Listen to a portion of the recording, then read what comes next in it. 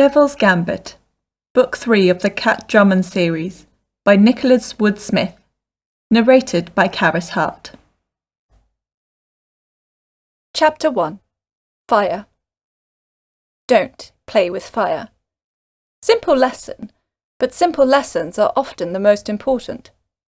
Too bad I wasn't following it myself. Well, give someone enough money and they'll cuddle with a salamander. Lucky for me, I was just being paid to kill it. Still, that last streak of fire, shot out like llama spit, was a bit too close for comfort.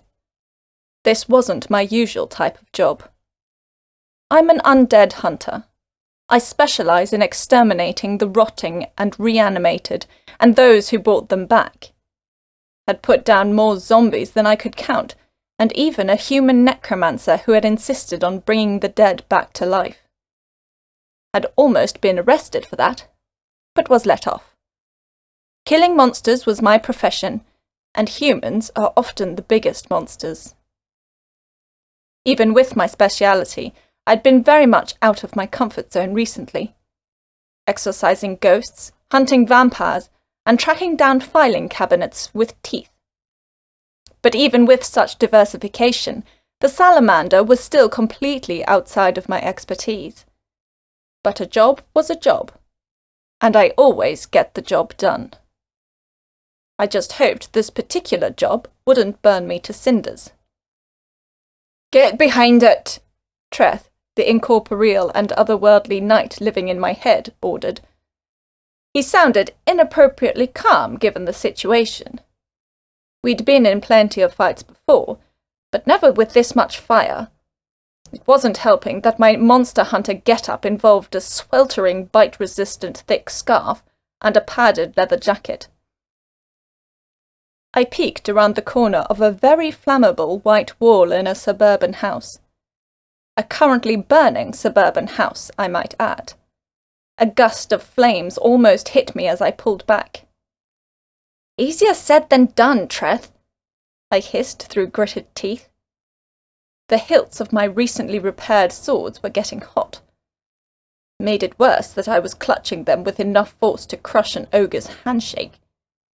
It was even hotter underneath my mask. Was still better than my old one. I had to dump my old black and white polymer mask after a run-in with a vampire cartel that had abducted my friend Trudy. My efforts to save her were not exactly legal, and some vampires had enough public sympathy to start a manhunt for a person with my type of mask. The hunt was also the reason my swords had to be repaired. Usually I'd buy some new blades, but these guys deserved a bit of care. They'd gone through a lot, and earned me a fair amount of money. Even so, that altercation with the vampires had taught me their limitations. My new mask was more than an adequate replacement for the old. My friend Pranish, a skilled wizard, had enchanted a metal faceplate to be my new mask. He had made it translucent on one side, while solid on the other, allowing me to remain anonymous without sacrificing my peripheral vision. It was also a lot stronger than my old get-up. A zombie had broken its hand attempting to punch my face a few days back. I'd almost burst out laughing.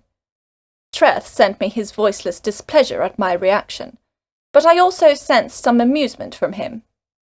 We both hated the undead. Regardless of all our other differences, that simple thing kept us on the same path. Even with Pranish's faceplate, I'm not sure my face would survive a full fire blast from a salamander, though. Not much would. I risked a glance at the creature. It was perched on top of a tiled kitchen countertop, hissing up a storm and salivating lava. It smelled like burnt popcorn and charcoal. On the face of it, it wasn't nearly as ugly as my usual fare. I hunted rotting corpses for a living, after all. Couldn't get much worse than that. This creature just looked like an orange inflamed lizard. It was only the size of a Great Dane. Not exactly ugly, but not kitten cute either. My fixer, Conrad Coy, had brought me on the case just before I was going to go running in myself. I'd smelled the burning from my apartment, and I wasn't a fan of some rift-made monster setting my neighbourhood on fire. Don't get me wrong, wasn't doing it out of the altruistic goodness of my heart. I just don't want monsters lowering the property values of my neighbourhood. But I rent. And if the property values go down, the rent will go down. Why am I helping again? Yes. It's my job. Forgot. Well, at least I'll get paid. But as was often the case with my profession, I now wondered if any payday was worth it. Running in was a bad idea, I now realized. I wasn't equipped to fight a salamander. My clothing was flammable, very much so. Can you blame me?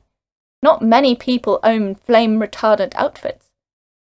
Lucky for me, this salamander was small for its size. A juvenile. While it had already immolated the lounger's couch, armchair, rug, and part of its flat-screen TV, it was struggling to set the walls alight. Hope City houses were a disparate mix of wood and brick, and, while this house had plenty of wooden interior walls, it also had plenty of brick. So, I was still alive. Alive enough to hear Treth complain. "This isn't our type of fight, Kat." I opened my mouth to reply, but instead dodged as a golf ball-sized sphere of fire exploded where I had been standing moments before. "Ours is the type of fight that pays, Treth," I replied, eyeing possible angles of attack. I felt him roll his eyes. I never saw his gestures or expressions, but always felt them, like some wordless inclination. Treth could see my body language, so it was only fair. Well, not completely. I didn't know what he looked like. Knew very little about him except he'd come to Earth from a medieval world after being killed by his lich brother. Well, I didn't like that my family was dead. At least they weren't undead. Some consolation. The salamander stopped its tirade of fire and scuttled off the counter, around the corner and out of my sight. "What's the blighter doing now?" "Wouldn't be having to think so hard if we were purging the undead." I rolled my eyes this time. Treth and I both hated the undead, but we were both monster hunters first. But Treth always made undead hunting a higher priority on the monster hunting menu. I'd tend to agree, seeing as my parents had been killed by undead and necromancers. But I also needed to eat. Undead just weren't paying as much in bounties these days. I used to be a bit squeamish about killing non-undead, but after killing a human necromancer and then swathes of sentient vampires, I'd lost a bit of respect for the sanctity of life. And undead or not, this salamander was a monster. And, as I will remind you a lot, I slay monsters. "Well, go after it," Treth said with irritated resignation. "Why so grumpy today?" I asked, proceeding forward in a combat stance, ready to use my dual swords violently and efficiently if the salamander doubled back on me. "I don't like the heat, and I don't like distractions from the crusade." Treth's crusade/destiny/quest was a vague goal of eliminating the endless hordes of undead and evil creatures that now infested Earth and the other planes. In general, I agreed with him about it, but I was also a tad less idealistic, or specific, about what I should kill. "This salamander's a monster, Treth." "Not like an undead." "It is burning these people's house down." I peeked around the corner or down a hallway. Flaming claw prints marked the way, veering around a juncture at the end of the hall. I stepped over the tracks carefully, as every track spat fire inches high. Didn't want to damage my new boots. Yet, at least. can't blame it. It is in its nature. It cannot not burn things. A salamander expert now, I chided. And isn't it the nature of the zombie to consume? Why not give it amnesty? That shut him up. I reached the end of the hallway. No sign of the salamander, but definite signs of its passing. The cream carpet was pockmarked with scorched clawed footprints, dotted with tiny little flames. Just to add insult to injury, the creature had also scratched metre-long slashes into the walls, right through some paintings. Such vandalism! Such chaos!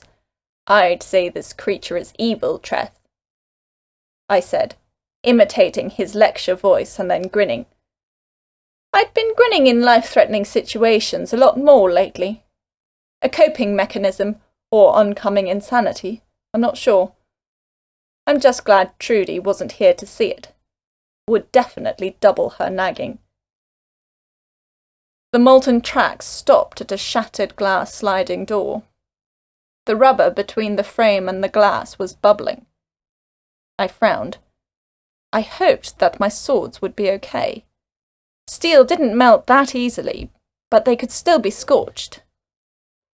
Extreme heat wasn't that good for most things. The creature had gone outside, into the grassy backyard. Instead of disparate flaming footprints, a trail of fire led directly up to it, as it looked right at me, and shot a fireball the size of a microwave. It probably expected me to run away at the display. I don't run away. I dove under the flaming projectile, rolled, and jumped back onto my feet. The salamander was shocked for a second, and then ran, setting fire to a lavender bush. It was a cowardly little bastard, thankfully. I had only caught a glimpse of its claws, but they looked as long as steak knives. I'm glad he didn't feel confident enough to use them. Well, to be fair, my swords were longer. Kat, he's running circles around us. He's going to surround us in flames. Nonsense, he's just retreating. Oh, wait. A wall of flame wreathed a scorched circle around us, radiating heat. I was struggling to find my breath. Well, drat. Any smart ideas? Something other than we should have gone hunting whites? Never fought a salamander, Kat. Of course he hadn't. Salamanders weren't from his world or mine. They came to Earth through rifts, portals from different worlds. But, he continued, if a salamander is fiery, then it must heat water. So I throw a glass of water at it. I felt Treth's glare. The salamander had stopped to examine its handiwork, as I was pinned by a waist-high wall of flame. Just behind it was the house. This must have been a nice garden before the salamander got to it. My landlady, Mrs. Ndlovu, also had a nice garden. She watered it constantly. I grinned. Brace yourself, Treth, I said needlessly. He was a spirit. He couldn't be hurt himself. Only felt a bit of what I felt. What are... He stopped speaking as I sprinted full throttle and leapt over the top of the waist-high fire fence. I felt intense warmth of the fire, but only for a moment. My feet landed with a thud, and I felt the shock in my knees. I didn't give myself time to recover. There was a green hosepipe and a brass tap just ahead. And there was a hissing salamander just behind me. I bounded to the tap in seconds, stabbed my swords into the dirt, aimed the hosepipe's pistol grip at the charging salamander, currently cultivating a flaming booger, and switched on the tap. Steam, and both the pained hisses of the creature and the hisses of water on fire filled the air. I let the water blast it at full throttle, and, when I could no longer see its orangey glow through the steam, I drew my swords from the dirt and charged it. The creature was an extinguished black, breathing hoarsely. I could see ivory white teeth in its maw. It was still salivating lava onto the lawn. Its chest heaved painfully as it lay prostrate, its limbs twisted unnaturally. Some monster, Kat. I wasn't grinning any more. Treth was right. Some monster. I still smelled burning. There were open flames in the house. I doubted it could be repaired. A family's life had been ruined. Pity the monster, Treth, I said, as I hovered my blades over the creature's head. Its eye, yellow and white, looked up at me. It held no hint of recognition. It was in too much pain for that. But it is a monster all the same. I brought my swords down in one harsh thrust. A crowd of onlookers was surprised to see me as I left the crackling house, pulling the dead salamander with a chain and hook. The only person who wasn't surprised was a sleazy-looking gentleman with dark skin, slicked-back hair and blue business suit. Conrad Coy, my monster-hunting agent. He found me the jobs, made sure I got paid, and made my life a lot easier in a bloody profession. I had learnt to stop caring about his less-than-becoming facade a while ago. Conrad may be in it for the money, like me to an extent, but he was a good person at heart. I felt I could trust him. Conrad grinned widely with a row of pearly whites and brought his hands together to clap. Some of the bystanders, a bunch of firemen, cops, neighbours and distraught family, looked askance at him. A few people instinctively joined the applause, but stopped when nobody else joined. Conrad stopped clapping and put his hands in his pockets. With one final heave, I pulled the salamander in front of us. "Grats, Kat," he said. "First drake kill?" I nodded. Drakes were a subset of fire-breathing reptiles. They ranged from salamanders, like this one, to titanic dragons. Conrad squatted down by the beast and gazed intently at the salamander. I'm not really sure why. Was he making sure it was dead? I sure hoped it was dead. I stabbed it in the head with 2 sharp blades. Well, I'd done the same to the vampire barman at the Quantum. Even cut his head off. He appeared on TV only a few days afterwards. Some monsters are really hard to kill. "You didn't damage the hide," Conrad said. I heard a hint of respect in his voice. "Clean kill, after I gave it a wash." Conrad stood. "I had a freelancer back in the day. First guy I hired. A sorcerer with an affinity for axes. He killed a salamander straight out of a rift as well." I shifted my weight. My muscles ached from the exertion. At least I didn't have any severe burns. "This guy, we called him the Spellax, took the salamander's hide and had it turned into a coat." A benefit of hunting drakes. Imagine if I was to skin and wear the skin of my usual prey. Conrad laughed. "Wouldn't provide much in the way of protection." He reached out and touched me. I didn't flinch. He was feeling a piece of my leather jacket, which I now noticed had been burnt. Only the internal padding had stopped the burning completely, but it was now crumbling. Wouldn't take a white's blade or even a zombie's claw in its current state. Would need to replace it. Again.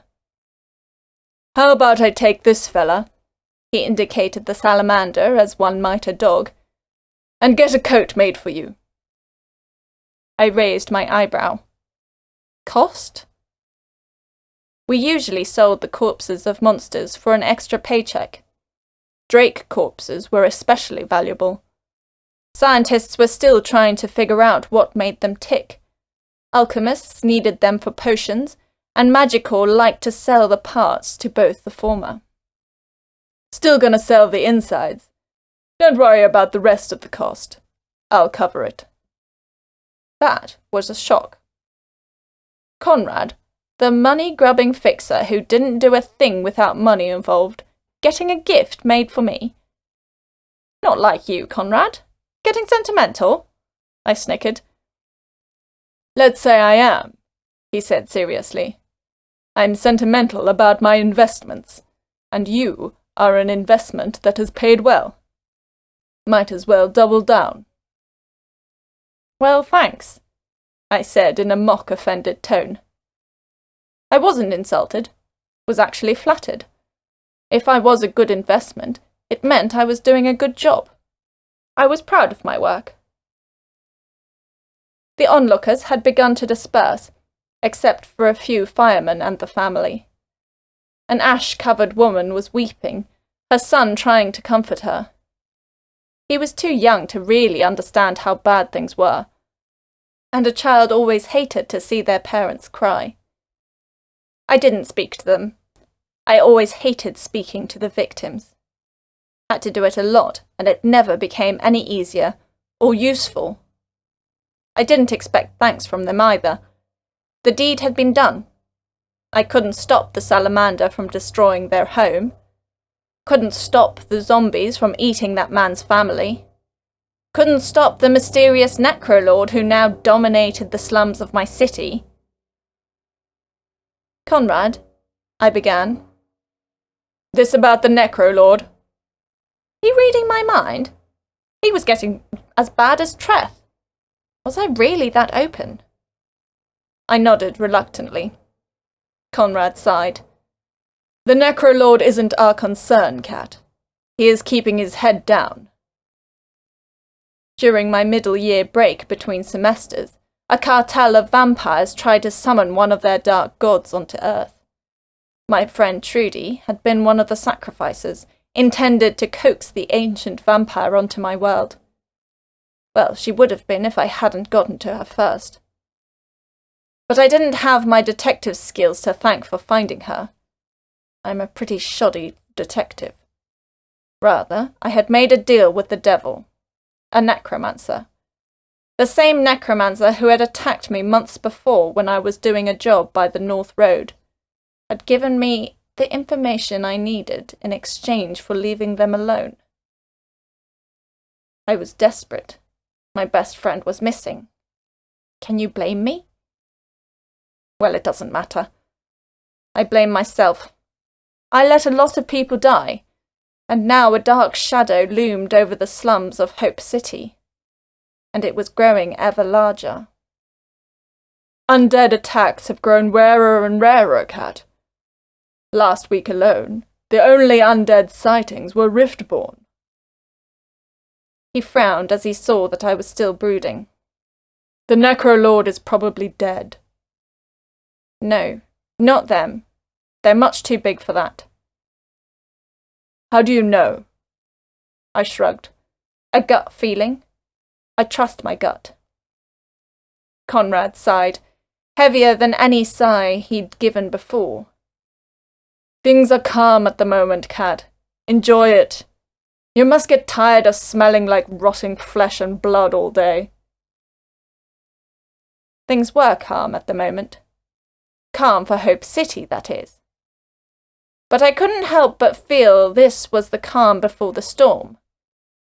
And believe me, a storm was coming. Chapter 2. Class. Classes this semester were much more pleasant than the last. They started later, for one. Usually, I'd get a few minutes of sleep after hunting all night, and then be woken up for my morning lecture. Sometimes by my alarm, sometimes by Treth, and sometimes by Dürr, the pixie who lives in my apartment. But this new timetable was much more forgiving.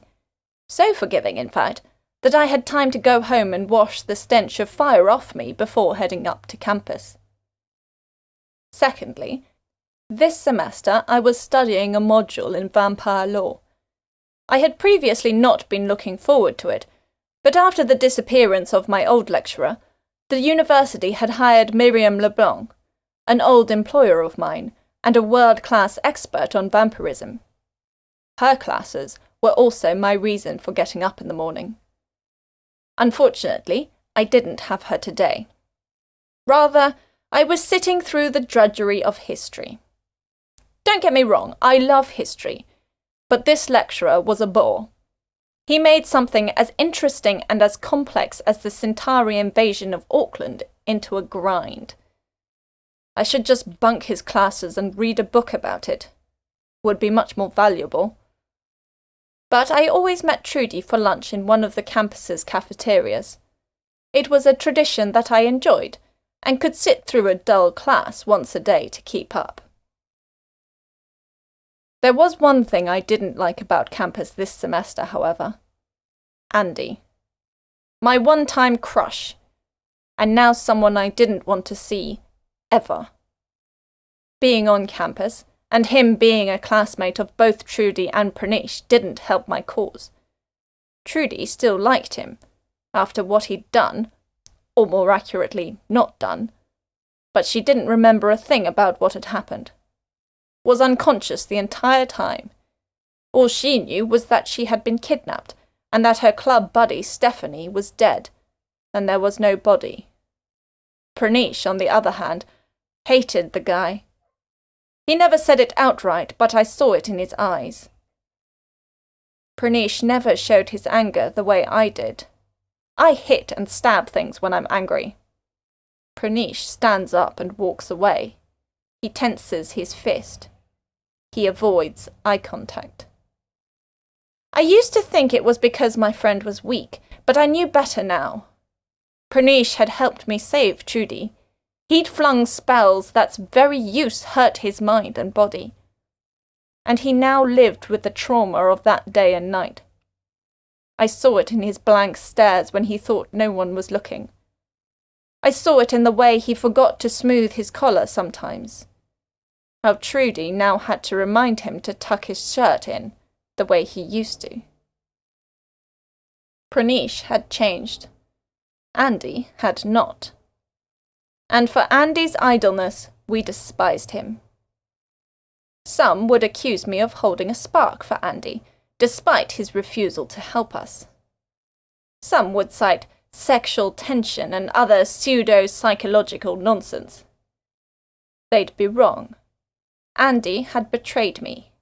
I don't deal with traitors. But I do compromise, and Andy was friends with Trudy. For that, he was allowed to sit at our table. Pranish left when he couldn't handle it any more. I entered one of the smaller cafeterias on upper campus after class to the sight of Trudy and Andy. Pranish stopped beside me. He was in the same class as Trudy and Andy, so must have been walking very slowly, waiting for me to arrive. "Hey," I said cheerfully. "Hey," he said back, not so cheerfully. He was glaring at Andy. He leant in. Trudy and Andy hadn't seen us at the door yet. "Why does she still hang out with him?" Pranish hissed. "Because she wasn't awake to be angry. Don't blame her. She's innocent." Pranish didn't respond. Didn't argue. How could he? We wanted Trudy to be innocent. Well, as innocent as a punky, fun-loving 20-year-old goth girl could be. Sure, she partied hard, drank as much as she could. Very little, she's a lightweight. And may or may not be doing some sort of semi-prohibited substances. But at least she hadn't seen what we'd seen. For that we were thankful. "Well, let's go in," I said. Pranish grunted. Trudy beamed as she saw us, white teeth contrasting with black lipstick. Andy smiled in greeting as well. I sincerely smiled at Trudy, and gave a half-assed smile to Andy. Pranish only smiled at Trudy, and avoided looking at Andy. Pranish and I sat down, flanking Trudy, with Andy on the other side. Trudy frowned, as it became obvious that we were keeping our distance. But she didn't mention it. Much too classy for that. Andy did grimace slightly, but then returned his face to his normal passive smile. I used to find it charming. Now it was irritating, insincere. He looked plastic. Trudy sniffed and then scowled. "You been starting fires in your living room?" "Something like that." Thought a shower, shampoo and deodorant would have gotten the stink out. "What type of monster makes one smell like fire?" Andy asked, grinning mischievously, the way he used to. When would he get a clue? He wasn't welcome here anymore. "The now dead kind," Pranish said, considering his sandwich. "You know about it?" Trudy asked Pranish. Pranish shrugged. "It's Kat. Obviously she was hunting monsters." Trudy rolled her eyes. She still didn't like my work, was worried about me, but had gotten less naggy about it. A shame. I kinda missed the attention. "So, Pranish," Andy said, still maintaining his cordial tone, "how's your prac going?" "Fine." Silence. "Pranish is working out a way to program enchantments into code," Trudy said, trying to enthuse the group and eliminate boundaries. Ah, such a wonderful and innocent girl. Too bad it wouldn't work to shift Pranish and my sentiments. "Very cool," Andy said. "Doing shared industries proud." Andy was referring to Pranish's family business, a highly successful magicorp, a corporation that specialized in magic. "Haven't told them about it," Pranish muttered through some mouthfuls. Andy, evidently bored with Pranish, turned to me. "So, any good hunts?" I tensed my hands underneath the table. Was it any of his business? No. But Trudy was looking at me. Her look was telling me to play nice. I bit down on my temper and replied, "Had a sword fight with a wight the other day. He was pretty good, too. Was dressed up all in Renaissance fencing garb. Had a rapier and all." Trudy looked away. She didn't like me talking shop. "What happened?" Andy pressed. I shrugged. I was better. Broke his sword in half and then split his head on the remains. Trudy's lip quivered and I stopped. Andy's face remained unchanged. Did he not notice that this topic hurt Trudy, or did he not care? Pranish stood before I could. "Got work to do," he muttered, and left. Trudy sighed and stood up to follow him, leaving me alone with Andy. Before he could speak, I blurted out some vague excuse that I cannot recall, and then departed. My phone rang as I left. Conrad. "Job?" I asked. No pleasantries. "No rush," he replied. "Finish your classes and whatever, and meet me at the Titan Citadel. This is a big one." He hung up. It was always a big one. But this time, it must be a really big one. Titanic, even. Chapter 3. Citadel. The Titan Citadel was a huge spire built on top of Table Mountain. It cast a long shadow over Hope City, and, if the pre-cataclysm old-timers were to be believed, severely hurt the old skyline of what used to be Cape Town. It was a necessary evil, however. Under Table Mountain, awakened by the vortex that had brought magic into our world, was the Titan Adamastor, a primordial titan once believed to only be the creation of a Portuguese poet. But the earthquakes that had erupted at his almost awakening 3 decades ago were anything but poetic. Only the swift creation of the Titan Citadel and the establishment of the Titan Order had saved Hope City, and possibly the world. They kept the Titan asleep, for now. A cult had since formed around the Titan under the mountain, setting up shrines around the mountain and praying for it to continue its mercy and its slumber. They were a bunch of loonies, but I hadn't been alive to witness the Titan's fury.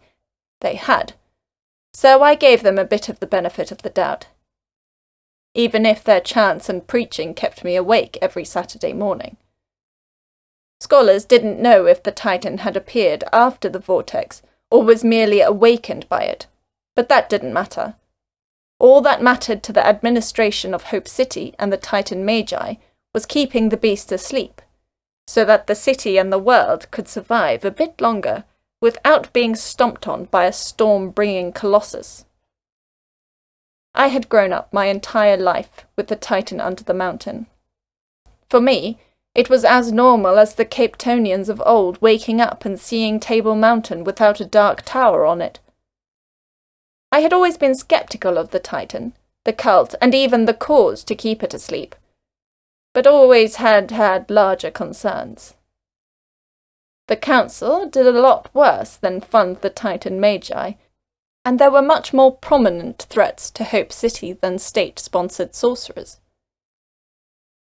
I met Conrad in a parking lot halfway up Table Mountain, by the cable station meant to take us to the Citadel. The taxi was able to drive up to this point on a mountainside road, dominated by a fortress bustling with red-robed Titan cultists and navy blue-clad cops and security forces. The Citadel was a national key point and was strictly guarded.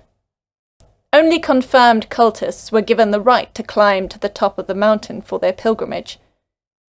Otherwise, it was just the Titan Magi allowed to ascend to the top. Well, until now. "Excited?" Conrad asked, leaning up against his banged-up Golf, his car and, seemingly, his home. I shrugged. Never thought I'd go up to the Citadel, so never got excited about the possibility. Do you know anything about the case? Not much. The Titan Magi don't like tech. Got one of their liaisons to call me. Something about disappearances. I sighed heavily. Not another one. That mimic case was bad enough. Hey, if it is a mimic again, at least then you know how to deal with it. If it doesn't eat me when I try to toast bread in it. We left Conrad's car and proceeded to a 2-story concrete structure, reinforced with polished steel plating. A bulletproof glass double door at the base of the structure was flanked by 2 guards. The one was holding onto a submachine gun, while the other had his hands in his pockets. His confident smirk and calm manner belied a man who had never had to struggle or work for power. A sorcerer. Both men wore a simple white shield logo on their jackets. As was to be expected from the logo, the pair were from an agency called White Shield. While Puretide and Drakenbane were agencies who specialized in monster hunting, White Shield specialized against more human targets. The council used them to guard key points, back up the cops against rioters, and act as bodyguards of important figures. While the cops were incompetent and corrupt, unable and unwilling to lift a finger to help the people of Hope City, White Shield were scarily efficient. Like all private companies, they only got paid when they did their job properly. So they ensured they always did their job properly. "Coy, Conrad," Conrad said when we arrived at the door. The SMG-wielding guard glared at us while the sorcerer pulled out a tablet computer and slowly scrolled through some apps. He wasn't in any rush. Was taking his sweet time. It was all an act, of course. He was showing us that he was above us, that he was allowed to waste our time. It wasn't the behavior of someone near the site of a monster attack. Finally, the guard stopped and pointed at me. "Kat Drummond," I said, not hiding my disdain. He inclined his head and indicated for us to pass. The SMG guard opened the door and we entered. The entry hall of the building was big, rising to the second story. Its floor was mottled tiles and its walls were a smooth black. A sculpture dominated the centre. It was cast iron, double my size, and depicted a muscular and veiny hand grasping towards the ceiling. A plaque underneath read, "He sleeps, for now." Very ominous. Conrad stared at the plaque for just a little too long. I examined his face, and he was deep in thought. How old was he? Was he around to witness the Titan's initial fury? Underneath the cosmetics, how old was my agent? "Mr. Coy," a woman said, sending echoes across the hard floor as she walked with her high-heeled shoes. Our heads swiveled towards her. She wore a red trouser suit and sunglasses, even though we were indoors and it was cloudy. Her dark blonde hair was tied up in a short ponytail. On her lapel, she wore an iron pin in the shape of the hand sculpture dominating the hall. Conrad shook the woman's hand. "You must be our liaison." She bowed her head and then offered her hand. "And this must be Miss Drummond. I am Charlotte Maccabee, Titan Citadel liaison." "A pleasure," I said. I felt a tinge of amusement from Treth. "Sucking up?" Treth asked, a hint of a chuckle in his voice. "I act as one of the connections for the Magi to the outside world. Normally, it would be against protocol to bring a non-Citadel or non-cult member to the peak, but this is an unusual situation." "Tell us what we need to know, Charlotte." Conrad said her first name as if he were familiar with her, but it was evident that they'd only just met. Was he flirting with her? A small twist of his lip suggested that he was. "A time and a place, Conrad." Charlotte shook her head. "I will leave that to Cornelius. He is the HR manager at the Citadel. He will explain everything you need to know about the case." She said the last word very reluctantly. "Before then, please follow me. I will explain some crucial information on the way." She eyed my swords. "Usually, one would not be allowed to bring weapons near the Magi, but you are a special exception, Miss Drummond. Let us hope that you are a smart exception." "I will behave, Miss Maccabee." She stared at my impassive face for a long while, and then nodded. She turned and walked towards the opposite side of the hall, through a glass sliding door that opened automatically at her approach. Conrad and I followed. "This lady has special permission to bring her weapons to the peak," Charlotte said to a white shield guard. "This is against protocol changes, Sergeant," she snapped. The sergeant nodded, wasn't willing to argue. Charlotte was his employer. She made the rules, and changed them at a whim, it seems. Just past the sergeant and a metal detective checkpoint was a blue metal box with windows. The cable car. Before the cataclysm, the cable car was a big tourist attraction for foreign and local visitors alike. Anyone wanting to get to the top of Table Mountain without too much of a sweat needed to take it. Today, it was the only way to get up to the mountain without being shot at by White Shield. Fences and guard posts jealously guarded all the hiking and climbing points up the mountain. It was a shame. I had enjoyed hiking when I didn't get my exercise in more dangerous ways, and I had always wanted to hike this prohibited mountain that dominated my city. The hydraulic doors of the cable car hissed as they opened. Charlotte entered, and we followed. The inside of the box was spacious, with metal handrails by the windows to hold on. Conrad grabbed onto a railing, but Charlotte did not. I followed her example, but as the box heaved, I was almost flung off my feet. Charlotte was busy looking at her phone. How was she balancing so perfectly on this earthquake simulator while wearing high heels? Madness. I grabbed onto the railing and looked out the window as the car rose from the station like it was ascending to heaven. I'd never been this high up before, and we had only just begun the ascent. I could already see Old Town in all its historical splendour and magical prosperity. Its shining blue and steel skyscrapers, pre- and post-cataclysm, rose up into the sky, attracting birds and a small group of drakes. Drakenbane was probably en route to exterminate the relatively harmless flying reptiles. Couldn't have them scaring executives in their high-rises. Past Old Town was the ocean, and a bit more inland, the southern suburbs where I lived. It was a mishmash of newer magical towers similar to those in Old Town, and a sea of suburban housing and parks. Despite new developments to tap into way lines, the parks of Hope City survived. These places of nature and joy were necessary for healthy way lines after all. We ascended higher and higher, and details became blurrier, but I could see further.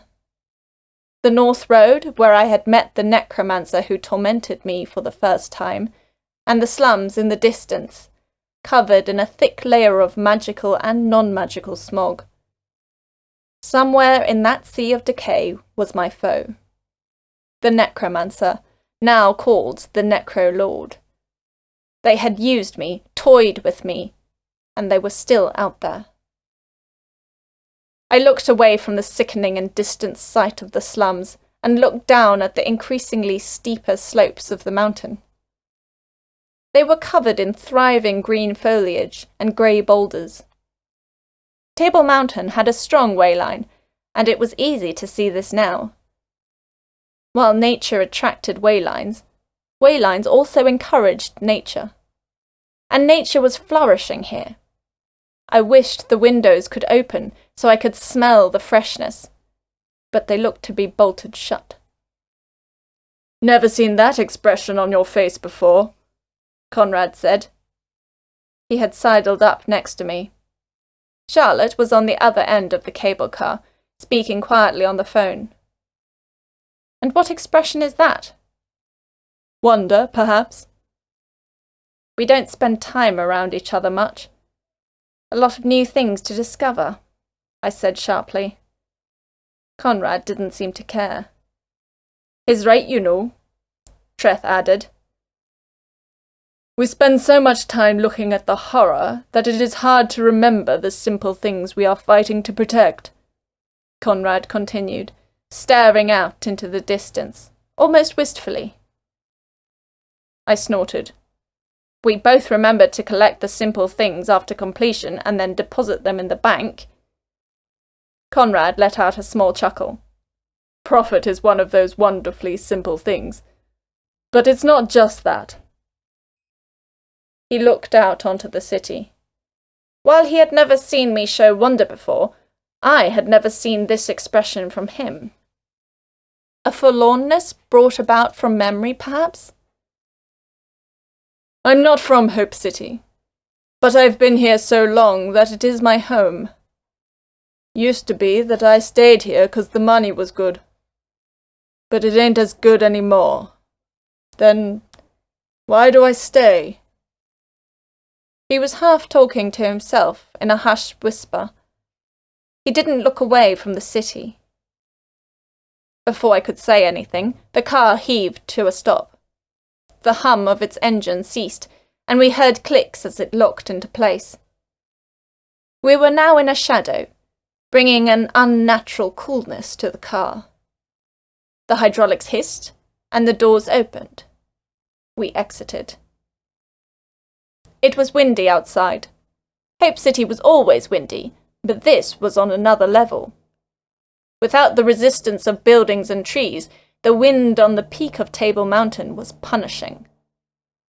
My hair, despite being tied up in a ponytail, went crazy, sending wisps of dark chestnut into chaos.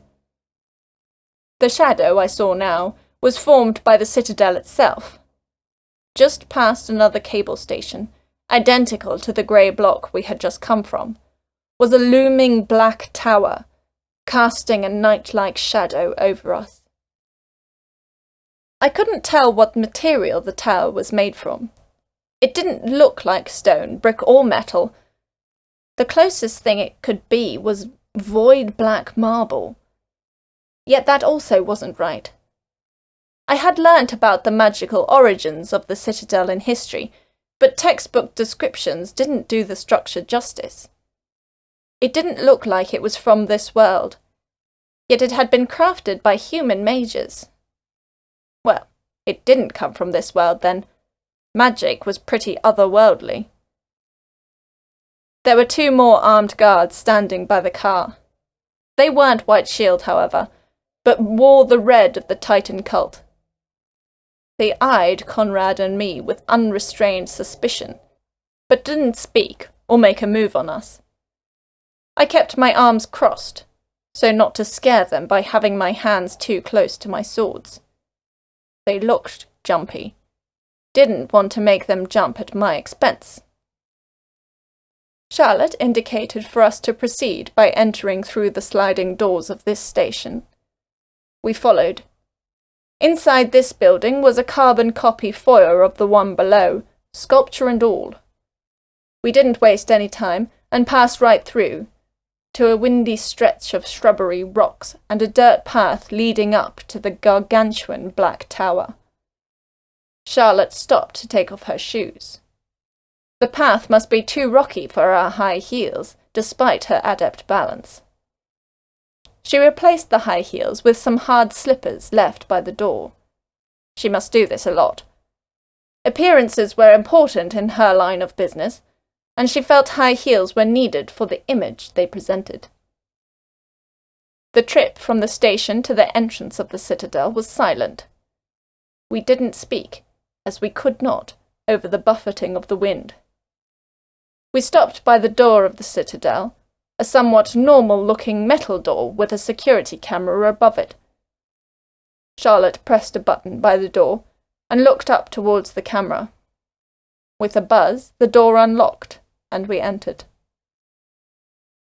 The room before us was a darkly lit space, with rugs and impressionist landscape paintings spread across the black surfaces, attempting to bring a bit of warmth to the cold area. In the centre of the room was a wooden crescent desk. At a computer by it, a landline telephone to his ear, was a man in about his 30s, with light stubble, messy brown hair, and round-rimmed glasses. Charlotte went to him and tapped her fingers impatiently on the desk. He held up his finger, nodded, and then hung up. "So, Charlotte, good afternoon to you too," the man said with a hint of a childlike grin. I decided that I liked this man. He seemed more human than anyone else I'd seen wearing the red of the Titan cult. "Cornelius, these are the monster hunters."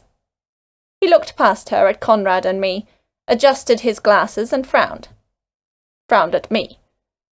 Wasn't the first time it had happened. People weren't used to a 19-year-old girl slaying monsters. And while I had a reputation in the monster hunting community, Hope City was a big place, and most people had never heard of me. The man stood and offered his hand. "I'm Cornelius Black, Chamberlain of the Titan Citadel. Please follow me to the briefing room." Charlotte had already left without a word. What an odd lady. "Don't mind Charlotte," Cornelius said cheerily as we walked. "She's never not working. No time for pleasantries. She is responsible for the survival of everyone in the Citadel, after all. Grocery shopping for 200 men and women is not an easy task." He led us into a small sitting room, where I immediately felt something sharp scrape through my shirt and into my arm. I'd felt worse before, but the surprise made me stop. "You're bleeding," Cornelius said, shocked. "My apologies. The design of this building does not make sense most of the time. Most of the walls have decorative specks. No one knows why, and we cannot remove them. The materials of this building are indestructible after all. Just what we get for summoning what doesn't belong into our world." He stopped thoughtfully for a second. I examined my arm. There was an inch-long cut dripping blood onto my t-shirt. Didn't really hurt, but I was upset about my t-shirt. Clothes were expensive. Cornelius's gaze locked onto me and the cut on my arm. "Oh, sorry. Let me get you something for that cut." I put up my hand to preempt his fussing. "No, it's fine, really. Nothing compared to the usual." He came anyway, and despite my apprehension, wiped the blood off my arm with a tissue. I frowned and then shrugged. Conrad had already taken a seat on a plush blue sofa. Cornelius halted his nervous first aid and made way for me to find a place to sit. I sat on an armchair near Conrad, leaving another sofa opposite us for Cornelius. "I trust that Charlotte didn't give you any details." Conrad and I nodded. "Good. Well, I don't know how she would tell you the details.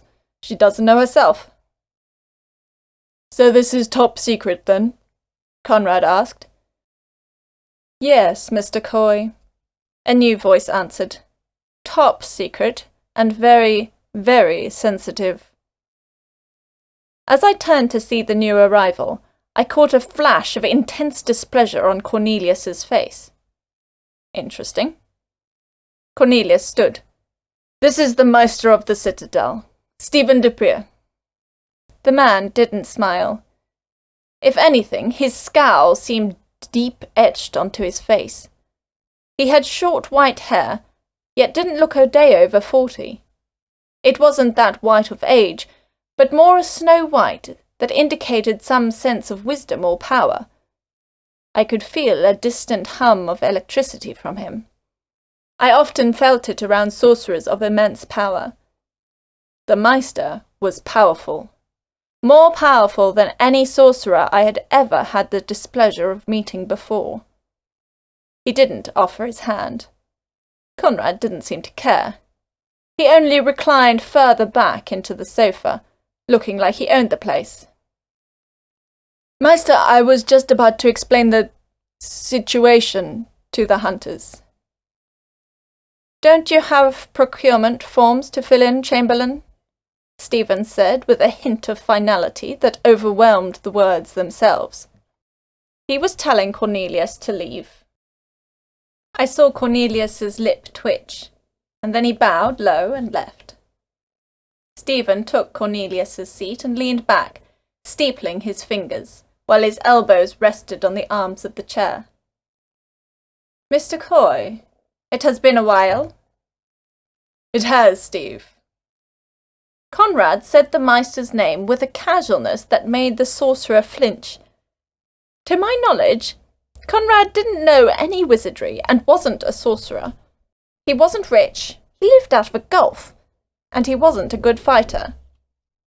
Yet he was calling this man who could melt him with his mind, Steve. My respect for my boss grew tenfold instantly. "Last time we saw each other, you were explaining why I should still pay you and your freelancers for killing that Cyclops, despite the battle destroying my estate." Conrad shrugged. "You knew my team's reputation. You chose to hire them in spite of that." Stephen's scowl deepened. 10 silver plates were unaccounted for after the battle. Conrad's mouth almost twitched up into a smile. "Collateral damage," he said simply. There was a tense silence, and then Stephen's eyes shifted to me.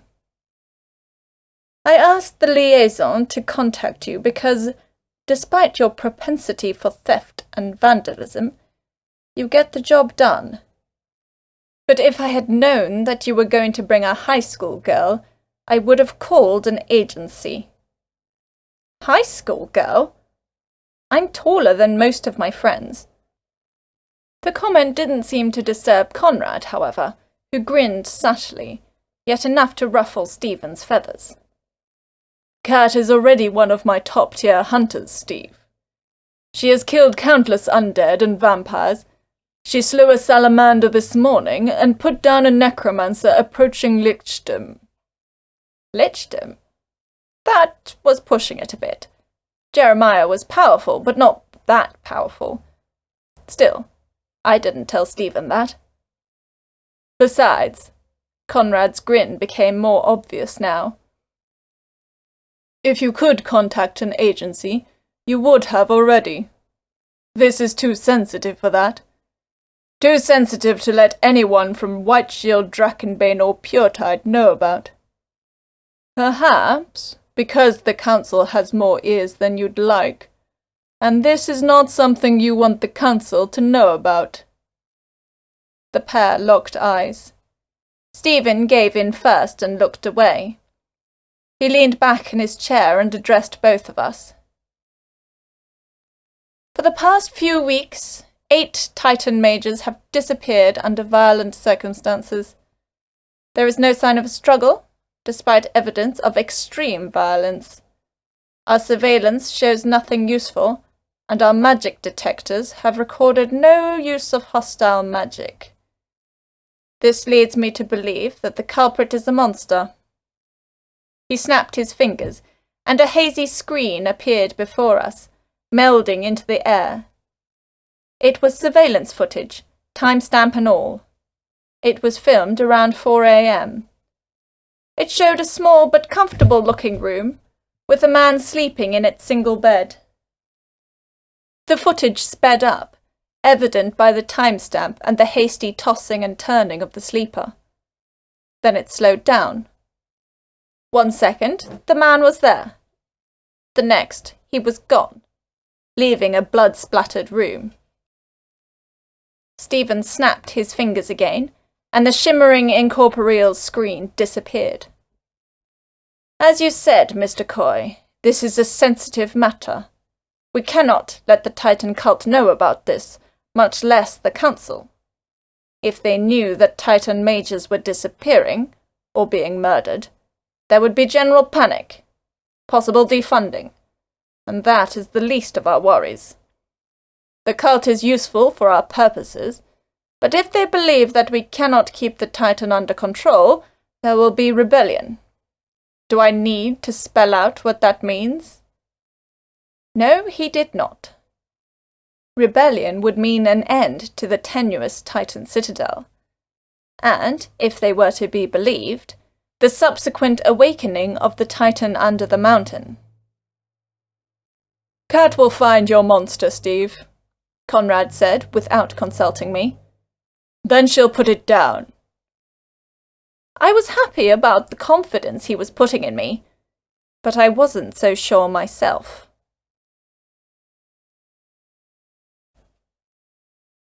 Chapter 4. Range. I don't like it, Kat, Treth said, as we walked up a dirt path towards the sound of gunfire. You don't like a lot of things these days, I responded. Treth was upset about the Citadel case. He thought our time would be better spent slaying the endless undead. I partly agreed with him. I didn't like these detective work cases. They took too long. They occupied too much of my mind that should be dedicated to studying. But more than that, they made me feel powerless.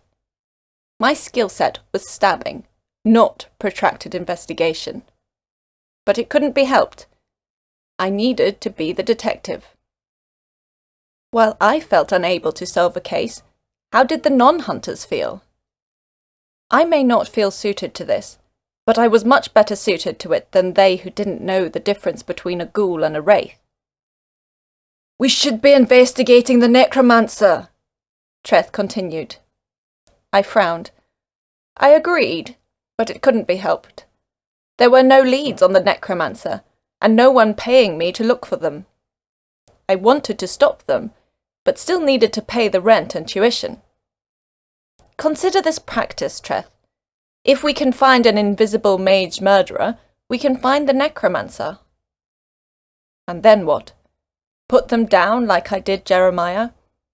Could I kill a human again? Would I have a choice? The sight of Brett shook me out of my reverie as I passed an open wooden gate and saw the muscle-bound back of my obnoxious friend. He was wearing a tight black AC/DC t-shirt. On his one arm was a tattoo of a skull impaled on a knife. On the other were just the numbers 56-3. His hair was short, making him look the part of a military veteran. I didn't know much about my friend's past, but I wouldn't be surprised if he had a military background. When we came across the vampire cartel's ritual to summon one of their dark gods onto Earth, he had not only survived an attack from a pack of monstrous vampires that seemed impervious to harm, but also helped distract the vampires with the adept use of frag grenades. Brett was also a monster hunter, but worked for the Drakenbane agency. For a long time he irritated me, but after helping me save my friend Trudy from vampires, he was very high up in my books. High enough that I had even asked him to teach me how to shoot. During that escapade with the vampire, I had felt out of my depth. Sure, I can hunt ghouls and stupid vampiric monsters, but these vampires had guns. What would I have done about that if Brett and his partner Guy had not come to help me? I'd be dead. And so would Trudy. And if Miriam and the necromancer who tormented me were to be believed, so would the world. So here I am, a swordswoman about to learn how to shoot. Brett had told me to come to this range because it was typically empty during the week. He was right. The small little firing range was located in a quarry, ensuring no misfires found someone to hit. The targets backed onto the dirt mounds, and there was no way to get there unless you jumped the tables by a small sheltered strip where the shooters stood and charged across the firing line. Brett and I were alone in the quarry, so I didn't expect any accidental casualties, unless one of us lost our senses. Brett stopped firing and took off his ear protectors. He was checking over his pistol as I approached. The sound of my shoes on the sand made him twitch, and he turned. For a second, I saw a look of grim anticipation on his face, but then it broke. He smiled. "Catty, glad you could make it."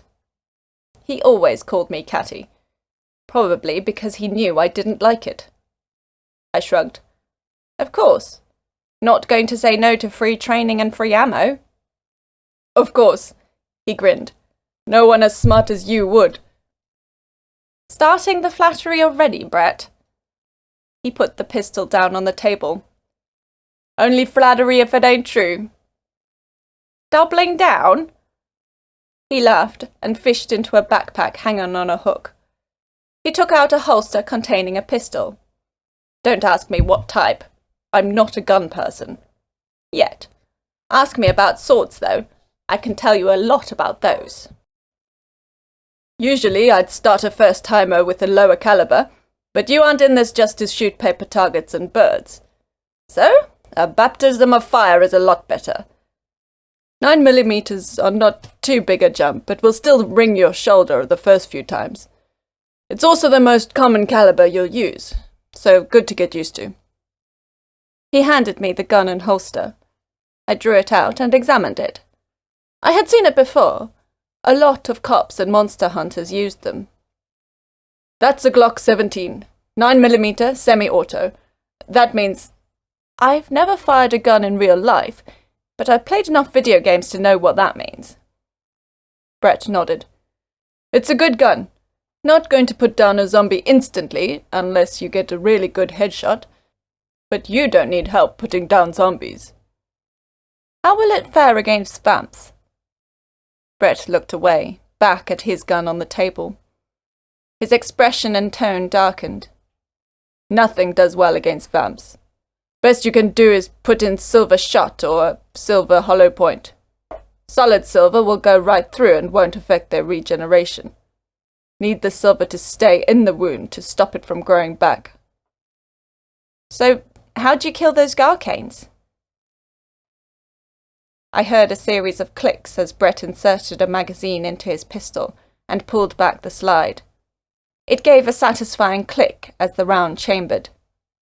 My ace, he said simply. Well, aces. When you said we were going after vampires, I made sure I brought them. He held out his hand, and I passed him the Glock. He checked it over and continued. Silver frag grenades. Normal pineapple nades, but chock full of silver shrapnel. Bullets and my blades just glanced off those monsters. Silver needs to interact with their blood to stop the regeneration. It doesn't really make the weapon stronger against vampires. It just stops the regeneration, I said, channeling Miriam LeBlanc. Brett nodded. You know quite a bit about vamps. Thought they wouldn't interest you. They don't smell like year-old trash. I've got a good teacher, I answered. So, how did you use the grenades? Brett indicated for me to take a space beside him at the ranged stall. He took a loaded magazine out of a container and inserted it into the Glock. I pretended to fall, he said, no hint of his usual humour. He was describing business, in a very business-like fashion. And as it opened its mouth to feed, I shoved a grenade down its gullet. And you still have your arm? I asked, genuinely impressed. I don't think I could do anything like that. My respect for Brett grew tenfold. I pulled out in time. He said it seriously, but then smirked. I stared at him with an expression that I hoped could melt an ice giant. If he wasn't holding a firearm, I would have shoved him. He put the Glock on the table and made space for me to enter the stall. I rolled my eyes and advanced. The stall was big enough for the two of us to stand apart comfortably. Brett leaned up against the plastered brick wall and looked me up and down. I first thought it was the predatory gaze of an admirer, but then he spoke. You sure about this? Why wouldn't I be?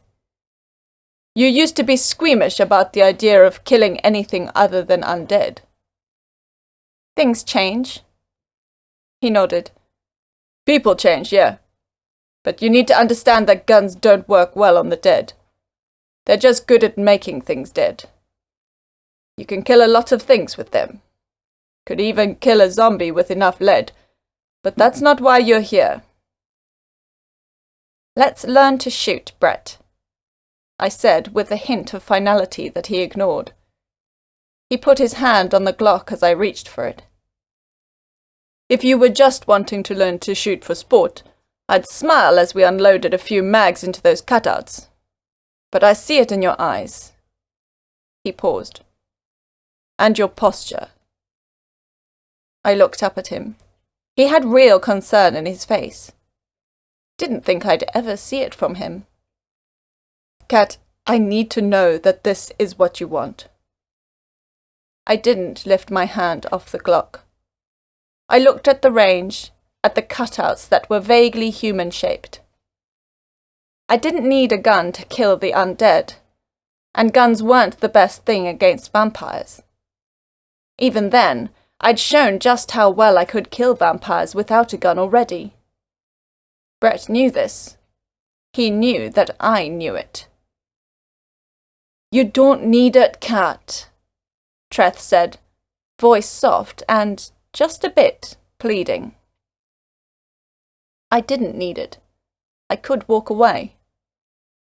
I also didn't need my swords, didn't need to be a monster hunter, didn't need to risk my life slaying beasts. I could live a normal life. That'd make Trudy happy. I looked at the Glock. It wasn't a weapon made to kill the beasts of the Cataclysm.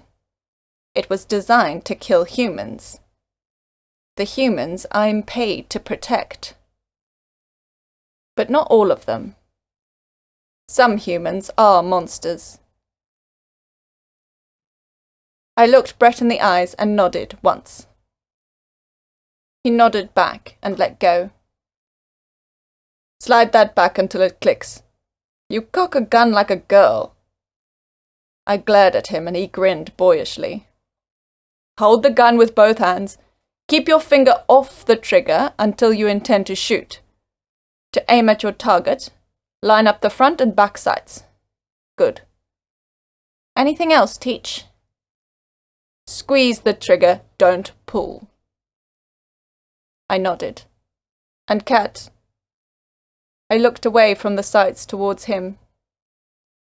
Don't regret this. My shoulder was still aching, and my hearing still had the echoes of the bangs, despite my ear protectors. Brett said you got used to it. I'm sure I would. It wasn't nearly as sore as driving my sword full force into a fleshy-looking monster that ended up being as hard as metal. Firing a gun was the type of initial shock you got used to with practice. I spent most of the time firing the gun at the target, getting a feel for the recoil. Brett gave me some pointers, but it was pretty straightforward. Line up the sights, and then squeeze the trigger. After some shooting two-handed, he suggested I practice one-handed, and that I fire as fast as possible. It wasn't something he usually advised, but because my fighting style involved a sword and speed, I should rather be using the pistol in my offhand as a support weapon. I fired a bit using one hand, and this was much harder. A lot of my shots went wide, and my shoulder felt like it had been punched by an orc. You'll get better. Any person with an eyeball can fire a gun at a stationary target while taking 10 seconds to aim between shots. But that's not how fighting works, he said, taking a sandwich out of a tin lunchbox and offering one to me. I accepted. I took a seat next to him, on a dirty bench by the cargo container, and took a bite of the sandwich. It was peanut butter and honey. A glorified crossbow, Treth hissed. What was with the disparagement? This was for the cause, even if it was to kill the humans controlling the undead more than the undead themselves. Brett was still biting into his own sandwich after I finished mine. I always ate too quickly. Treth said it gave me indigestion. I told him he wasn't my mum. Trudy already held that position. His 56-3 tattoo faced me, illustrated on his tree trunk arms. It didn't look artsy, not a fashion statement or some outlet of his creativity. Didn't look like a date either. So, Bretty, I said in as playful a tone as I could muster. He raised his eyebrow at me, his mouth full of sandwich. I tempered my grin. What's the tattoo about? He stopped chewing and his expression changed. He looked distant, reluctant. Finally he swallowed, but he didn't reply. I raised my hands diplomatically. Okay, sorry, no need to talk about it if it is private. He shook his head. Nah, it's fine, just haven't... Yeah, shit. His words were garbled, nervous. I'd never seen Brett act like this before. He was normally so cocksure. Catty, won't hurt to tell you. We're alike enough that you'd understand, I think. I nodded, even though I didn't understand. Silence. He sighed heavily. Tattoo means Unit 56 of Section 3. That was my designation. Very simple, no rank. Simple hierarchy. Soldiers at the bottom, and then the manager at the top. Military? He frowned, and the frown went up to his forehead, creasing it. I didn't know how old Brett was, but the wrinkle in his forehead now and the strain in his eyes made him look very old, very worn out. "No," he finally said. "Or not exactly. I was in the extermination corps." To my credit, I didn't gasp. Everybody knew about the extermination corps. They were a death squad formed in secret by the oligarchs of the Goldfield magocracy. Their prime directive was to eliminate non-human sentience. That meant more than just vampires, but also elves, fae, orcs, centaurs, otherworldly humans, even the list goes on. When non-humans began gaining more sympathy among world governments, the extermination corps was discovered and shut down. "Killed a lot of vampires," Brett continued. "That was the reason I joined, after all. But also killed a lot of elves. Can't say if they deserved to die or not. Wasn't thinking about that when I did it." He looked at his feet. "Very different types of missions than what we do now, Kat. When they did fight back, they shot at me. That's why Guy and I were able to keep our heads cool against those vamp gangsters. We've been shot at a lot. Perhaps hunting monsters is better. Teeth aren't as fast or as dangerous as a gun. But I can't help admit there's something about being shot at that makes a man come alive." "Was Guy in the corps?" I asked, ignoring the last disturbing comment. Well, disturbing was unfair. I had to admit that there was something thrilling about coming close to death. Brett was right.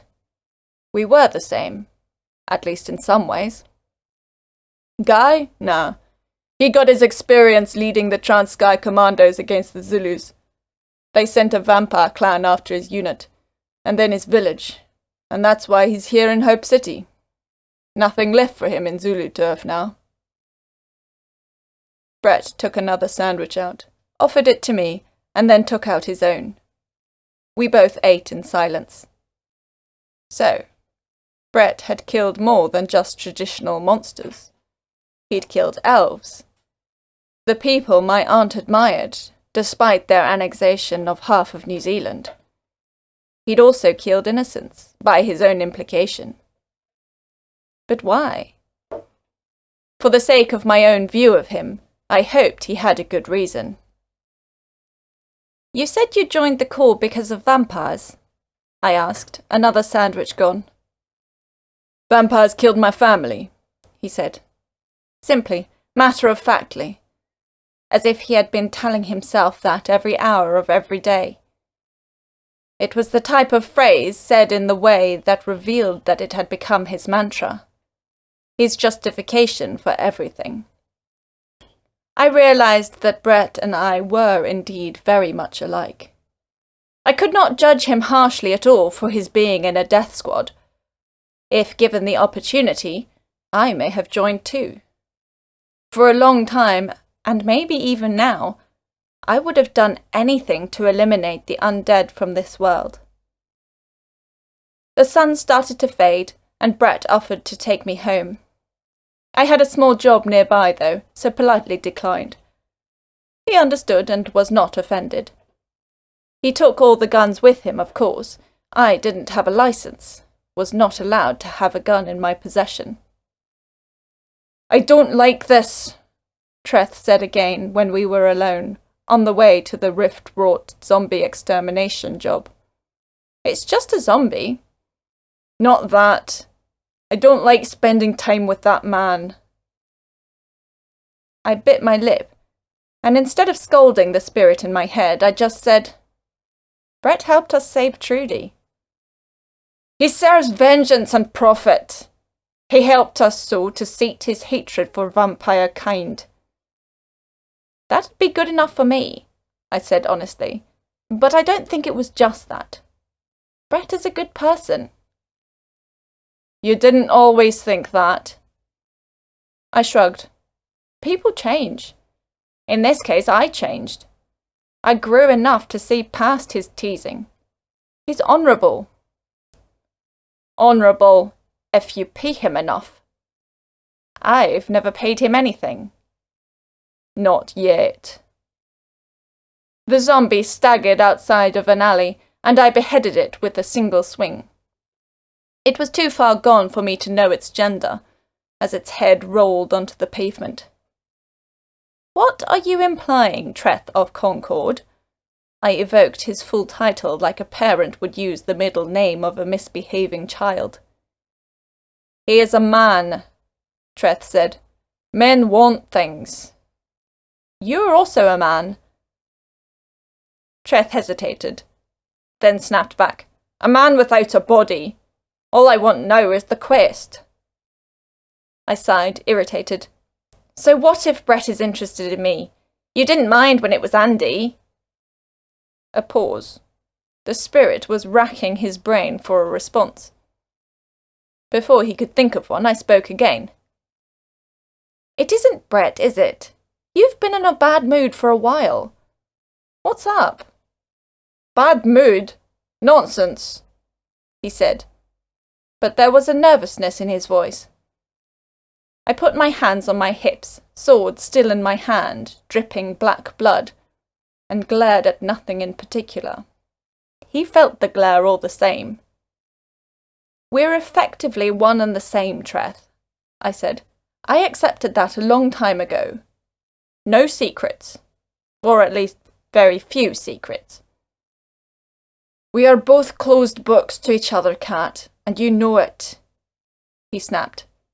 But I felt a sadness in his voice. I sat down on a bench, the zombie corpse unmoving next to us. As you've said before, Treth, we're in this together. What's up? In the long pause that followed, I could hear birds chirping and the distant crash of waves. I closed my eyes and breathed in the salty sea air. I ignored the stench of undeath next to me. Today marks 2 years that we've known each other. I froze. I didn't know. Hadn't been keeping track. I burst out laughing. Couldn't help it. It felt so absurd. Why are you laughing? Treth asked, more confused than offended. Is that why you're upset? That I forgot our anniversary? Riffs, Treth, we aren't married. I lost count. Been a bit busy. It's not that, Treth said sheepishly. I felt a tinge of sadness emanate from him. I stopped laughing. Shit, I hope I hadn't offended him. Didn't know he could be sensitive. I haven't had a body for that long, Kat, Treth finally said. Haven't been my own person for that long. I was about to argue with him as a substitute for actual sympathy, but stopped. Treth had always seemed so content with his lot, so certain and accepting that this was his fate, and he needed to make the most of it. But was that just a facade? Or had he finally had enough of not being his own man? Treth, I started. No, Kat, it's fine. Nothing you or I can do about it. I died. This is just punishment for that failure. I hope being in my head isn't that much of a punishment, I tried to joke. Treth didn't notice that it was a joke. It isn't punishment, Kat. For all the people I could have been tethered to, there could be no one better than you. He sighed. I'm sorry for my behaviour, he murmured. I'll think things through. We didn't speak after that while I collected the bounty on the zombie. Throughout, I hoped Treth didn't notice the redness and warmth of my cheeks. Chapter 5. Patrols. The Titan Citadel was paying me to walk around. Usually, I only got paid when I threw the monster's head at the king's feet and then bowed and scraped for a reward. But there were some benefits to detective work. Because of its long, drawn-out nature, I was being paid for my time, in addition to the final reward when I solved the case. While this was definitely still not my cup of tea, I certainly did not mind the wage. My work brought me back to the top of Table Mountain, where I was patrolling around the wind-swept expanse surrounding the Black Citadel. I must say, it was quite pleasant. The day was hot, but the unrestrained wind did wonders to keep me cool and refreshed. The plant life, called fynbos, was also beautiful this high up. The flora native to the Cape was flourishing on the top of the mountain, with only the cable station, citadel, and a few footpaths to restrict their growth. It made for a field of green and brightly coloured shrubbery, emitting a faint and pleasant peppery smell. It was a major improvement over the smell of trash, gas, and decay down at the mountain's base. This was the true smell of the Cape, the smell of its nature. "What are we even looking for?" Treth asked. Despite his promises, he had still been cranky on occasion. I chose to ignore his tone. He'd get over whatever it was that was eating him up. Eventually, at least. "Tracks, disturbances, what doesn't belong," I said. "The usual. Find the chaos among order. The broken twig in a field of unbroken twigs. Find the outlier and we've found the next step in the investigation." "Sounds much more complicated than our usual fare." "Complicated doesn't mean bad." Treth grunted, but I felt that he was assenting. I was wading through the brush around the smooth, void black walls of the citadel. The shrubbery had grown right up against it, leaning on it for support. My investigation brought my gaze up from the foliage below, up the expansive wall next to me. I didn't see any windows. No ventilation holes either. Cornelius had told me that some sort of magic kept the people inside breathing. That made me uncomfortable. I was only just getting comfortable with magic, but still wasn't near to being comfortable enough to allow it to help me breathe. The lack of air holes and windows raised a more pertinent question, however. Something had made Titan mages disappear.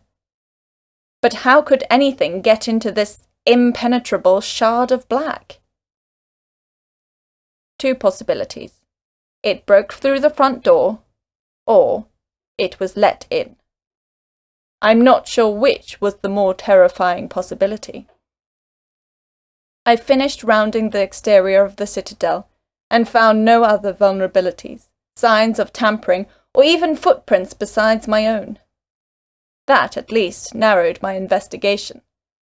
Barring something with wings that could pass through walls, the assailant making mages disappear on camera must have come through the only hole in the citadel, the locked metal door guarded by a CCTV camera. I pressed the buzzer by said door and was let through. "Find anything?" Cornelius asked. He was straightening some paintings. I walked up to him and examined the artwork. It was a Sokoto painting, depicting a pre-cataclysm South African township. It was colourful, and despite the people's faces being vague representations of their humanity, it held a sense of energy and sincerity. "Print?" I asked. Cornelius looked confused, and then made an O with his mouth. No, this is the original. Outside the shop by Gerard Sokoto." He finished straightening the, most likely, priceless work of art, and examined his handiwork with his hands on his hips. "So unfortunate that he died so soon after the vortex. I would have liked to see how he would have depicted what became of his country," Cornelius said. "Perhaps it is fortunate for him that he did not. He lived a long life." At least he died when his country was still a country, I replied. I knew a bit about Sokoto. We had done him in school history, and he had been mentioned in pre-cataclysm history. Cornelius nodded sadly, and then turned to me. So, find anything?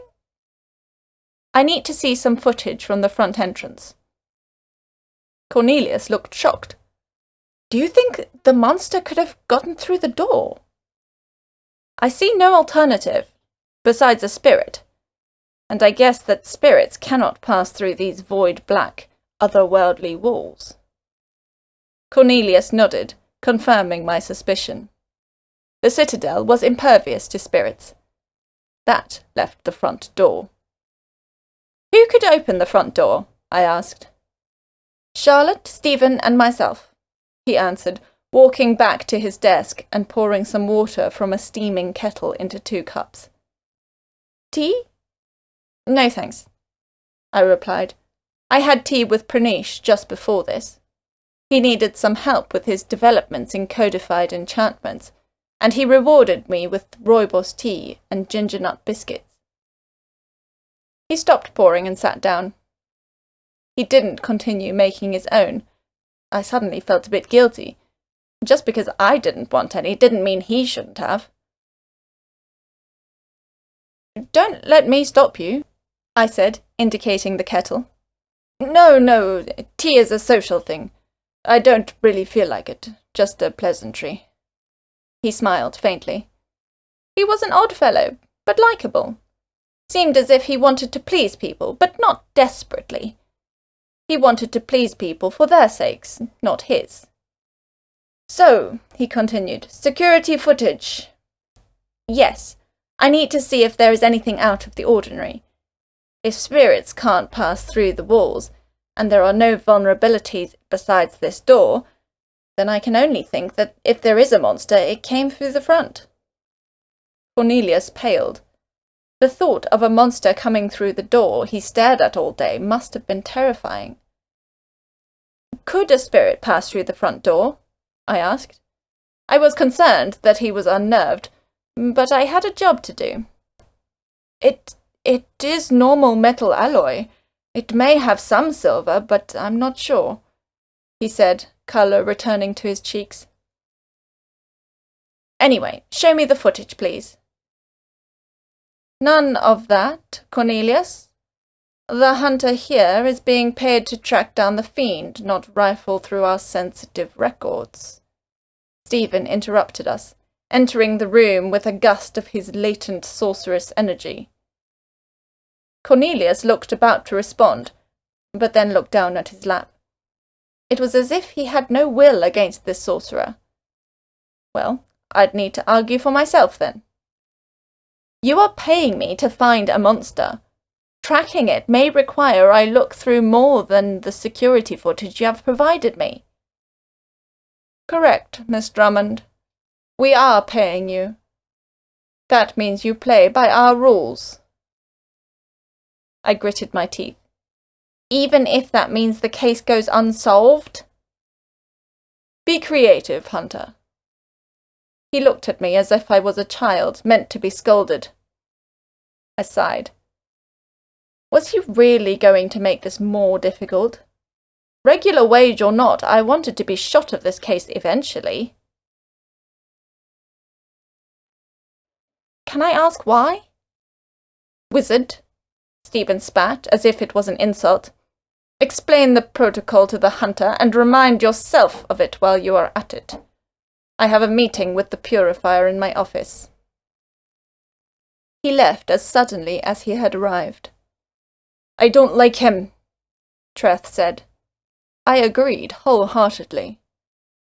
Cornelius was still looking sheepishly down at his lap, his hands unmoving on the computer keyboard on his desk. He looked beaten. Not physically, but mentally. Was this every day to him? Was this the worst or the best of it? And why? Most mages are sorcerers, he whispered. Me, I'm a wizard. Not much use to them. They channel their energy into keeping the Titan asleep, while I use incantations and rituals to keep the dust away." "My friend is a wizard," I said, "and he's a better magic user than any sorcerer I've ever met." Cornelius didn't smile at that as I expected he would. Perhaps I was used to it being easy to cheer people up. "It isn't about what is better magic. It is about serving the cause. Always the cause. Keep the Titan asleep. Keep him asleep so we don't all die. But as they constantly remind me, I am not contributing to the cause. I'm their errand boy. Easily replaceable, unskilled, unpowerful. If I was in his position, I would have quit a long time ago. But keep in mind that I work for myself, not a team player. I don't like bosses. Conrad has only survived so long because he keeps my leash very loose." "Why stay then? They obviously don't respect you. Why keep working with them?" He looked up suddenly into my eyes, and I saw a fire I hadn't seen in his blue eyes before. "For the cause, Miss Drummond. Damn what they say. I was put on this earth by God for a reason." Silence. I finally looked down. Cornelius coughed into his hand. "The protocol that Mr. D'Theyre reminded me that I have forgotten is that there are many confidential visitors to the Citadel, yourself included. Their anonymity is important to the functioning of this entire venture, so we cannot risk you finding out their identity. Monster or not. I am sorry." I nodded. "Well, I'll have to do this the old-fashioned way." He raised an eyebrow. "Stakeouts, Kat. No matter how far one rises, one must always wait around sometime," a familiar voice said. I turned and saw Cindy Giles, a top-notch purifier and healing mage from Drakenbane and the world-renowned association of Heiligeslicht. She had helped me save my campus from some rabid necromancer months back, and then testified to get me off for killing said necromancer. She was a good person as far as I could tell. She was dedicated to her work. So dedicated that her arms were scarred with the runes she needed to channel her powers. "Cindy, didn't expect to see you here," I said, unable to contain a smile. Her presence immediately distracted me from my case. Her funky hair, magically scarred arms, and sense of power could do that. I remembered. "I still need to thank you for helping me with that thing." Cindy laughed. "It was nothing." "About that, I heard that you were helping purify an archdemon. How did it go?" Cindy's smile waned and was replaced with a furrowed brow and a frown. "Not exactly well." Cornelius was staring at Cindy with a sense of awe. She wasn't exactly pretty, with her scarred arms, exhausted eyes like mine, and lack of makeup. But she was, in a way, awe-inspiring. She was wearing her Heiligeslicht uniform today, a white and gold vestment with the image of a caduceus on the front, and the symbol of a lamp hovering over a cross on the back. Heiligeslicht was not a religious organization, but many of the religious supported them. They were an international association of purifiers, specializing in eliminating curses, demons, and dark magic. They were also dedicated to saving orphaned and abused children with spark, to ensure they weren't pressed into magical slavery. Despite my reservations with religion and the religious amongst their ranks, they were definitely some of the good guys. Cindy being among their ranks made her someone special. Heiligeslicht didn't just accept anyone. You needed to be totally dedicated to purification magic to even become an acolyte within their ranks. "My business is done here, Kat," Cindy said. "How about we go for coffee? I know that I need some.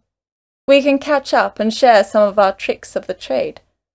I heard you exorcise the spectral horseman of Takai Manor." I waved away the compliment in her tone. He was on the edge of the abyss already. I just reminded him that he was dead. On the topic of coffee, that sounds wonderful. Great, she said. She turned to Cornelius and her tone shifted to business. Let the Meister know that I will be back in 2 weeks for another inspection. Cornelius closed his mouth, nodded, and then muttered some incantation that caused his keyboard to start typing all by itself. Must say, that impressed me. I'd like to see the raw and untamed powers of sorcerers be able to do something that delicate and sophisticated. Bye, Cornelius, I said, giving him a smile. I wanted him to have some pleasantry in his life. Being surrounded by bullies was not anyone's idea of fun.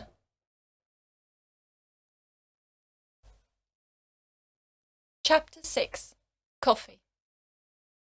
Cindy and I drove to a small coffee shop on the slope of Table Mountain, near Old Town. It was a quaint cafe with a wrought iron cursive sign written in French. Cindy ordered a latte. I ordered a black coffee. We had started speaking in the car and continued after we sat down. The cafe smelled of lavender.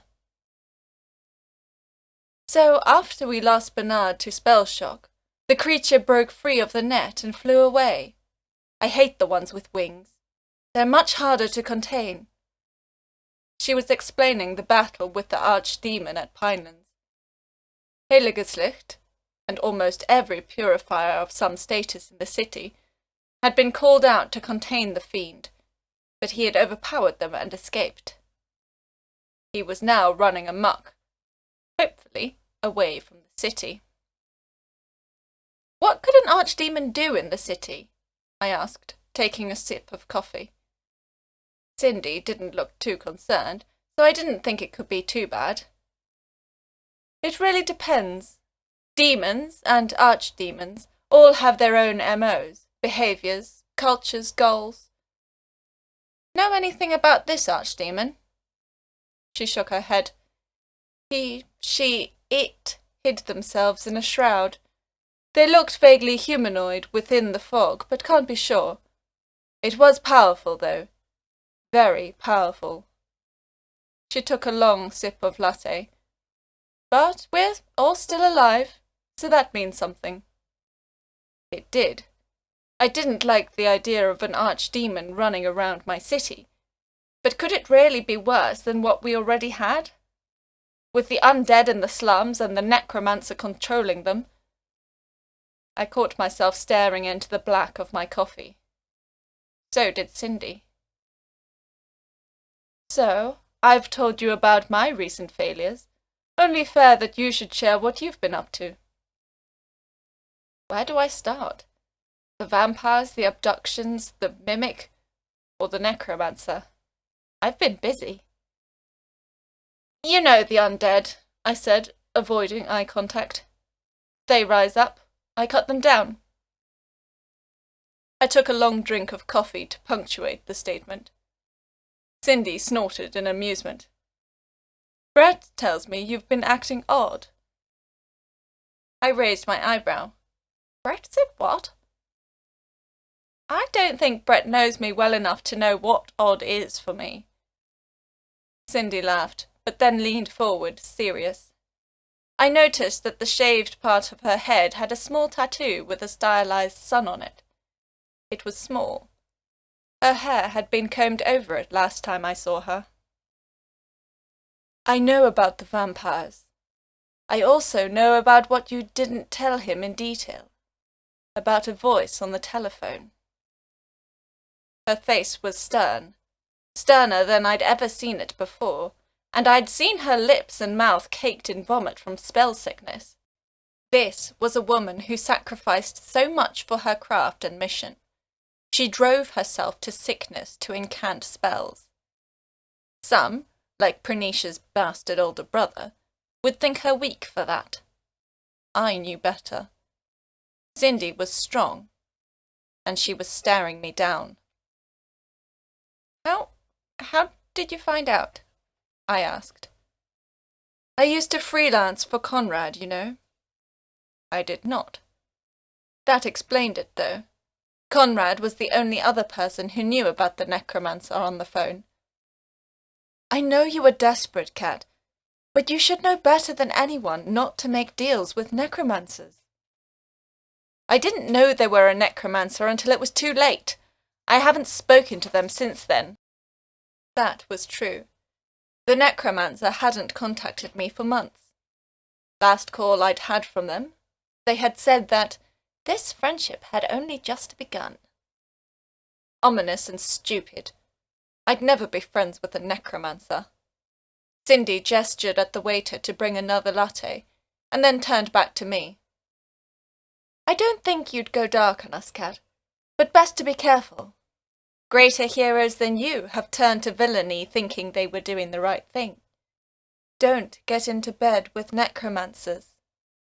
I'd listen to Conrad on this as much as I'd not listened to him on many other things.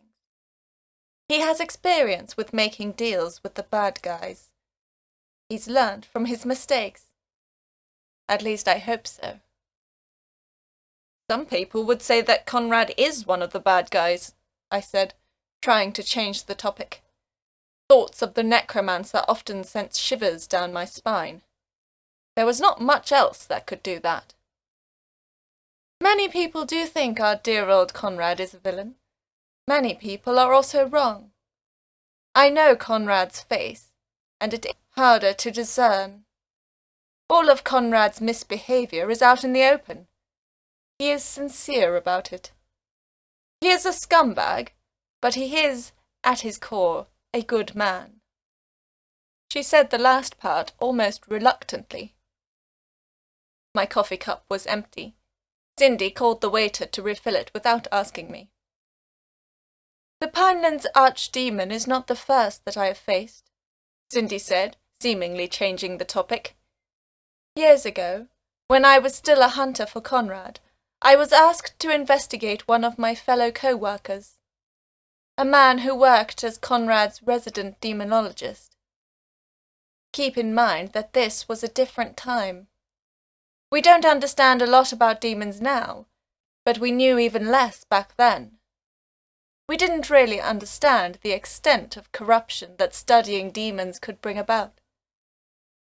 This man, who worked for Conrad, was named Pumpernickel. I almost spat out my fresh coffee. Cindy was not amused. Not a name to inspire fear, I know, but I soon learnt to fear the man. She paused and drank her new latte. I hate rats, she continued in almost a murmur. Used to like them. Had 2 as pets when I was 10. But Pumpernickel kept rats, had them crawling throughout his tweed coat. They spoke in tongues and Aramaic, them as spies. I found out later that they weren't just rats. He'd trapped lesser demons in rodents. I'm not sure how much you know about demons, Kat, but you must know that they never come to this world willingly. Seldom do they come here willingly, at least. But this man had ripped demons from their plane to put them in rats. Without their normal bodies, the demon rats were easy to control for him. Yet, think of the audacity. He put a creature of pure primal energy and cardinal hatred into the petite furry body of vermin. He sounds like a real piece of work. He was more than that. He was deranged, completely and utterly.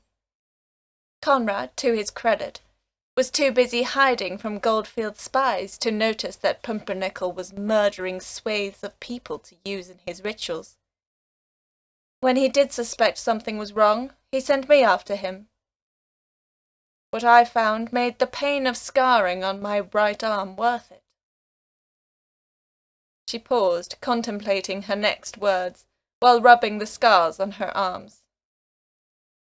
What are they for? I asked, to keep the conversation flowing, while I gazed at the cursive-like scars across her right arm.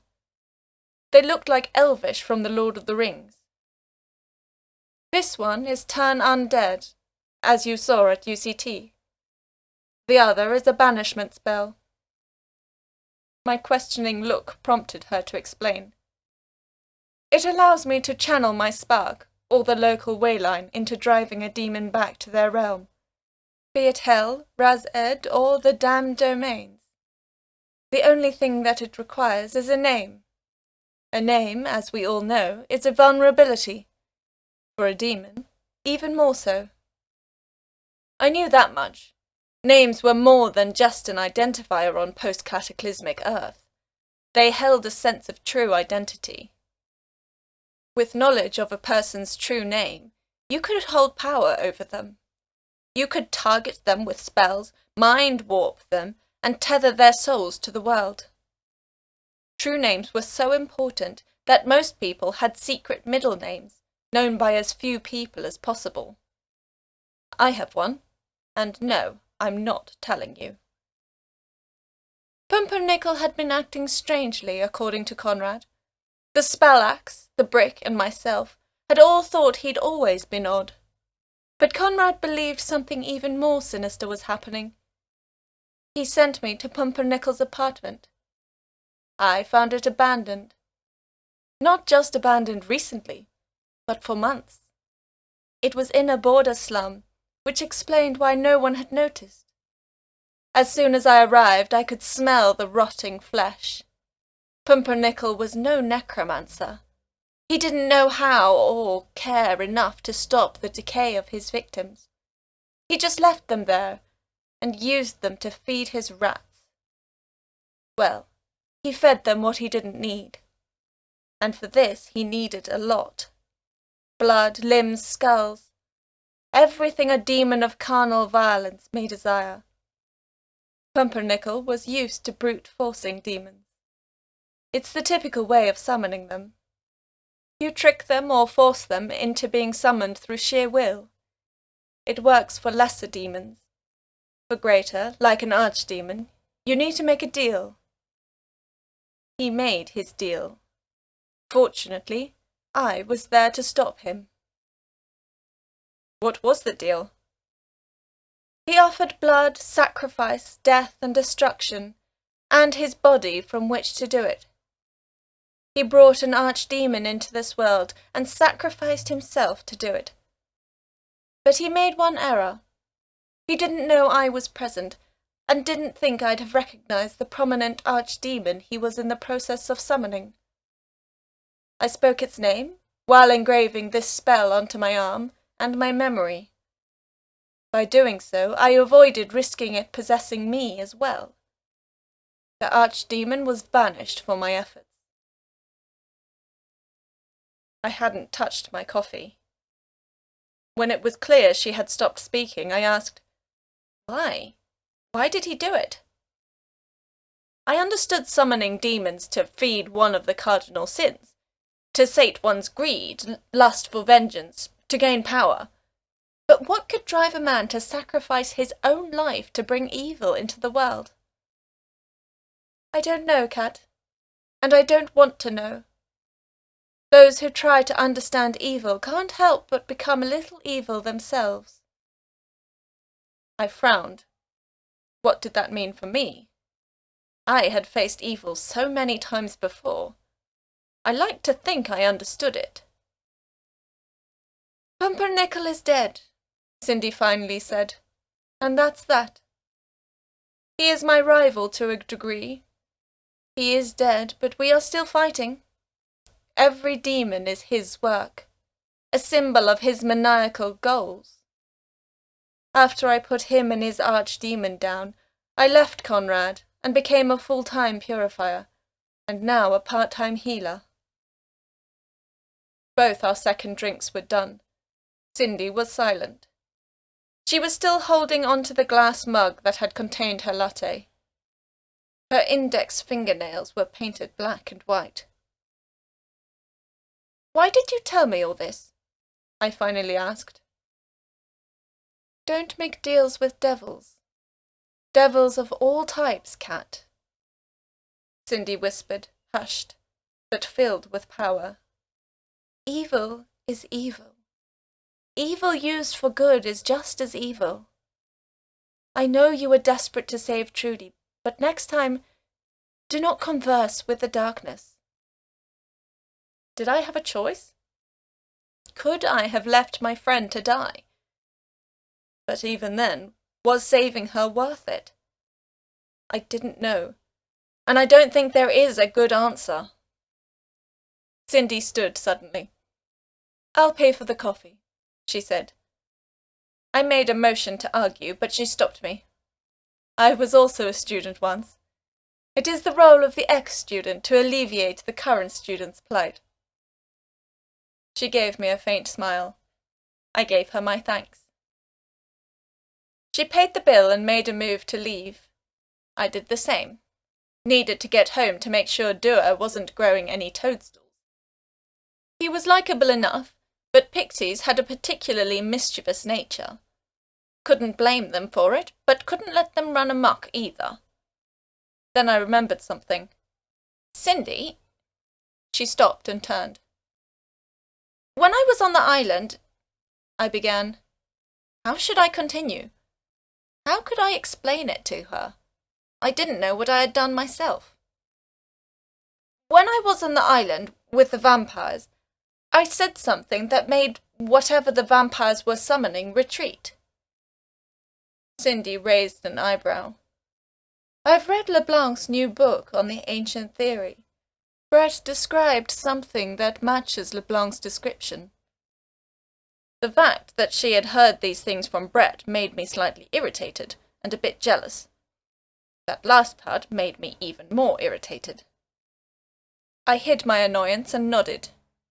It tried to bite me, to turn me into a true vampire, I think, but I managed to resist. I said something to it and it recoiled. I don't know what it was I said, though, or how. I swallowed my words. I didn't know what else to say. That time was a blur. I couldn't even recount what I had said. All I knew is that I had said something, and that I wasn't a drained corpse or forced into vampire servitude. Cindy turned to face me fully. She was wearing her full Heiligenschrift regalia and looked mighty respectable, if a bit intimidating. Magic is the language of nature, she said simply. Contrary to popular belief, humans are also a part of nature. Within many of us exist the words needed to bring light against the dark. For most of us, we cannot bring it out without intense study. Even sorcerers like myself need to embrace wizardry to channel purification incantations. But even then, there are words that are an anathema to evil. Try to remember them, Kat. They may come to be useful to you again. She turned, then murmured, They may come to help us all in the end. Chapter 7. Demonology. I don't know if it was my conversation with Cindy that sparked a newfound interest, but I started looking into demons. Not deeply. As Cindy said, demonologists had a penchant for being corrupted, but just enough to attempt to sate my voracious curiosity. You should be looking up on the undead, Treth said. They are a raison d'etre.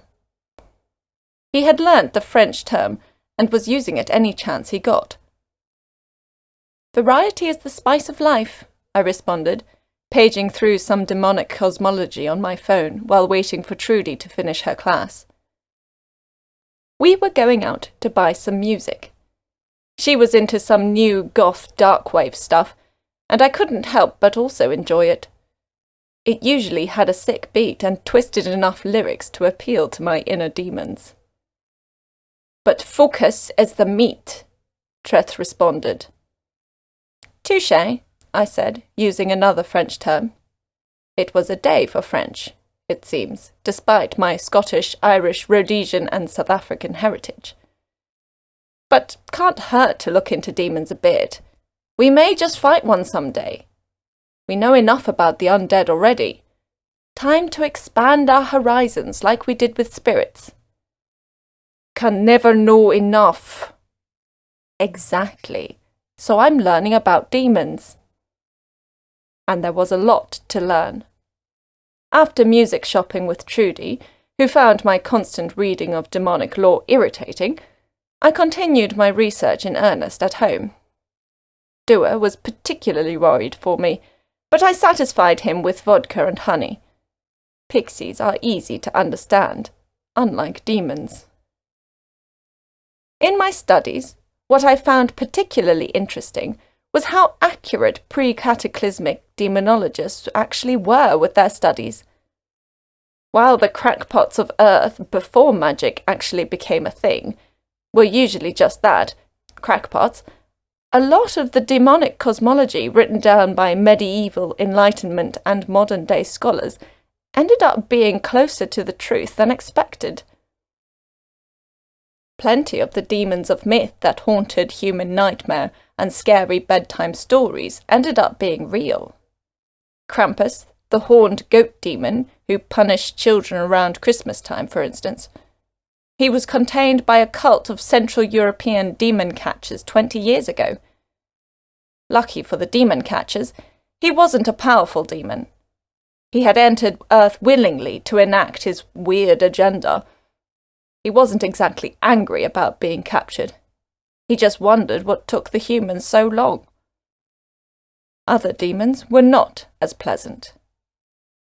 Demons, in essence, are the carnal and primal leftovers of creation. While spirits are the leftovers of the now departed living, demons are the leftovers of the beginning. Not just the beginning of it all, while some are byproducts of just that, but the beginning of all things. Every strong idea, emotion, event, invention may breed a demon. While some demons are very simple in illustrating this, like the elemental jinns who embody the forces of fire, earth, air, and water, others are much more complex. The archdemons of the originally Christian mythos are a good example. They embody the essences of particular traits.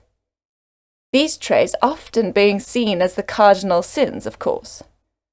There was Lucifer of pride, and Satan of wrath, of course, but there were others.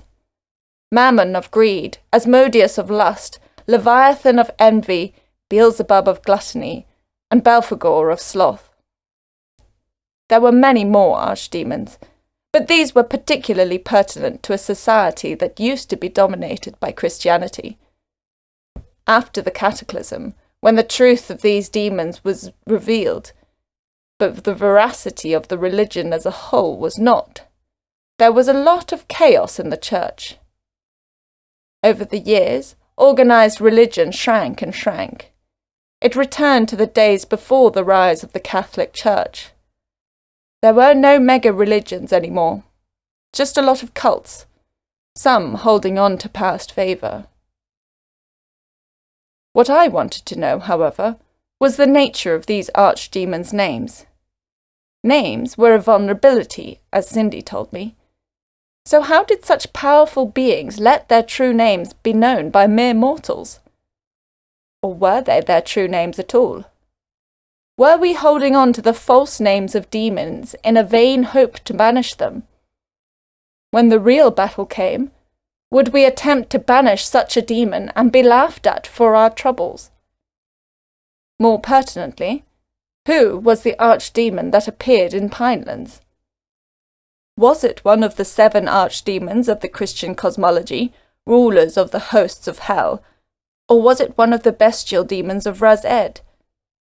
Perhaps even one of the amorphous terrors from the damned worlds. The problem with demons and identifying them was that there were so many types.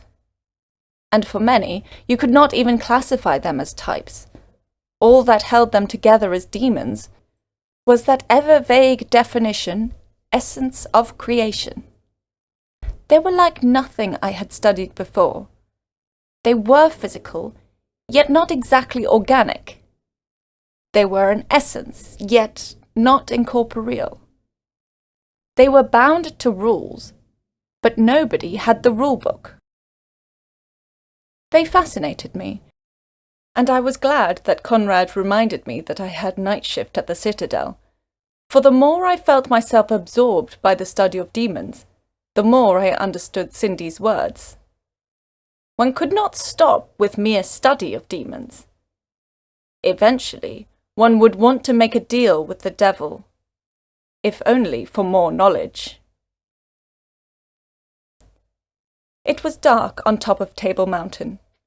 Only the few lights of the cable station and the distant aura of Hope City and Old Town lit up the silhouette of the Citadel. I had only a few square meters of eerie white light and the small beam of my flashlight to guide my patrol around the Titan Citadel. Not every monster was around day and night. Some could only appear in one or the other.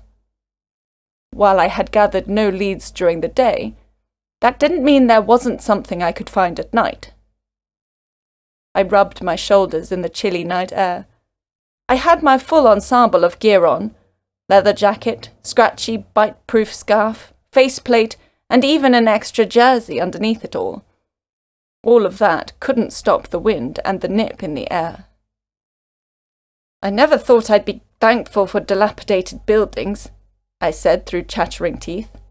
It was directed at Treth, but said to fill the silence. "How come?" he replied. His voice sounded wary. He was watching our flanks, ensuring nothing could sneak up on us. Fewer angles of attack, and less wind. Treth grunted his assent. I didn't think I'd find anything out at night. The door to the Citadel was lined with silver. A night spirit wouldn't be able to enter. There were beasts that didn't mind silver, however. Plenty of undead, my bread and butter, and quite a few living fiends. But in a world constantly changing with all sorts of different types of monsters, it was hard to nail down what could be responsible for anything. It'd really help if Stephen could grow up and give me access to the surveillance footage. Then I wouldn't have to be traipsing round all night for a paycheck like some wage slave. Sure, a healthy and stable income is good, but I prefer hustling. There is an unbeatable independence and dignity in working for oneself. Every inch of success is earned with grit and blood. And if I've learnt anything in my line of work, suffering is often virtue. I'd be glad when I was shot of this case. It was interesting finally visiting the Titan Citadel, but I wouldn't miss it once I was gone. I sighed and sat down on a flat-topped rock by the stone path. My flashlight attached to my bag strap shook and flickered from the sudden vibrations. Nothing. Absolutely nothing. I'm starting to think one of the mages is killing their own at this rate. I snorted. That was ridiculous. The sorcerers who powered the Citadel were loyal to the point of fanaticism. The cult existed for a reason. They needed unfailing loyalty to the cause. I felt Treth hesitate. "Buck up, soldier." I couldn't help but laugh at the forced sheepishness in his voice. "What?" he asked, incredulous. "Buck up? Another phrase you've picked up?" Silence, and a tinge of embarrassment from the knightly spirit. I stopped laughing, and felt a sombre air descend over us, contrasting with the damned gale hitting my back. "You used to give a lot more sage wisdom," I murmured, while I fidgeted with the pommel of my sheathed dussac.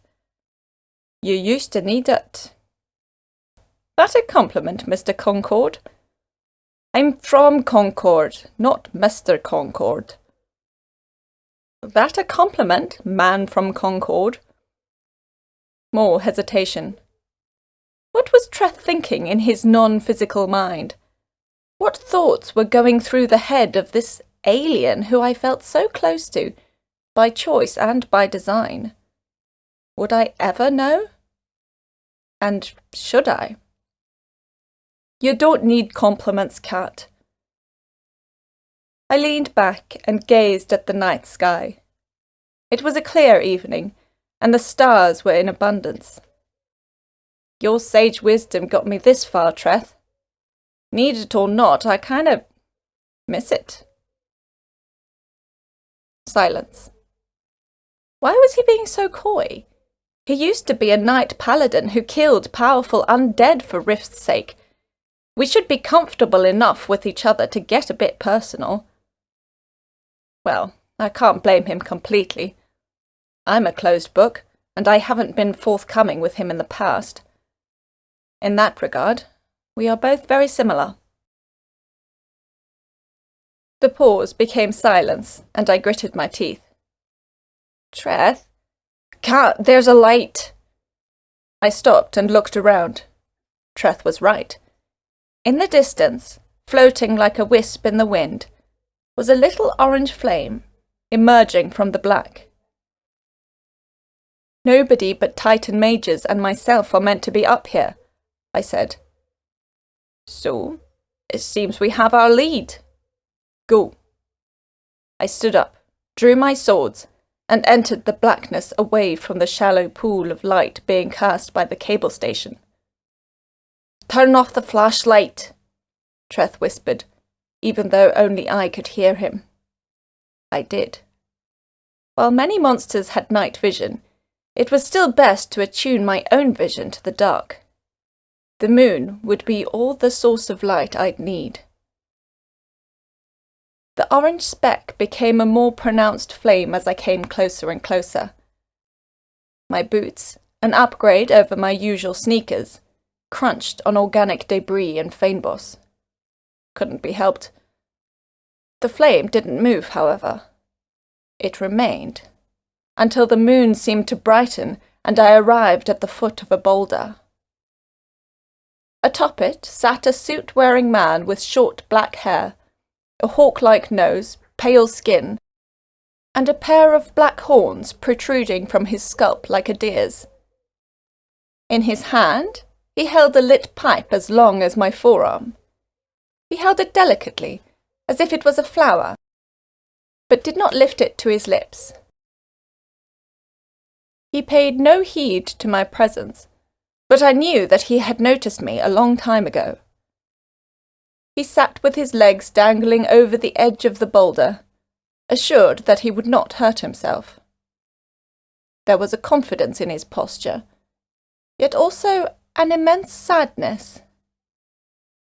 I opened my mouth to speak, stopped, and then started again, as sternly as I could.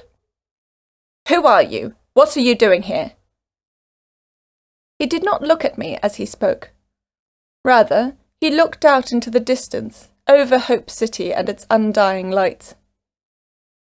"So much has changed," he said simply. His voice was normal.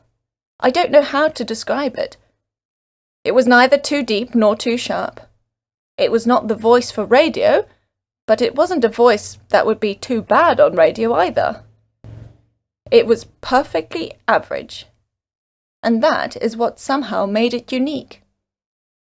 "Answer me, creature," I said loudly. It was the way I spoke to the more intelligent undead when I meant to unnerve them. Whites rose to challenges very easily. Taunting them threw them off guard. But this man just continued sitting, staring. "I sat near this rock, I don't know how long ago," he continued. "I still smoked back then. It was still considered a temptation. Something to be proud of. A competition rather than a silly vice. I meant to be the best at it, and I expected to be." I raised my eyebrow. Best at smoking? I would gaze out from this rock. It was a very different place back then. Man was only just settling. No skyscrapers, no lights. Just a few settler shanties and ranches. I'd say I miss it, but then I would be lying. There was a charm, but progress is something to accept. The man shrugged. But there is something I miss. He sighed. The man who bested me. He laughed, short and bittersweet. We covered this mountain in a fog so thick that people called it the tablecloth. We smoked and smoked. Him to stay away from his wife. Me because it was something to do. The man raised his pipe closer to his lips, and then stopped. He bested me, that man whose name I cannot recall despite my best efforts. He bested me and outlasted me, and I cursed him for it. He stopped and gazed once more onto the city. I stepped closer, tightening my grip on my swords. Careful, Kat, Treth warned, and I felt a very real fear in his voice. Did you... I began, swallowed. Did you kill the mages? Silence. And then? Yes. Instinct overwhelmed fear, as it often did in me, and I jumped towards the man. His legs dangled so that I could probably get in a decent swipe to wound him, and then drag him down to finish him off. That is, if I hadn't been shot back 5 meters with a bleeding nose and instant headache. I shook the ringing out of my head and jumped back up. The man stood before me, 1/2 meter away. His arms were behind his back, still holding the pipe. With a roar, I slashed in an upward arc with my left sword. Treth roared with me. He clicked his fingers without looking at us. We both stopped suddenly as we felt the pain. I had never been shocked by electricity, but I imagined this was what it felt like. I recoiled and looked at my arm. It was fine, I could move it. But my sword was shattered to the hilt. It didn't look scorched or bent. It was just as if the metal above the hilt had been deleted. There is a right way to do things, Kat Drummond, said the man simply. I looked at him. He looked so human, if not for the pitch-black horns. But despite his humanness, my chest tensed, and my breathing stopped, and my heart hurt. I felt a very real terror. He returned to his seat in a blink, twiddling the pipe in his hands. He looked at me, and I felt tears rise to my eyes. All I could think about was one thing: run. Yet my body could not move. I held impotently onto the hilt of my broken sword. He shook his head. Go. My body didn't need further prompting. I dropped my broken sword and ran the way I had come, towards the dark silhouette of the citadel and the cable station at its base. My heart raced faster than I thought prudent. I'd fought wights, vampires, spirits, monsters, and hordes of undead. I'd faced down terror made manifest. Why then did facing this simple-looking horned man fill me with such terror? Kat! Treth yelled at me. I was breathing too fast. I knew it, but there wasn't much I could do about it. A panicked person doesn't tend to care about the rational voice in their head telling them to calm down. Kat, snap out of it! We have to get out of here! Treth yelled again, sounding fearful himself. He'd been anxious in the past. Treth was a nervy guy, but I'd never heard this much terror in his voice. It only drove me further into the abyss, that dark, chaotic chasm of fear and animalistic terror where only instinct rules and one would throw themselves off a cliff to make it stop. The small voice in my head, not Treth's, told me to get a grip, to realise that this terror was unfounded, that I'd just get a new sword. The man-creature had told me to go. He didn't mean to give chase. But then why did my heart threaten to beat out of my chest and run away itself? "Get up, Kat," Treth said pleadingly. My eyes had already been open, but I truly opened them. I was on all fours, puking my guts out into the bushes that I'd fallen onto. I retched and retched until there was nothing left. "Get to the station! We need to regroup!" Treth was remaining calm, even though I knew he was also terrified. I lifted myself up and felt the wind chill the sweat on my back. "Where?" I asked meekly. Where was the cable station? I had run towards the Citadel. At least, what I thought was the Citadel. But no lights were on. My flashlight, I now noticed, had been destroyed by whatever wave of force had shattered my sword. I was in the dark. Only the moonlight, the distant city lights, and the still flickering pipe in the distance. "I don't know," Treth finally answered. "The lights were on earlier, right?" I still had a stammer to my voice, but was slowly trying to regain my composure. "Come on, Kat, you've been through so much worse." But I wasn't sure that I had. Not really. There was a menace around that creature that I couldn't put my finger on, but felt much more intense than anything I'd ever faced before.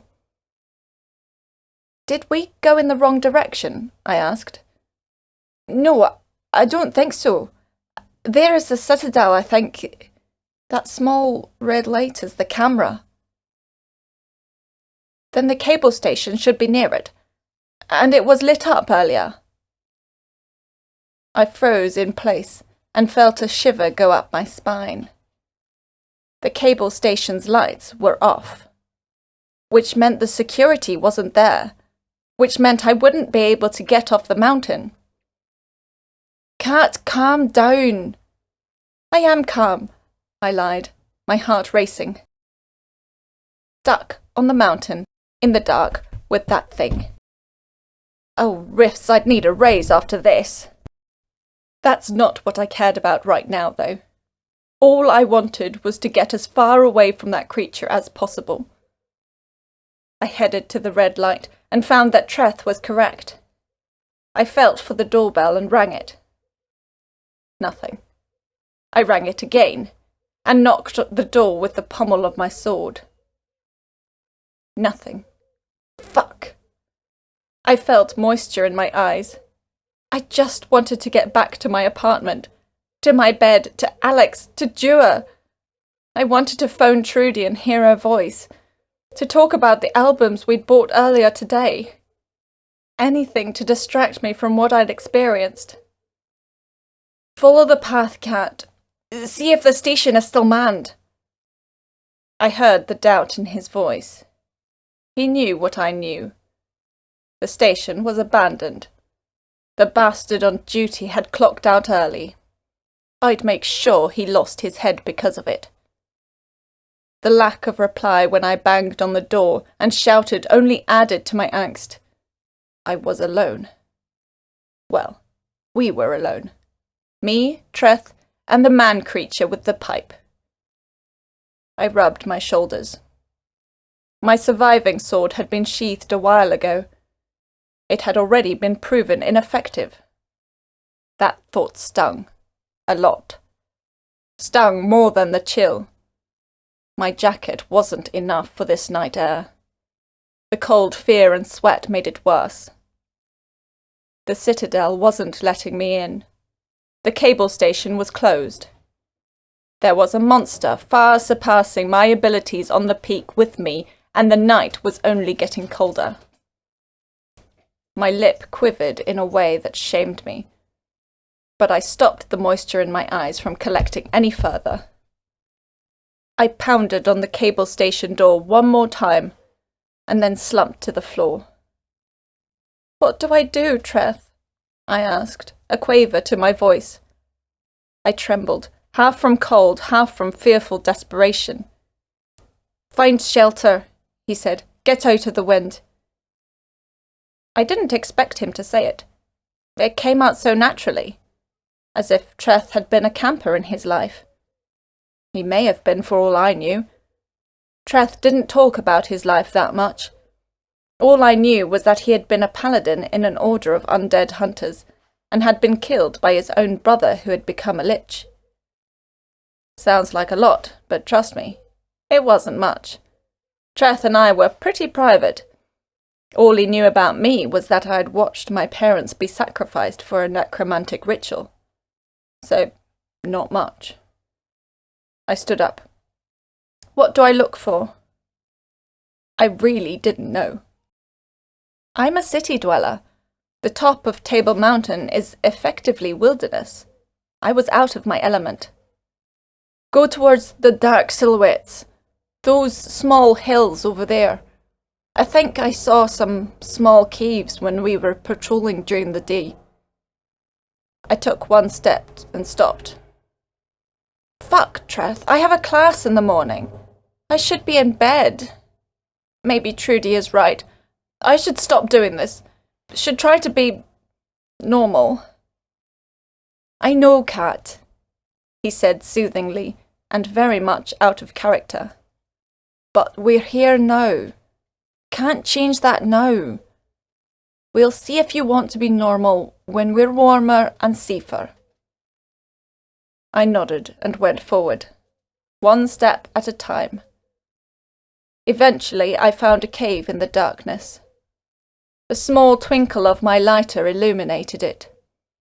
It looked safe enough, and even had some dead and dry foliage inside to light for some temporary warmth. We didn't worry about the creature. If he wanted us dead, we'd be dead. For whatever reason, he let us live. That was somehow scarier than the necromancers and zombies who kept trying to kill me. I crawled into the opening, hit my head on the rock ceiling, recovered, and then lit the kindling. The light and warmth were a short but worthy blessing. It killed most of the chill.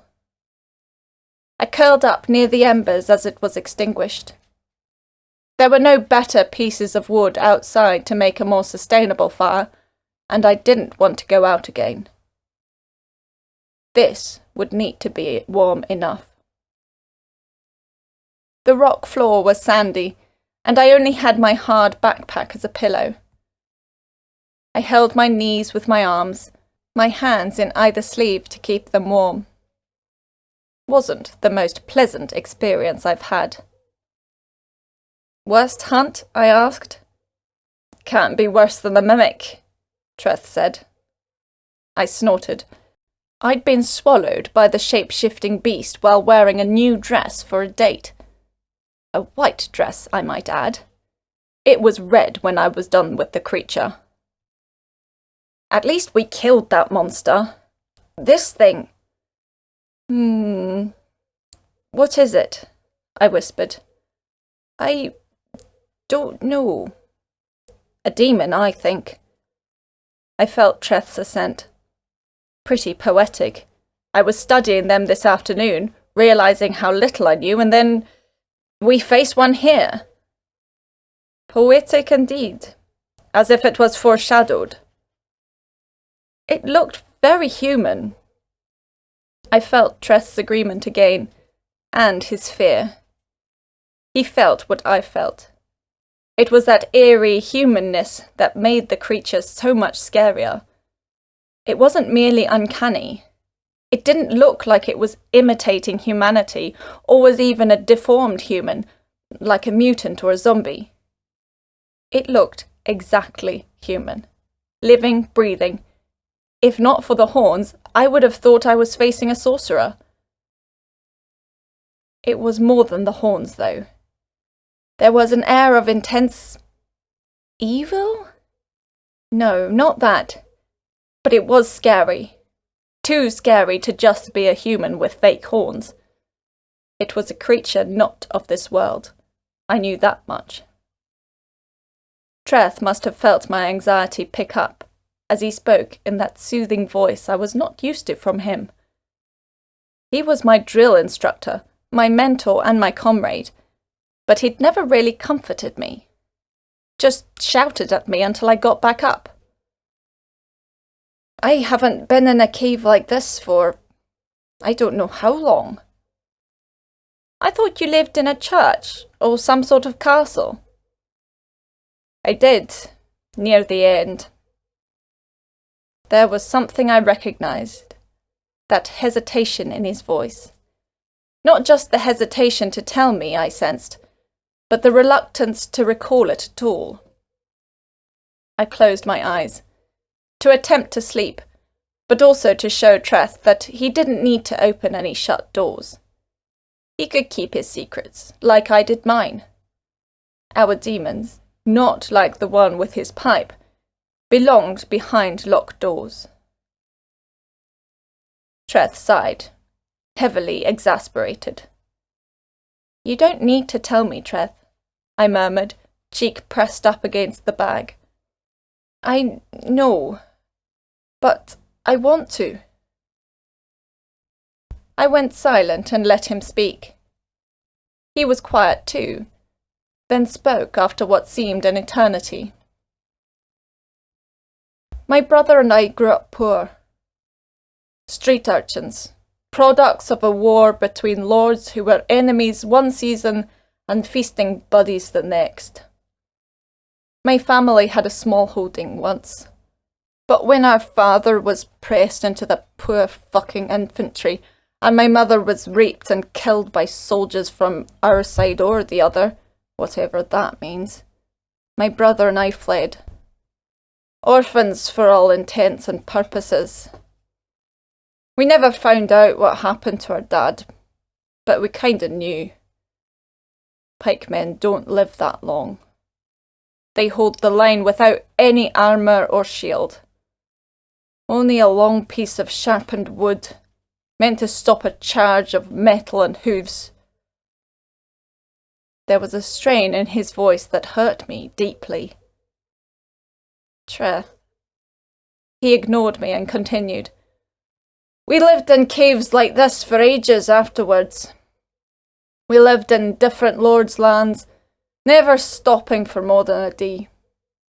We poached fish and animals, lost food to rangers, bandits and bigger predators more often than not. But we got better. We got used to it. The caves stopped being cold and dank. They became home. A different home every day, but somehow the same. It was our place to be safe. We became better at finding food. We stopped eating the berries that gave us the runs and learnt how to trap the bears that kept stealing our salmon. We even got on the good side of some of the rangers who turned a blind eye to our poaching. Ages passed, and I even came to enjoy the life we had. He paused, and I felt him look around this small, stony shelter. What did he see in this blackness that I did not? Was he alone, with me or with another? Would I ever know? That all changed, as things often do. We were pushed out of the greens, the forests and the plains. A rot came to the land, heralding a darkness that forced us peasants and hunter-gatherers folk into the cities. The undead? I asked, hushed. Treth's silence was confirmation enough. The cities were safe from the necromancers and undead, but they weren't safe from other things. Gangs ruled. The local lords and nobles were barely distinguishable from them. My brother protected me. I knew why Treth hesitated. His brother had become a lich, a powerful undead necromancer, and then slain him. Treth lived in permanent guilt that he had not killed his own brother. I didn't blame him. Treth must have read my thoughts about his brother. Alain wasn't always the evil that sent my spirit reeling across worlds. He loved me, and I loved him. If not, then I would have been able to kill him. I would have been able to recognise his evil and put him in the dirt where he belonged. He was your brother, Treth. Yes, he was. And he had been there for me in the streets of Gazor. Those dark, stinking streets. Worse than the slums here. We've never been to the true slums. The border slums, then. But it was an unceasing darkness for us. Food was harder to come by. Can't just catch a rabbit. Best we could do in the city was catch rats. And that's if we could find one that hadn't been caught by someone else first. One night, my brother came home with meat, and I almost refused to eat it. I didn't know where or how he'd got it. But I was so hungry. I still don't know where it was from, and I don't want to know. What matters is that Alain kept me safe. But in his desire to keep me safe, he fell in with a bad crowd, a street gang. I joined them as well. He stopped. What happened next? I pressed. He had my curiosity now, and while I know that I should not press a man talking about painful memories, I was never one for tenderness. Plus, Treth is kind of a part of me. I felt that I needed to know. Alain pushed me to do worse and worse things. Theft, vandalism, murder. But one day I tried to rob a man armoured in white and gold. He caught me and brought me to his chapel. He became my master. Sir Arden of Drambyre, Knight Paladin of the Order of Albin. He indentured me to his service as a page, and then a squire, and then a knight. Alain disappeared and I couldn't find him. But I did not want to. The Order taught me discipline, respect, and gave me a home with principles that I could be proud of. When I met Alain again, he was no longer truly alive. I couldn't believe my eyes, and felt an overwhelming guilt that if I had tried to find him, he could have embraced the light like me. There was almost a desperate sob in the last sentence. I didn't press again. Treth was a proud man. I shouldn't make him cry. Treth remained silent. Thank you, Treth. For what? For telling me this. We've been together for so long, but we don't know all that much about each other. We're closed books, you and I. But maybe it's time we're more open. Treth nodded. Learn from my mistakes, Kat. Mistakes? Evil isn't always rotting. It can be something you love. Something you loved. But it is evil all the same.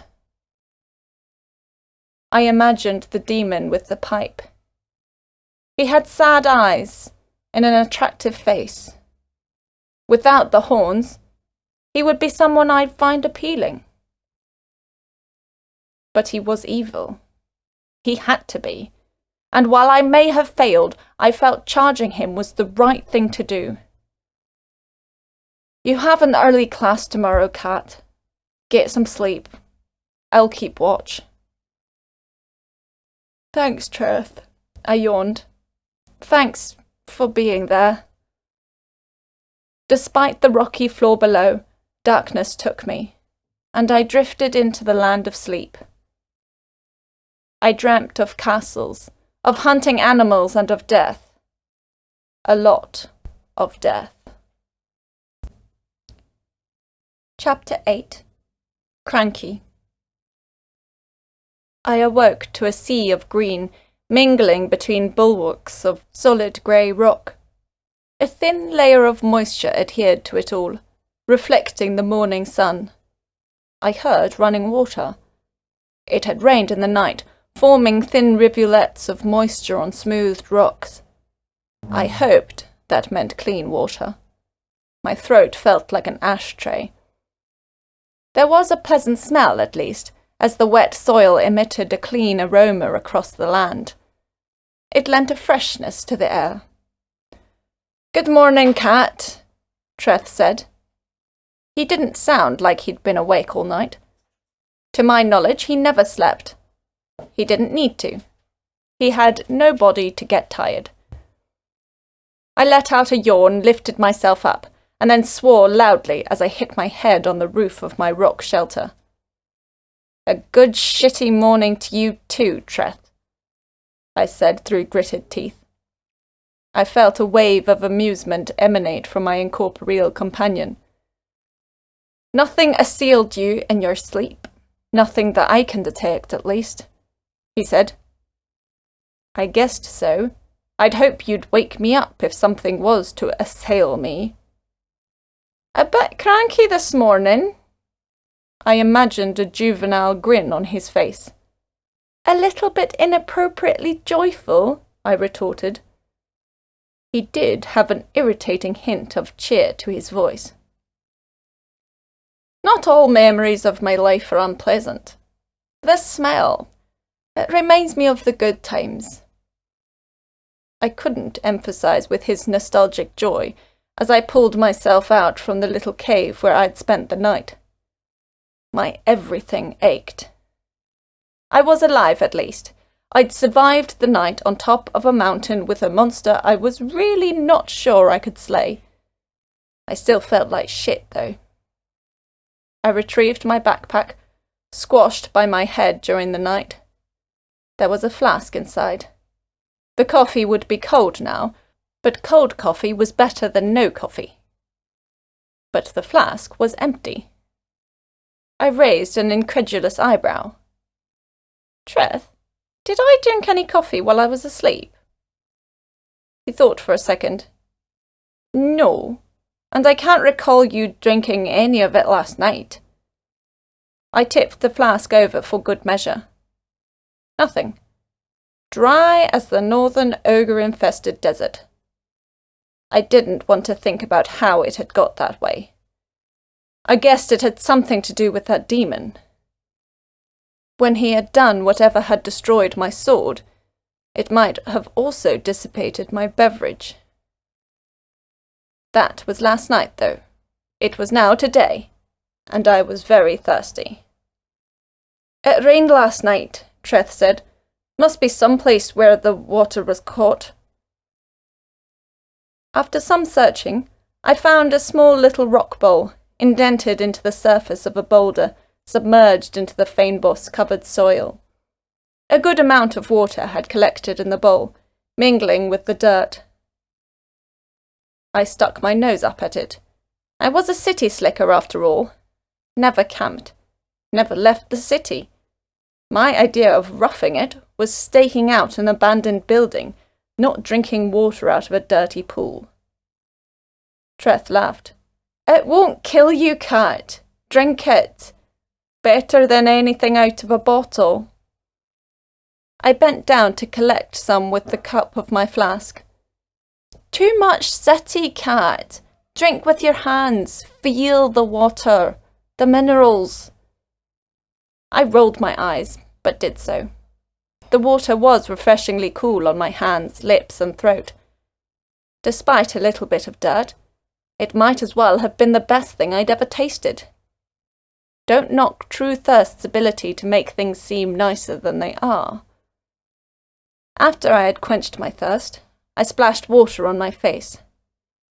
That woke me up and got rid of a lot of my morning crankiness. Not all of it, though.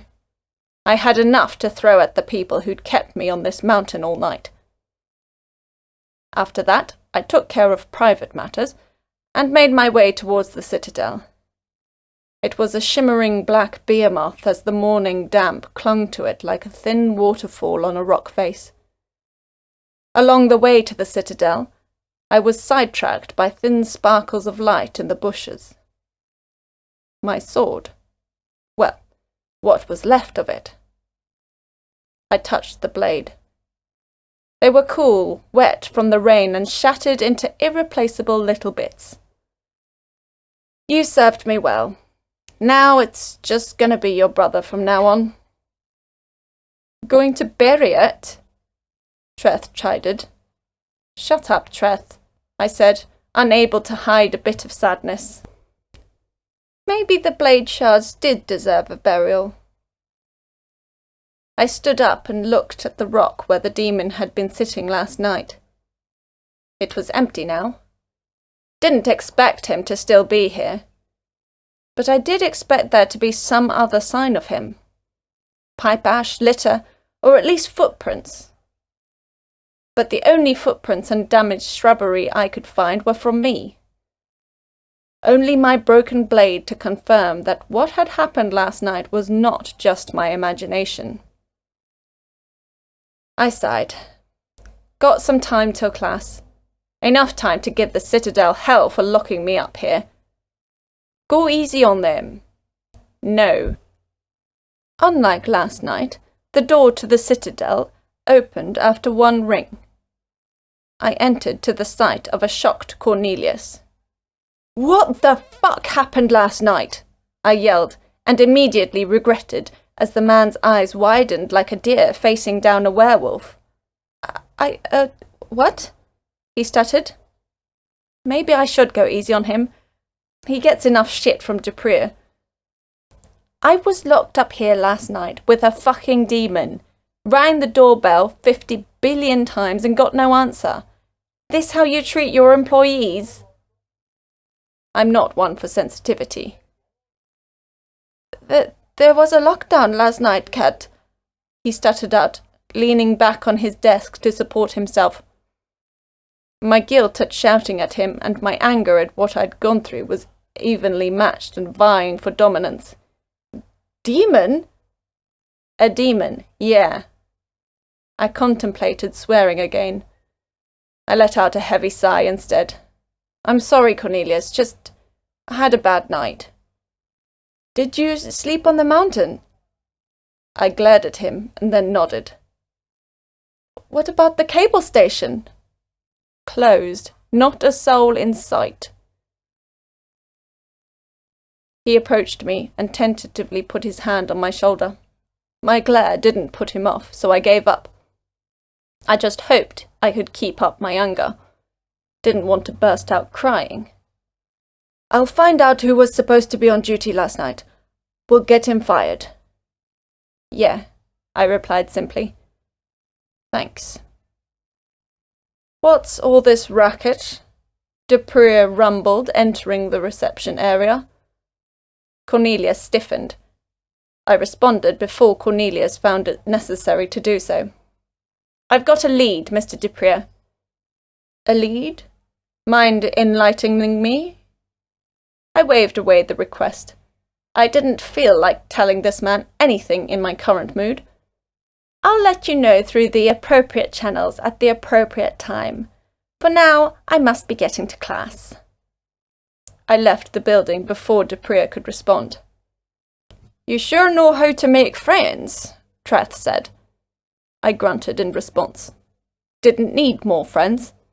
Had a good bunch already. And why would I want to be friends with Dupree?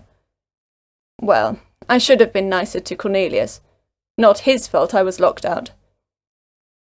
I channeled my residual anger into glares at the white shield guards on duty at the top and bottom cable stations. At least the taxi got to the bottom station before I lost control and started shouting at the guards. I was cutting it fine to get to class. Was one of those less forgiving schedules today. Would need to drop my bags off at the gravekeeper, it was en route, and then head straight to campus. No time to shower, as usual.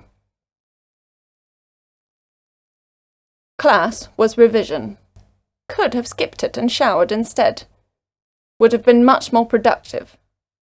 Instead, I held my head up and tried to keep my eyes open as the professor went on about Titan mages and lawmancers. I was fortunate to be too tired to shout out. I was sick of damned Titan mages, sick of them and the demon hunting them. I'd just been studying demons yesterday, and then one pops out and almost kills me. The last part was a lie, though, I felt. I'm sure if that thing had wanted me dead, I'd be dead. The sword was a show of power.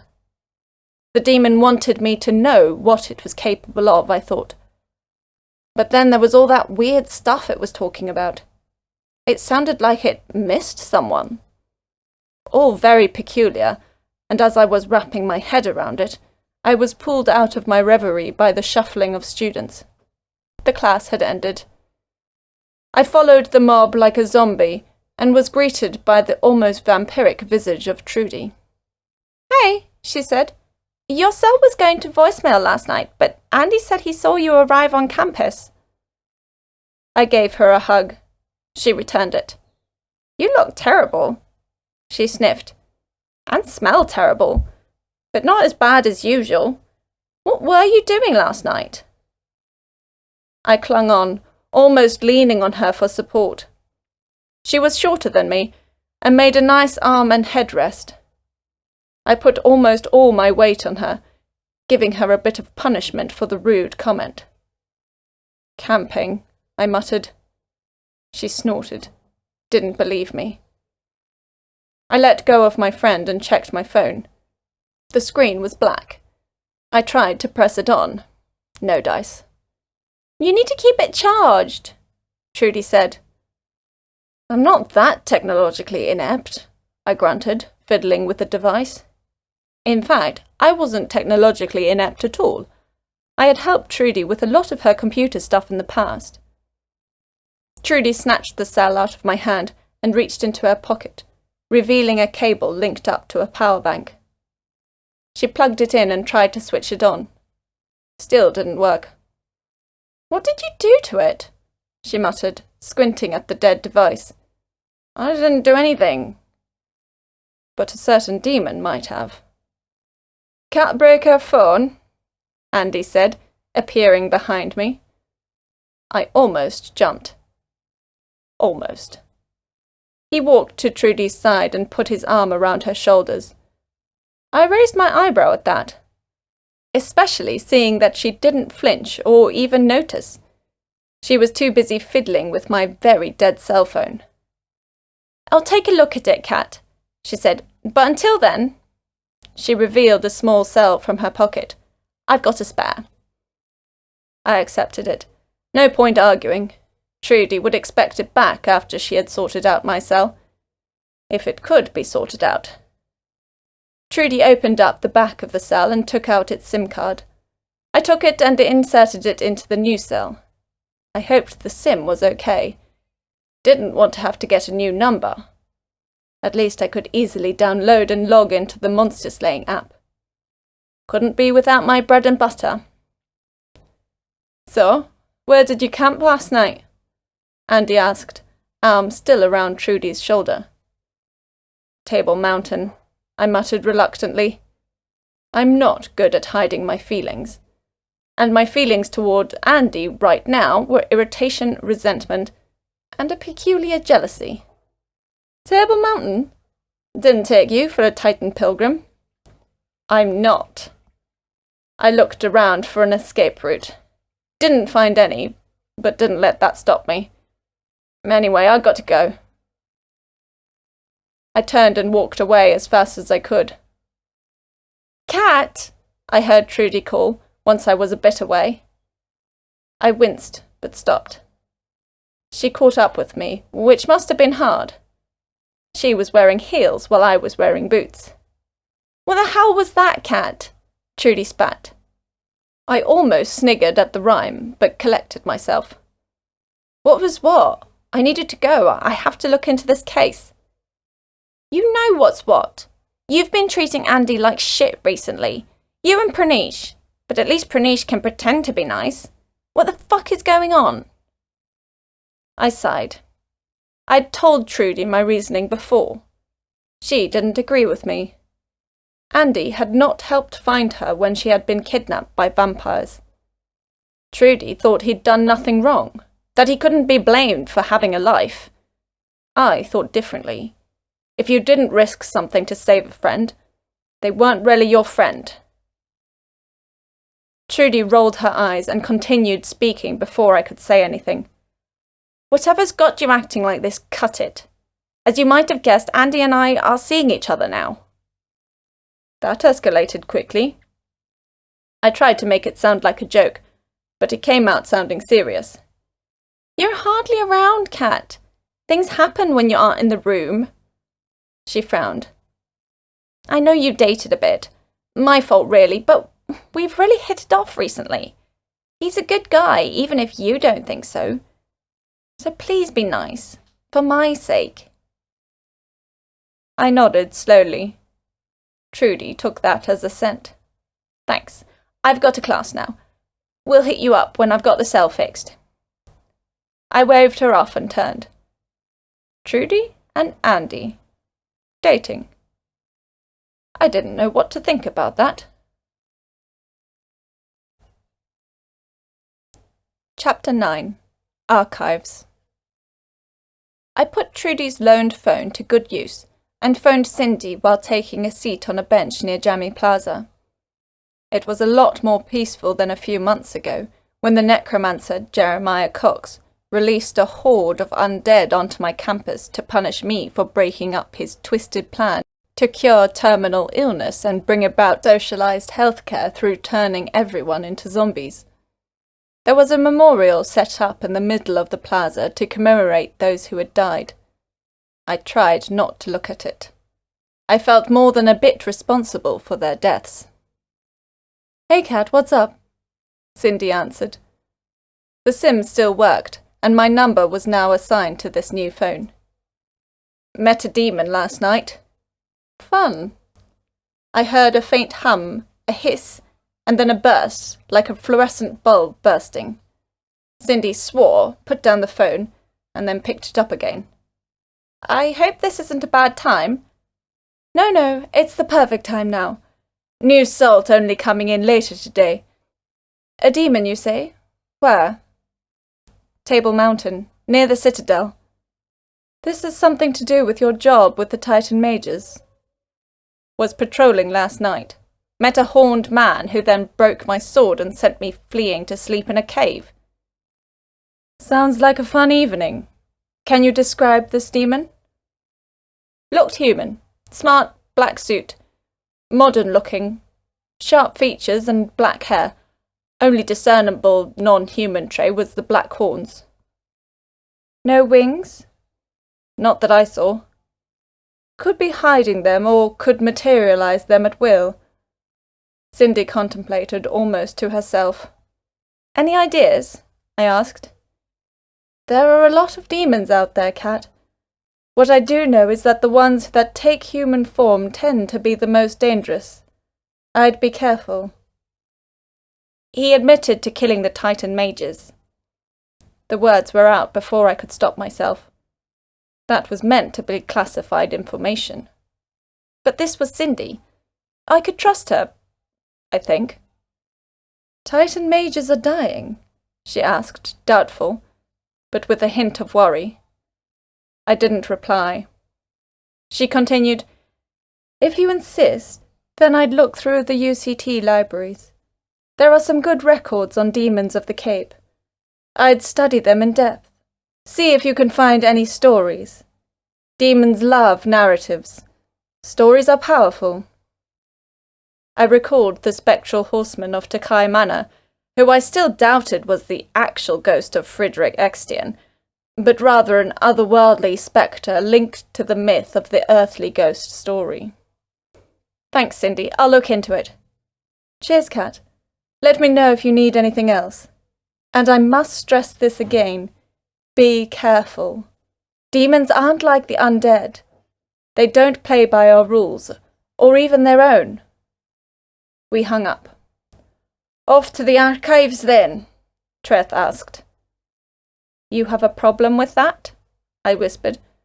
I didn't want any other students thinking I was talking to myself. Not anymore. This demon is a threat. An evil threat. He, or it, needs to be stopped. Good. We're on the same page.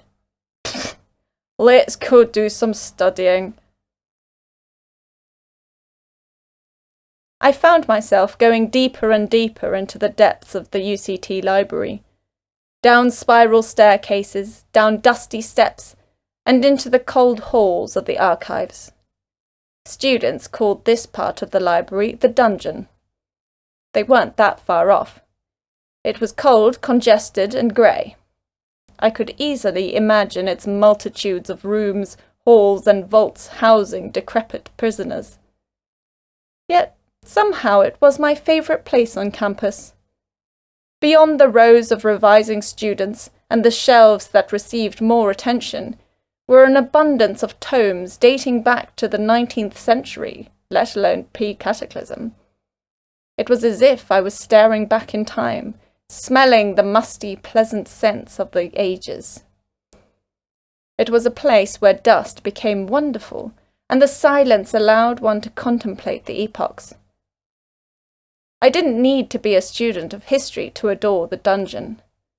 Anyone with any sort of sense would find themselves never wanting to leave this knowledge-filled, chilly hall. "It's cold," Treth said, a slight shiver to his voice. "Isn't there any place in the subterranean prison with some form of warmth?"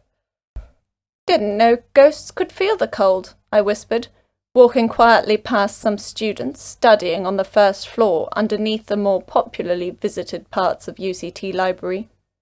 "Shh!" A studier hushed me, despite my whispering.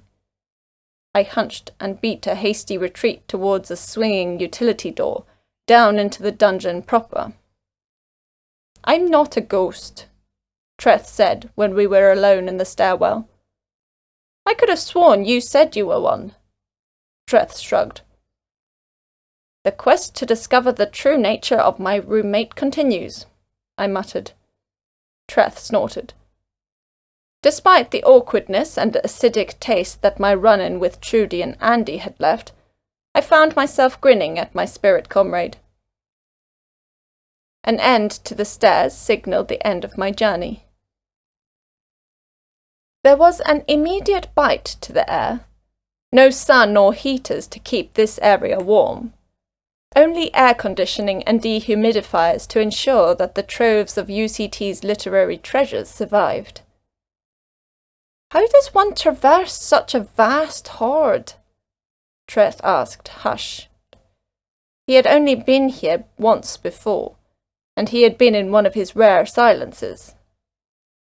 I quickly surveyed the room. I neither saw nor heard anyone that would think me mad. "Digitally," I replied, whipping out Trudy's phone and going to the UCT library's website. Most of the library's collection was listed on their public registry. I typed the keywords cape and demons into the search bar.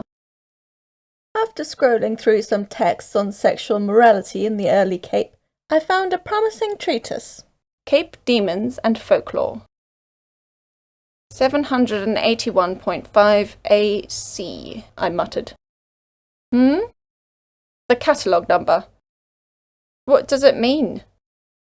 It's the location of the book. How do you not know this? We started university at the same time. We both went through library orientation. I wasn't paying attention. At least I'm being a dutiful student. Treth snorted. He disagreed. I stepped into the dungeon proper and scanned the exposed shelves. Many of the spines had no texts. They were too old for spine text. The types of books where you had to look at the first page to find the title. I seldom came into the dungeon.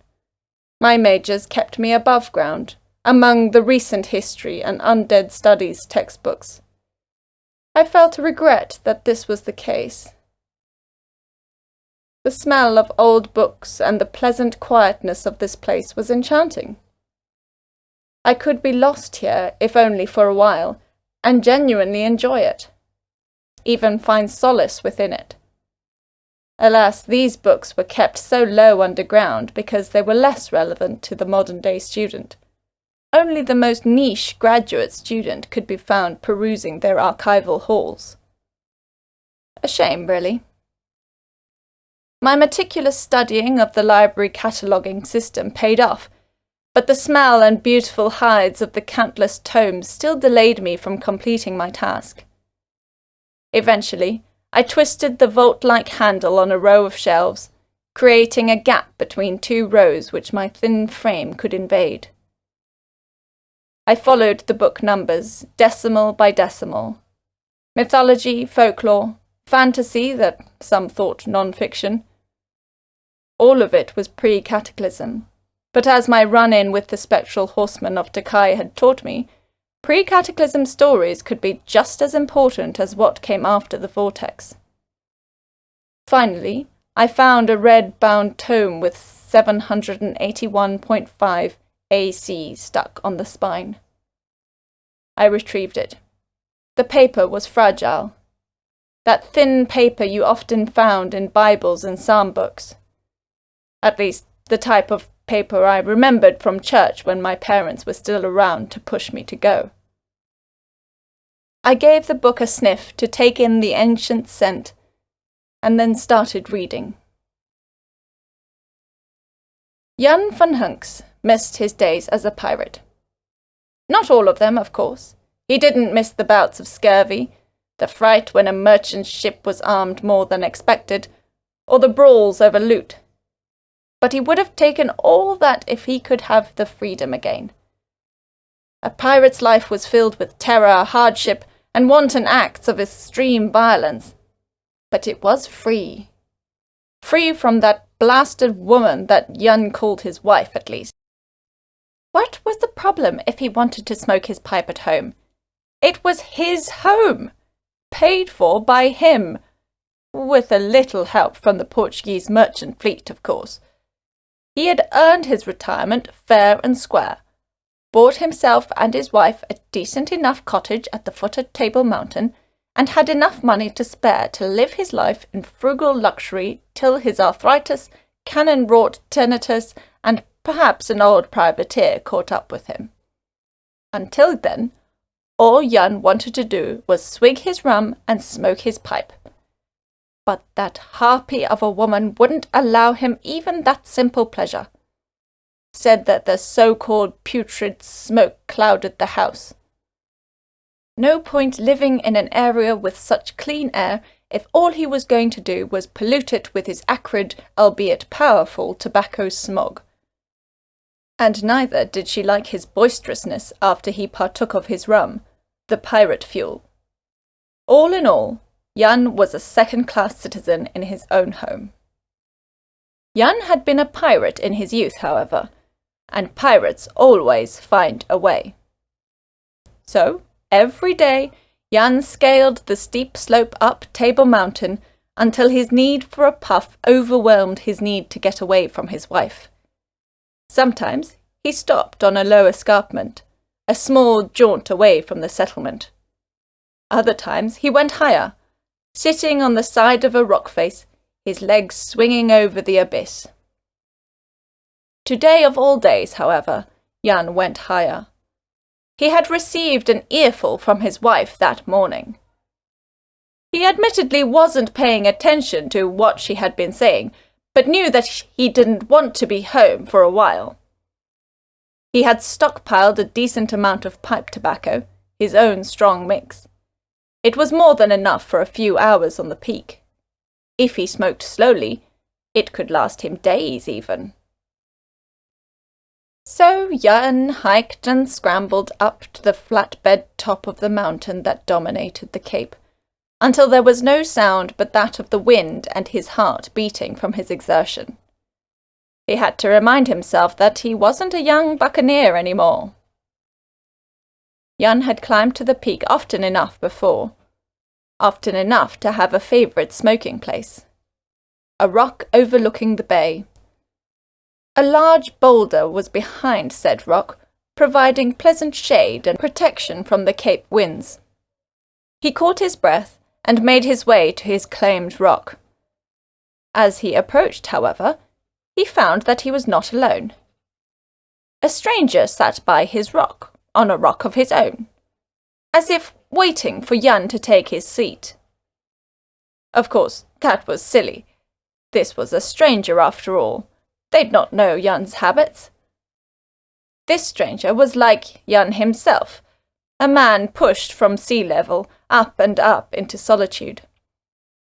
Jan, unafraid, walked closer. The stranger, Jan saw now, was clothed in a black suit, with a black, wide-brimmed hat to match. He was sitting with his legs apart, watching the soil below his feet. So deep in thought that he didn't comment when Jan sat down on his rock opposite him. Jan raised his eyebrow at the stranger, especially at his silence. When someone came within speaking distance, you spoke to them, or at least acknowledged their presence with a glance and a nod. This black-clothed man did neither. Was he asleep? Jan drew out his pipe, a long wooden piece, an antique from his pirating days. He decanted his mix into the pipe and brought out a flint and steel to light it. A click-click and a spark brought the wonderful acrid scent into Jan's nostrils and mouth. He inhaled and then exhaled. Bliss. "Can I join you with that, good man?" The sudden question from the stranger made Jan jump. The stranger looked at him with a cordial, closed-mouthed smile.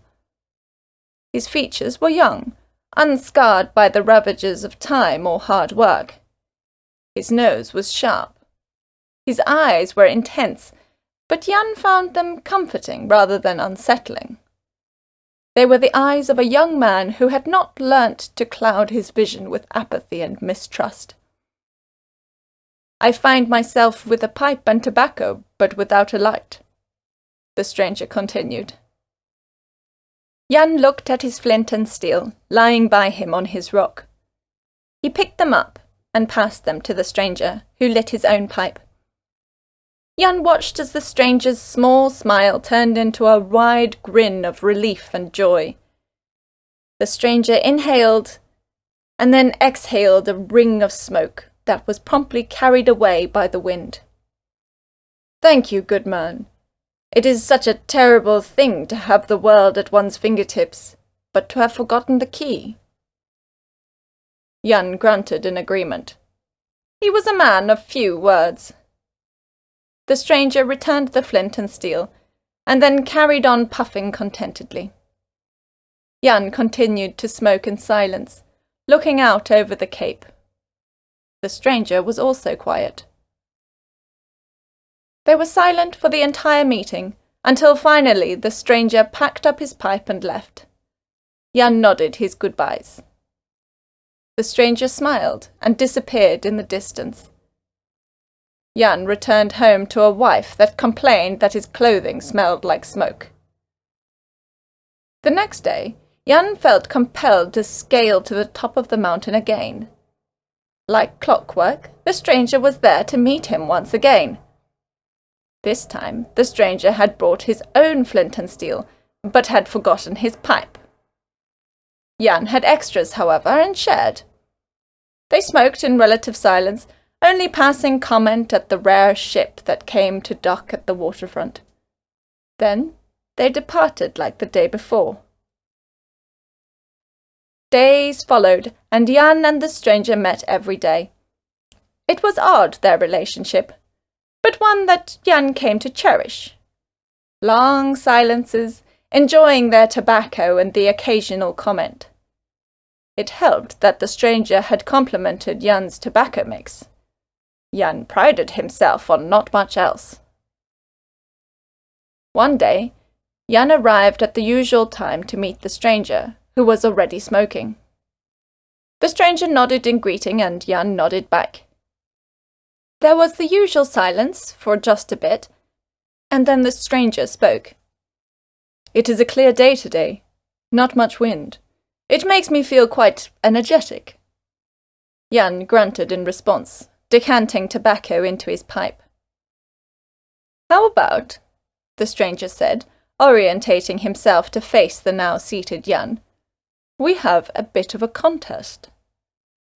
Jan raised his eyebrow.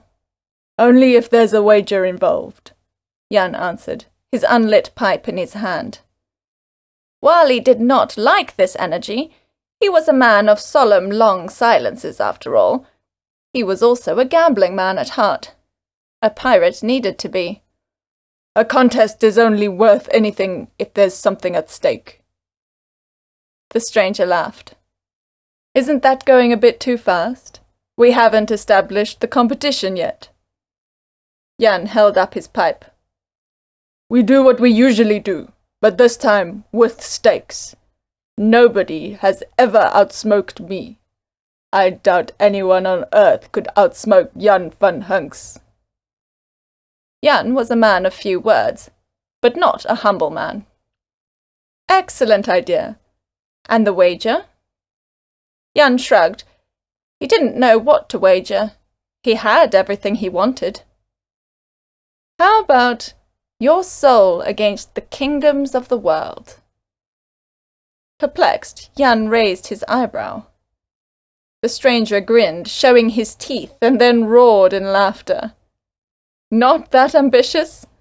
Well then, your soul against a bottle of red gold rum." Jan grinned. He loved his rum. And who needed a soul anyway? He offered his hand to agree to the terms. The stranger accepted, and they shook. Despite Jan's superior muscles and more calloused hands, the stranger had an impressive grip. "I found myself without more tobacco, however. Would you share your mix with me? It smells impressive." Jan nodded. He enjoyed showing off his mix. The stranger deposited some leaves into his pipe and lit it. Jan did the same. They began. It started out like every other time. They smoked in silence, smoked and smoked. But this time, neither of them stopped. The stranger did not stand to leave, and Jan did not go home to his wife. They smoked and smoked. When their pipes ran out, they replaced the tobacco with more. Yet the more leaves they took from Jan's stash, the more the stash seemed to grow in size. Jan knew that after the sun set, darkness fell, and then the sun rose again, that he should be tired, hungry, and parched. But he was not. All that mattered was the pipe in his mouth and the stranger smoking in front of him. Days passed, and the sky filled with their smoke. It spread out so heavily that not even the Cape's legendary gusts of wind could push them away. Rather, the smog settled on top of Table Mountain, forming an appropriate tablecloth. Days turned to weeks, months. The tobacco never ran out, and Jan's humanness was forgotten. So was his wife, that he had loved once. All that mattered was the pipe in his hand and the smoke billowing from it. Finally, when the haze of the smoke formed a very real cloud over the entirety of Table Mountain's peak, one that would return for all time, the stranger facing Jan coughed, kept smoking, then coughed again. His cough turned into a sputter, and he promptly doubled over, retching. Jan noted two things. First was the complete elation that he had won. Second, the stranger's wide-brimmed hat had fallen off, revealing a pair of horns. Jan's pipe fell from his lips, and he uttered, despite the dryness of his throat, "The devil himself!" "Yes, and I do not like losing a wager." There was no hint of the cordiality that had once defined Yun's strange companion, no civil grin or good humour, but a snarl that twisted the youthful face into a demonic visage. "I beat you fair and square, devil!" Yun shouted over the howling wind that now threatened to deafen him. Wreaths of smoke and flame replaced the stranger's black clothes. A pair of bat-like wings erupted from his back. "And I will not take your soul. You will get your precious rum, funhunks, but you shall not be able to return home to drink it. You shall stay here for all time. You shall form this tablecloth of smoke for future generations, an eternity to regret besting me." Yun did not reply. He could not. With those words, his humanity was struck from him.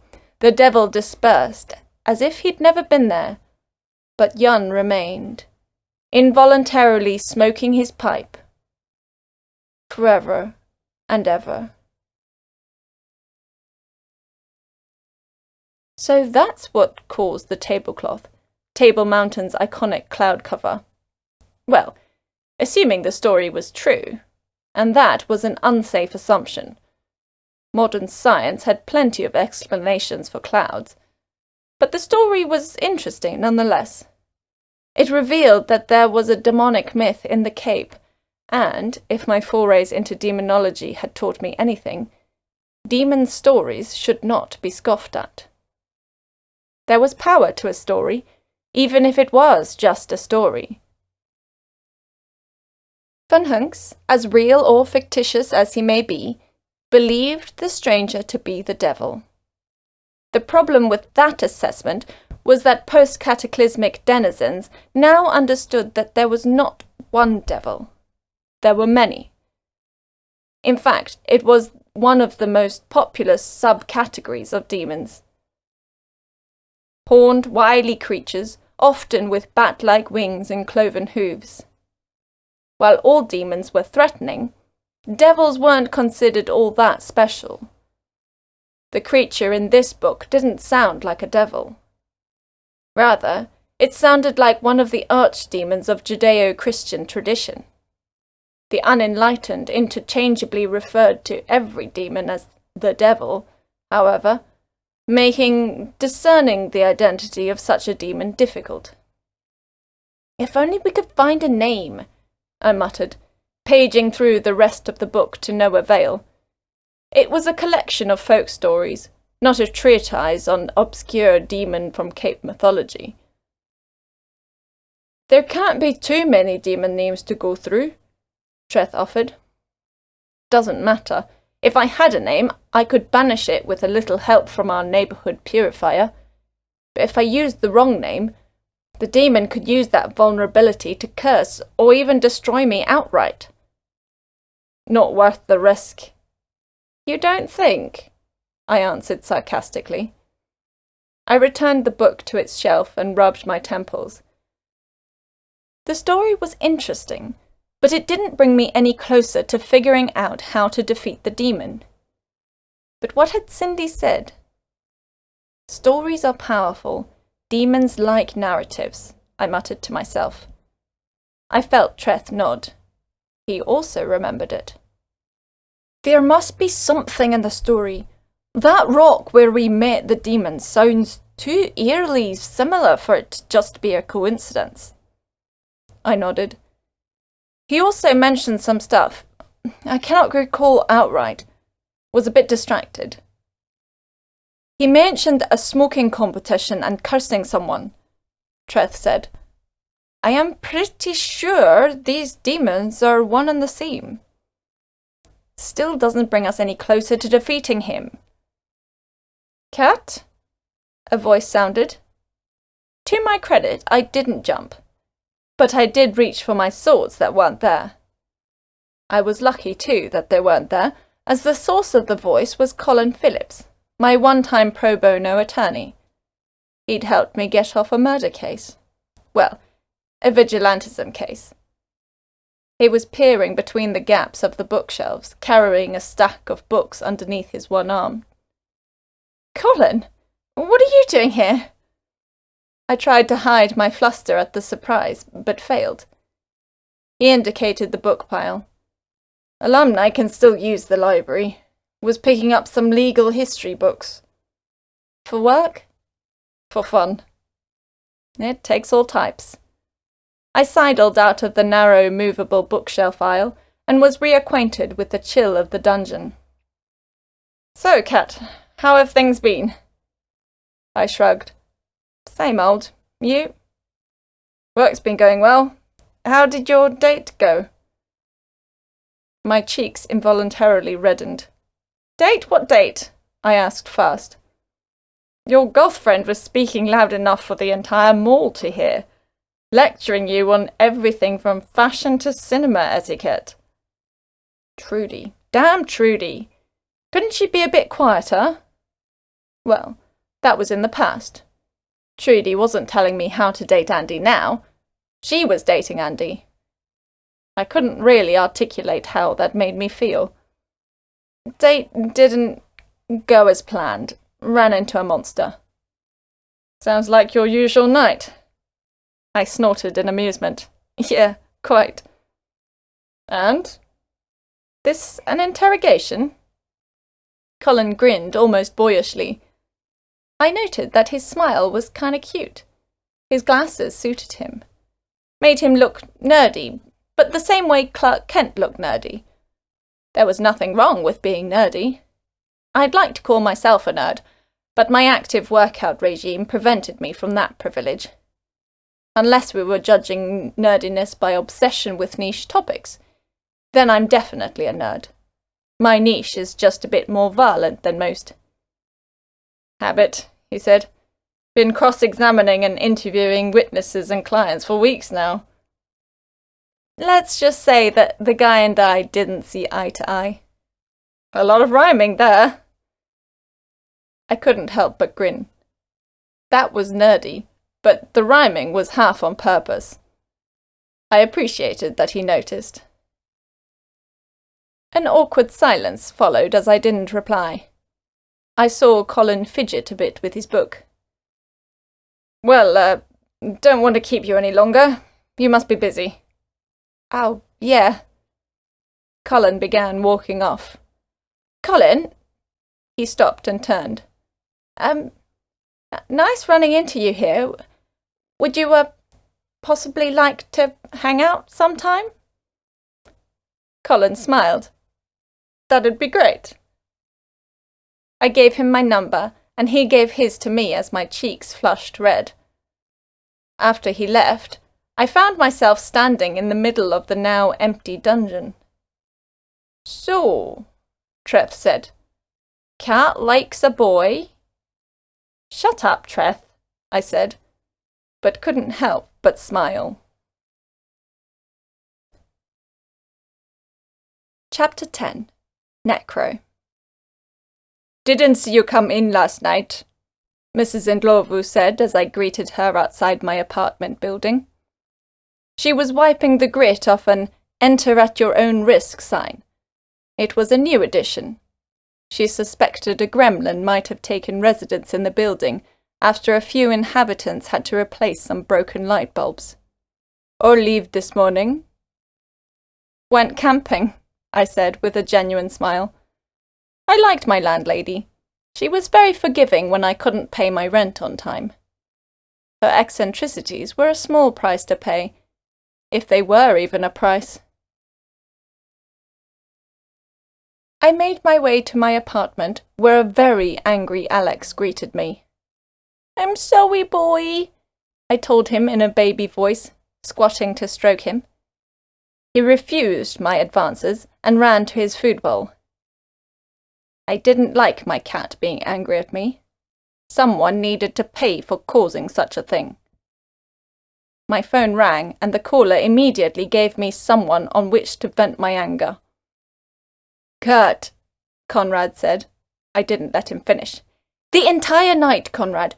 You know where I was for the entirety of last night?" "The Peak?" "The fucking Peak. Sorry about that, he said, sounding genuinely bashful.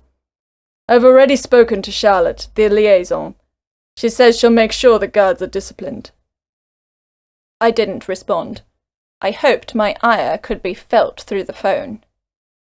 I moved to Alex and opened a sachet of cat food with one hand. It was some gourmet cat food, more expensive than the stuff I was eating.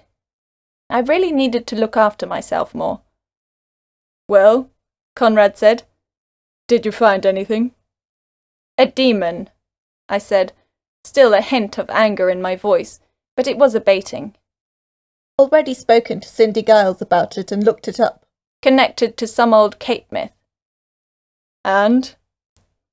It admitted to killing the mages. A pause. What did Cindy say? To be careful and to pay attention to narratives. Do that then. Cindy knows her stuff. I will. I was about to hang up when he spoke again. Kat, I got some info on the Necrolord. That got my attention. What is it? General quietness in the slums. Too quiet, actually. A lot of the gang wars have stopped. It is as if someone has united them. A leviathan of some sorts. Hobbs? Yeah, unless a giant sea monster is dominating the slum gangs. Anyway, the slums have been too quiet. That was until an entire block disappeared. Not the buildings, of course, but all the people. At least 100, just vanished. I frowned. Trudy had vanished alongside all the guests at the Eternity Lounge. The necromancer had admitted to abducting her for the blood cartel. Sounds like my necromancer's MO. Yeah, I thought you'd like to know. Thanks, Conrad. So when do I get on the case? Not now, Kat. You've got a high-paying contract with the Citadel. Focus on that demon. Don't be distracted. But no buts. The Necrolord will see justice eventually. You don't need to go swimming in the slums when you should be on top of Table Mountain. Begrudgingly, I nodded, even though he couldn't see me. My silence was assent enough for him. Good. Keep me updated on the hunt. I will. He hung up. Let's get rid of this demon so we can focus on the primary villain, Treth said. That assumes we can get rid of the demon. What demon? Dua asked, floating down from his birdhouse abode. A smartly dressed bastard on top of the mountain. Why'd someone dress smartly to go up a mountain? Dua asked. Pride, probably, I responded. He seemed pretty prideful. He did, Treth added, even though Dua could not hear him. Prideful enough to start a contest and then screw with the wager when he lost. Pride is a cardinal sin, I said. By whose measure? No one that matters, but there is a reason that pride is considered a vice. And what is that? Pride cometh before the fall, says you. Ha ha ha, I said sarcastically. But it is something to think about. You think you can twist his hubris to your advantage? Treth sounded doubtful. Demons aren't perfect beings. Very far from it. Power always has its weaknesses. This demon seems to love a challenge and gets testy when he fails at it. Only time we knew he beat someone, that someone was cursed to make clouds for eternity, Treth reminded me. Sure, but that demon seemed kinda wistful about it, as if he regretted it. Wouldn't trust a demon on looks alone. Yeah, but it does suggest something we can use. Treth silently awaited my plan. Dua was bored of my seeming insanity, and went to do whatever pixies do when they're squatting in a human's apartment. Demons love narratives. That demon seemed sad that he had no one to smoke with. No one to reenact the old story. If someone challenges him to a new wager, he will probably accept. To what ends? Even if you win, he'll just curse you like he did with Van Hunks.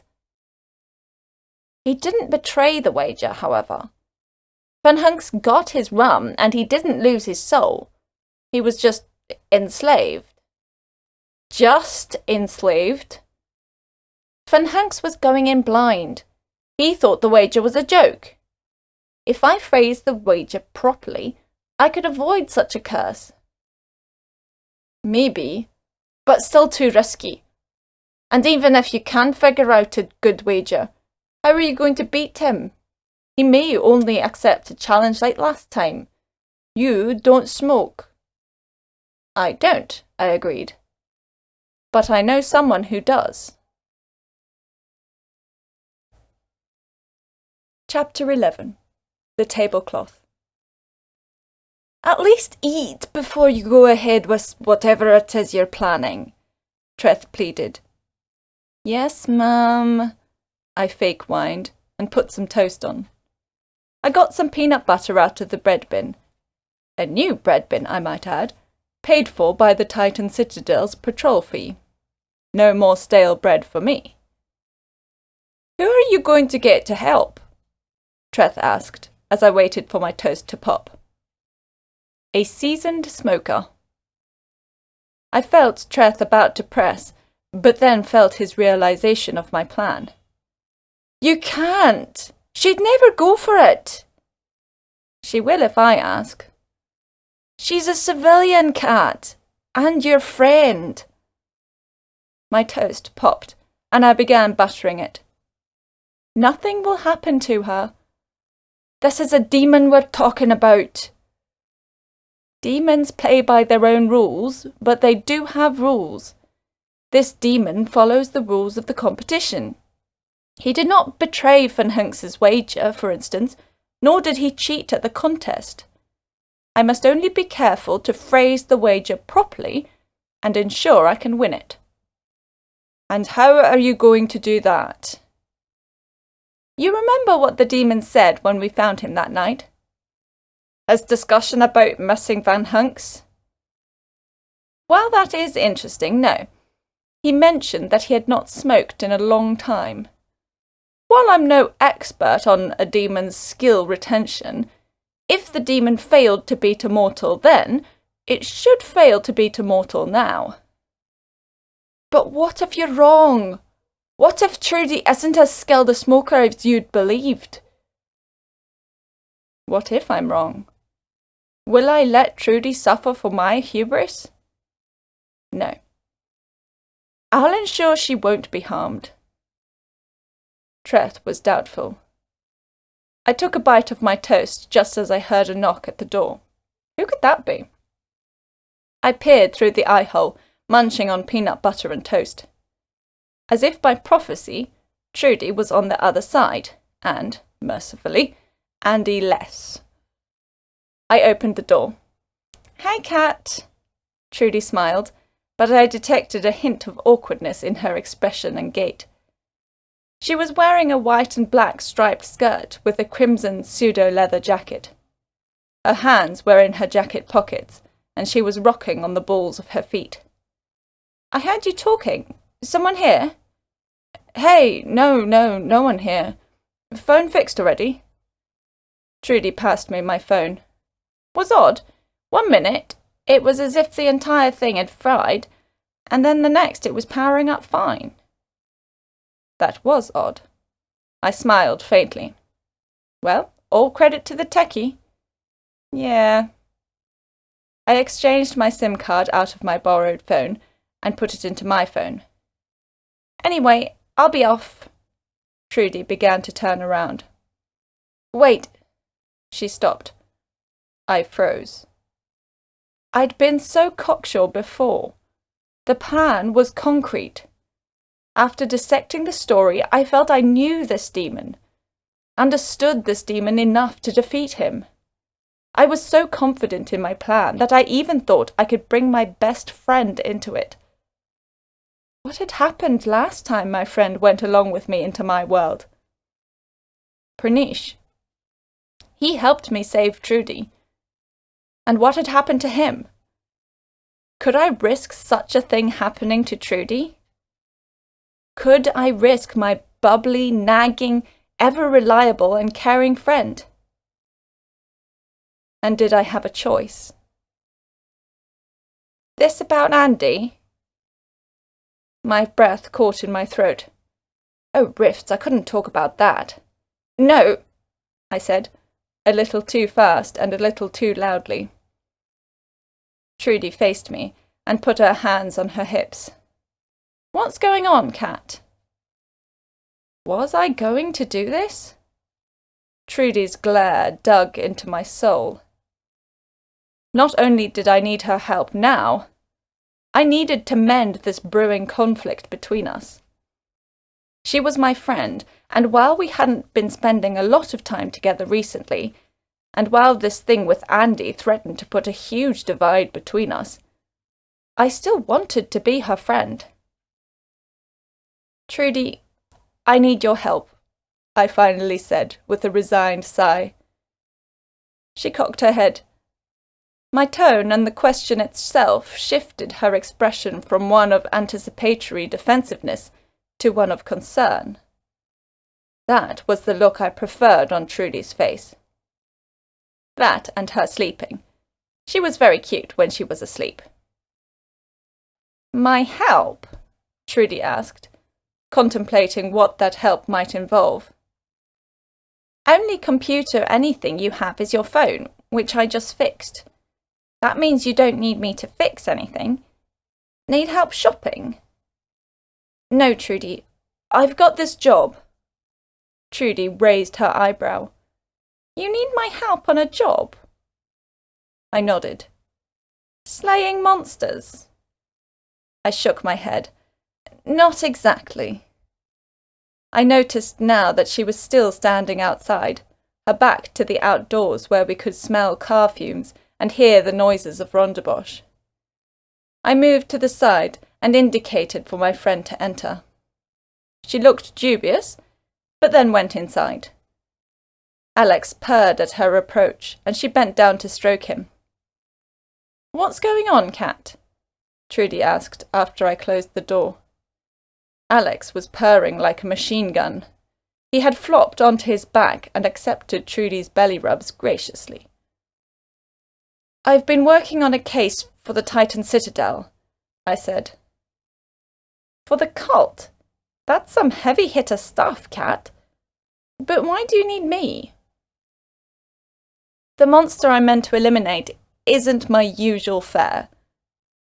I sighed. I can't kill it, but I think I've figured out a way to get rid of it without killing it. Alex looked perturbed as Trudy stood and looked at me. Last chance to back out. I need someone who can outsmoke a demon. Too late. She creased her forehead in thought. A big part of me hoped she refused. If she did, I could find another way. Perhaps a way that didn't risk my best friend. Do you think your plan will work? Trudy asked. I hesitated, but then nodded.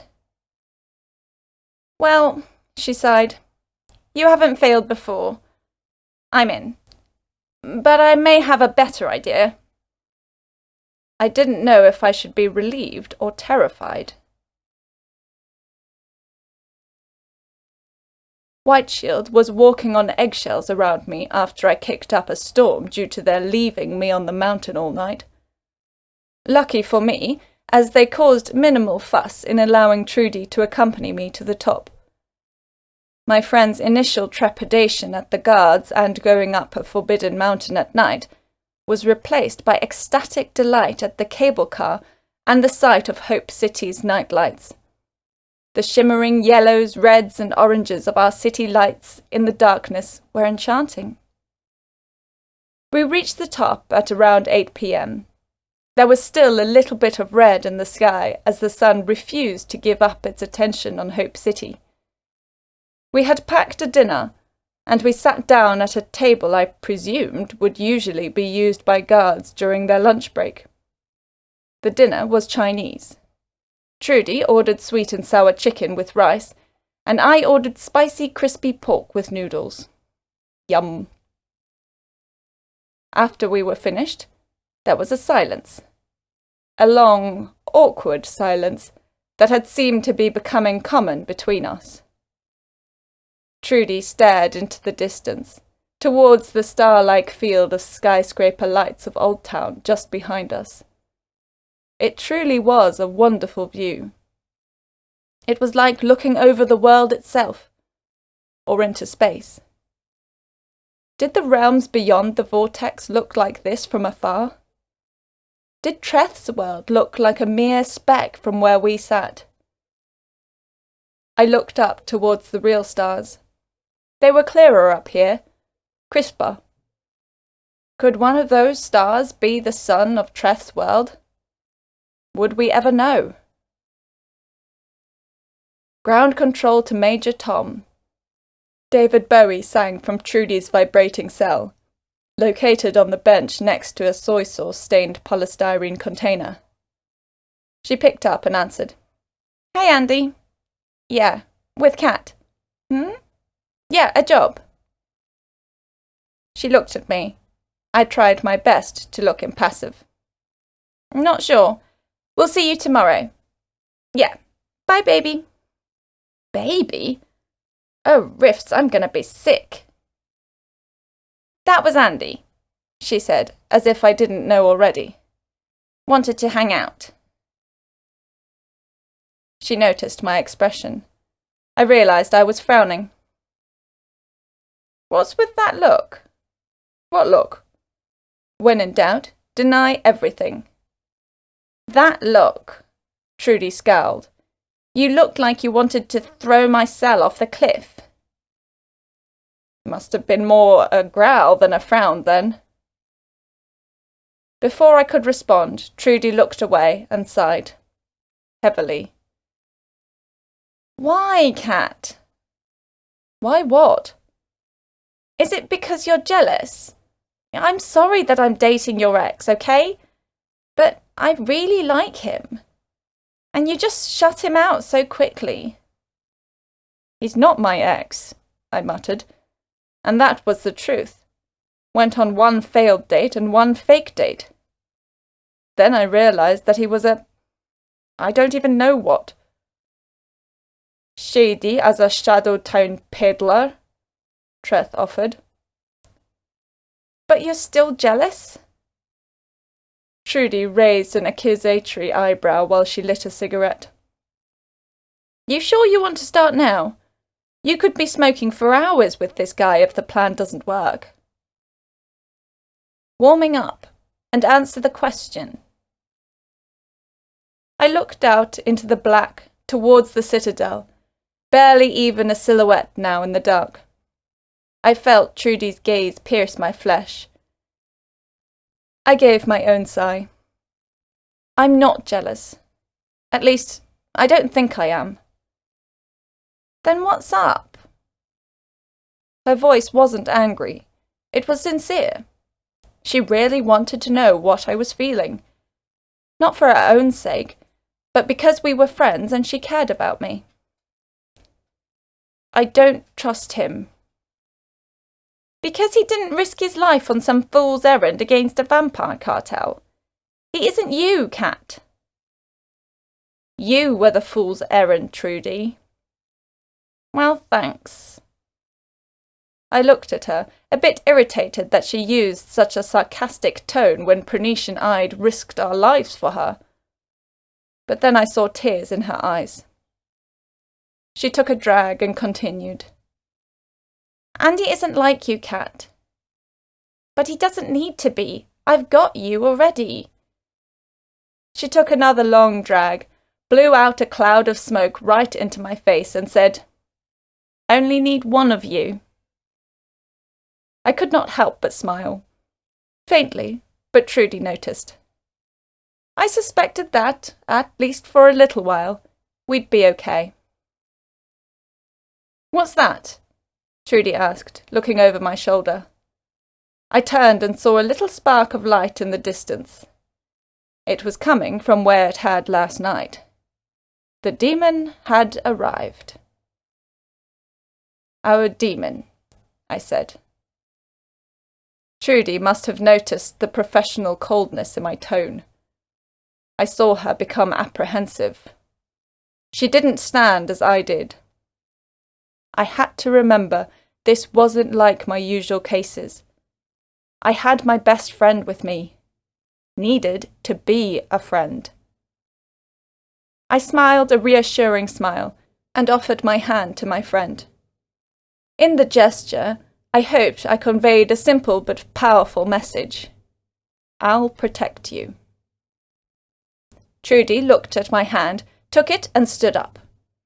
I led her into the darkness. Are we really doing this? Hunting a demon? Yeah. No. Walking in pitch black on top of a mountain. Oh, sorry. I turned on my flashlight. It still wasn't ideal. Trudy almost tripped a lot. She was wearing boots instead of heels, but she wasn't as dexterous or as balanced as I. The fame-boss and brambles were catching her. Hopefully, we wouldn't need to run. I frowned in the darkness. If we had to run, I had the terrible feeling we wouldn't be fast enough. My flashlight's pool of illumination hit the side of the boulder from the Van Hunk's story, and, as was to be expected, the demon was sitting in his usual place, twiddling a lit pipe in his hands. He looked the same as he had the other night. A black suit, tall, sullen. He really a demon? Trudy whispered. I gulped and nodded. He's kinda hot. I rolled my eyes. Back again, Miss Drummond? The demon asked. He sounded too human to be an otherworldly monster. If Cindy was to be believed, the most human monsters were the most dangerous. My friend and I would like to challenge you. Call me Jan. Jan was the man you cursed. What is your real name? Unexpectedly, the demon laughed. A full, loud laugh with his face to the sky. You really ask a demon his real name, Miss Drummond? Wouldn't it be fair? You know my name. Life, like games, isn't fair, Kat Drummond and Trudy Davidson. Call me Jan or call me demon, your choice. Trudy's grip on my hand tightened at the comment. I didn't blame her. Didn't like strangers knowing my name. At least it wasn't our true name. Well, it could be Trudy's true name. We didn't know each other's true names. Safer that way. If anyone got a hold of our true names, this demon included, we could have all manner of curses and destruction magic set at us from afar. Okay, demon. I come to challenge you, as Van Hunk's challenged you centuries before, but this time with the knowledge of what you are capable of. Intriguing, the demon responded, unimpressed by my self-assured tone. What type of contest? Don't tell me a duel. You saw what I did last night. It wouldn't be fair. He put emphasis on the last word, mockingly. He was right, though. Wouldn't be fair. In a fight, I'd die. Question was, would Trudy and I die if my other plan didn't work? You had a contest here with Jan van Hunk's around 3 centuries ago. You smoked and smoked until he beat you. Then you tricked him and cursed him to form the tablecloth. We seek to challenge you to such a contest again, but with no tricks. We come into this with the knowledge of your demonic nature, and can thus make a proper wager. Thus? Are you writing an essay? The light from my flashlight caught on the demon's smirk. What are your terms? Was he really going for it? Phew! Next step. Before the wager, the rules. Games might not be fair, but they have rules.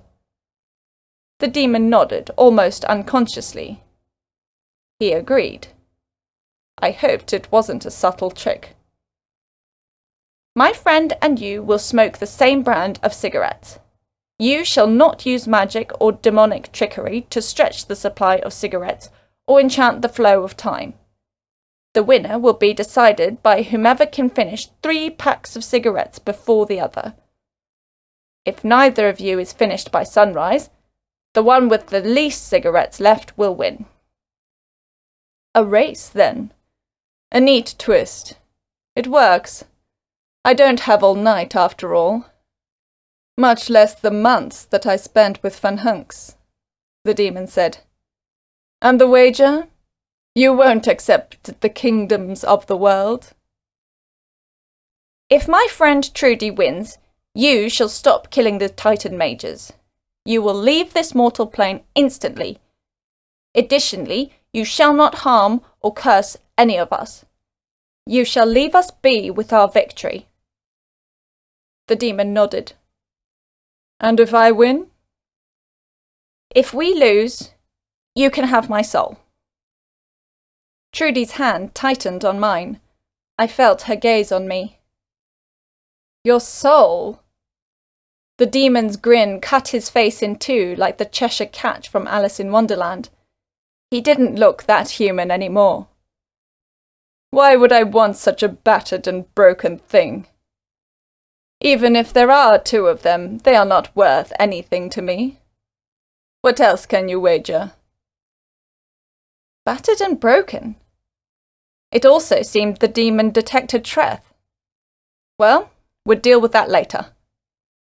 If you win, I began again, I will serve you on Earth. What? Treth asked, aghast. He didn't expect that. Neither did I, but what else was I supposed to offer?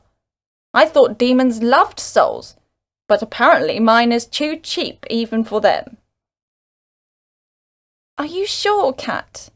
Trudy whispered, almost a whimper. She wasn't as confident in her plan now.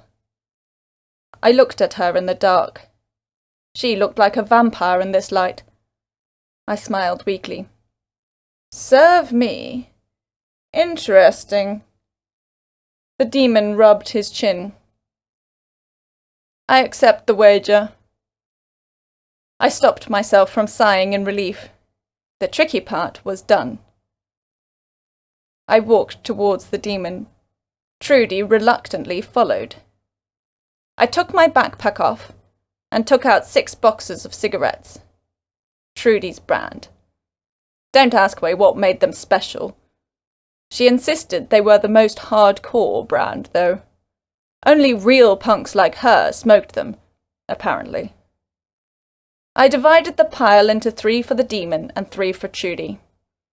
Trudy took a seat on Van Hunks's rock, and I stood in the centre, over the middle rock. The demon leaned over casually and picked up all 3 of his boxes. I noted that he smelled like Old Spice and Feinboss. I offered him a gas station lighter. He declined. A flame emitted from his finger. I hid my nature from Van Hunks. No need to do so with you. He leaned back and looked at my friend. She hadn't picked up the cigarette boxes yet. She clasped her lighter in her hand. Under her white makeup, I knew she was white as a sheet. Poor Trudy. I'd need to buy her something to make up for this. That is, if what we did worked. Are you going to start? The demon asked, already smoking his cigarette.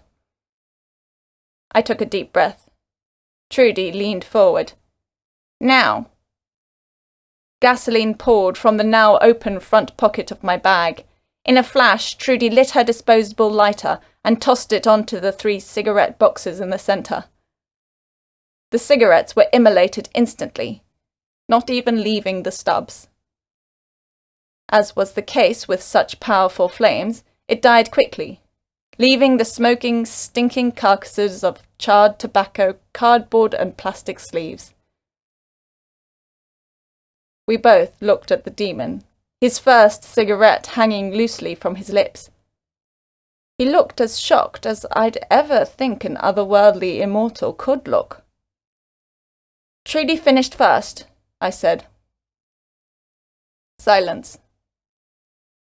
Was he offended? Did he consider this cheating? Would he not accept the win? We won. Disappear. But he didn't disappear. Instead, he frowned. A deeply mournful frown. He looked ashamed. "Congratulations, girls. You win." "Good, then go." "I'm sorry, but I can't do that." I instinctively moved to the side, putting myself in front of Trudy. She backed away as far as she could on her rock. "The wager would have stood," he said, a hint of disgust in his voice, "if I was my own demon. But alas, my dear girls, another holds my reins." In an instant, I saw purple-black tendrils reach out towards us. I felt their intense evil. They meant to curse, if not outright destroy me. And after I was dead, Trudy would be next. I could not let that happen. But how could I stop it? I was no purification mage. I wasn't some demon hunter. I was a student playing part-time monster hunter. This was way above my pay grade, and my friend was going to suffer for it. But I stood my ground. I held my breath, and I didn't close my eyes. The tendrils stopped a centimetre from my face, then dispersed. The demon looked just as shocked as I. He looked at his hands, and then at me. His smirk returned to his face, and he laughed. "Interesting, Miss Drummond. Very interesting." He disappeared. All went quiet. My flashlight went off. I had the feeling Trudy would need to fix our phones again, or wait for them to start working. "That was amazing!" Trudy's shout shook me out of my reverie. "How did you do that? I didn't know you were a wizard. Did Pranesh teach you?" "What are you talking about?" I asked genuinely. "What do you mean?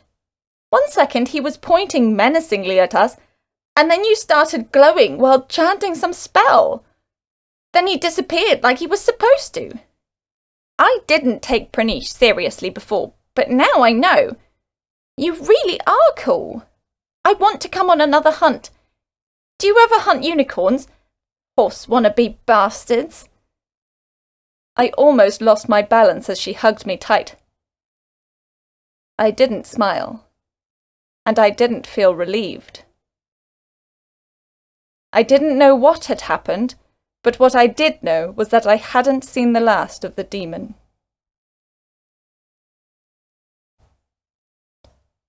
Chapter 12. Dating. I had a gut feeling that this wasn't over, and if I had learned anything in this line of work, it was to trust my gut. "The demon is gone, Kat. Let's get paid," Conrad pleaded. Not gone. He didn't fulfill the wager, just disappeared. "No murders for a week. Citadel is ready to pay us out." "He's biding his time," I said, distracted by a stir-fry I was cooking, my one hand on the wok handle and my other on the cell phone. I was eating well of late, a lot of money to burn. I didn't even feel bad about spending it. "You're overthinking," Conrad whined. What was he spending his money on anyway? His living expenses seemed pretty cheap. "Give it another week.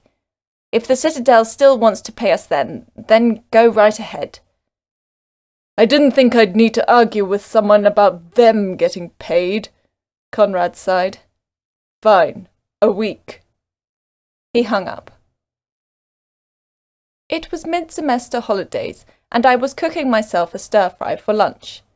Had a head of cabbage, bell pepper, onion, some cut-up chicken, and a lot of chili. Would top it off with rice. Never thought you'd become one to turn down money, Treth said. If money was my prime motivator, I wouldn't be a hunter. I'd become a plumber or a deep-sea welder. And have to contend with ratmen and merfolk. Those jobs are more dangerous than hunting. But get paid a lot more on average. So no, I don't just do this for the money, as hard as that may be for you to believe. The demon is still out there. He said so himself. I didn't finish my job. Can't in good conscience get paid. Very virtuous, Miss Knight. But while you're chasing a poofed demon, there are undead crawling out of their holes. I frowned while tossing my stir-fry. Treth was right. My primary enemy was still out there, while I hunted otherworldly immortals. Something's just not right. That demon isn't like anything we've hunted before, I pondered aloud. And that's why I'd rather take the money and get back to what we're used to fighting. Undead are safer. Heh, we're an odd bunch, aren't we? I don't know about me, Dua interjected, flying down to investigate the stir-fry. But I know you're pretty odd. You putting honey on that? You think I should? I raised my eyebrow. I seldom cooked stir-fry. When I did, I rarely experimented. I'd do it, Dua shrugged. Well, couldn't hurt. It's just lunch. Dua brought me the honey squeeze bottle, and I lathered the top layer of stir-fry with honey, stirring it in and continuing to toss the pile. A savoury and sweet aroma rose from the conglomeration of meats and veggies, making my mouth water. I used my sacks to skewer a piece of chicken and checked it for pinkness. I think it's done. I dished up into my single overused food bowl and mixed it with my already cooked rice. Dua stared longingly enough at a piece of honey-lathered red bell pepper that I poked it with my fork and put it on his saucer. He licked his lips and dug in. I thought you were vegetarian, I asked between mouthfuls. Yeah, this is a vegetable. Mixed with meat. Dua shrugged. We aren't allergic to meat. Thought it was an ethical thing, being a part of all nature and stuff like that. I took another mouthful. Needed more chilies. Nothing like that. Dua took another bite. The piece was the size of his torso, and he'd already eaten a portion as big as his head. He seemed to be enjoying it. We just didn't get meat a lot. Try never eating something ever, and then eating it. It's gross. And less chili next time. Heresy. More chili. Dua rolled his eyes. This was a fundamental dispute in values. There'd be no compromise. My phone rang, playing some dark wave goth stuff with heavy bass that Trudy put on when I wasn't looking. Dua jumped off his saucer and shot my cell a glare before returning to the bell pepper slice. I wondered how much his petite frame could healthily put away before picking up the cell. The caller ID said, Colin. I immediately flushed. Colin? What was he doing calling me? Well, I gave him my number. Of course he was going to phone me. That's how it worked. Why did I give him my number, though? I didn't usually give up my number. Or did I? A lot of clients had my number, but Colin wouldn't be calling about a job. Or would he? Oh, riffs, I'm rambling to myself. The phone kept ringing. Why did I give my number to Colin? Was it because I liked him? It rang again. I had to make a choice. "Answer it!" Treth ordered. I pressed the receiver. "Hey!" both Colin and I said at the same time. I paused. He paused. "How's it?" we both said, thinking the other was waiting for us. By the cataclysm and all the stranded gods, not this awkwardness. Well, at least it wasn't the silence I had with Andy. "Pause. Give him the initiative," Treth suggested.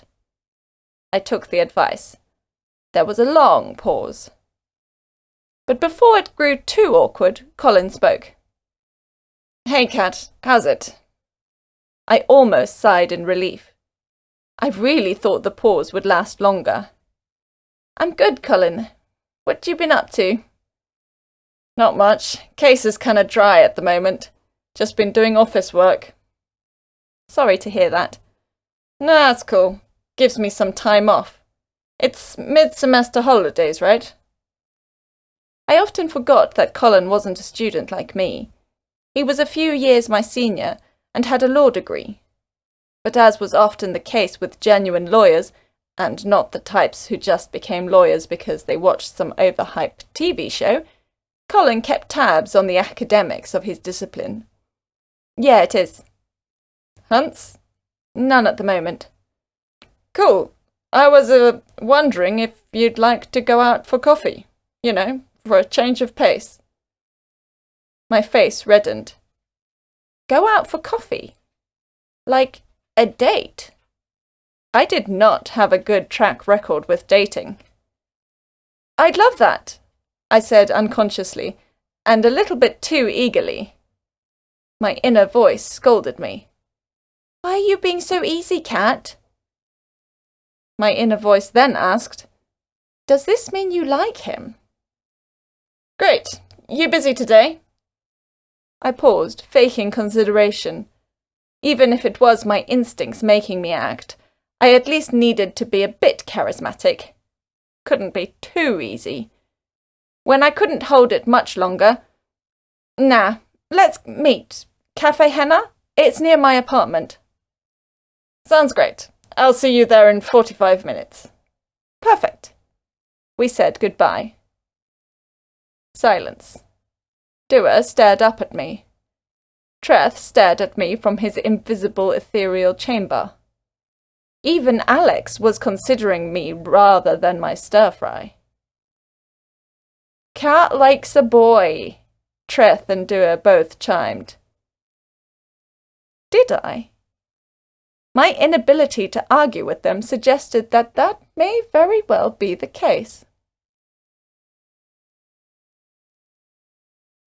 I wore my denim jeans, with the least bloodstains, and my black leather jacket, with only 3 noticeable ghoul claw marks on the back, with a Fleetwood Mac t-shirt underneath. My dark chestnut hair was loose, coming down just past my shoulders. Dewar had mocked me while giving me bad advice the entire time. Treth was surprisingly encouraging. Advised which clothing I should wear, and even suggested I wear my hair loose for once. Was very out of character for him. Last time I'd gotten close to any guy, Brett, Treth started whining like a steam train. Or at least what steam trains whined like in movies. No trains in Hope City anymore. What made this time different? I didn't have long to think about it. I had a date. Or was it a date? I didn't really know. Did I want it to be a date? I didn't know that either. I walked to Cafe Henna. It was located on Rondebosch Main Road, between a fast food outlet that made students fat and the Chinese place that was the source of Trudy and my favourite takeaways. I was early. Of course I was. Was it because I didn't spend enough time making myself look good? I didn't know how to do that. If only I had Trudy here to help. Treth must have sensed my angst. "You're early because you live a few minutes away. Relax. You look great." I couldn't help but blush. Treth seldom complimented me. I sat down at a table for two, shifting my hidden knife in my jacket so it wouldn't poke into my ribs.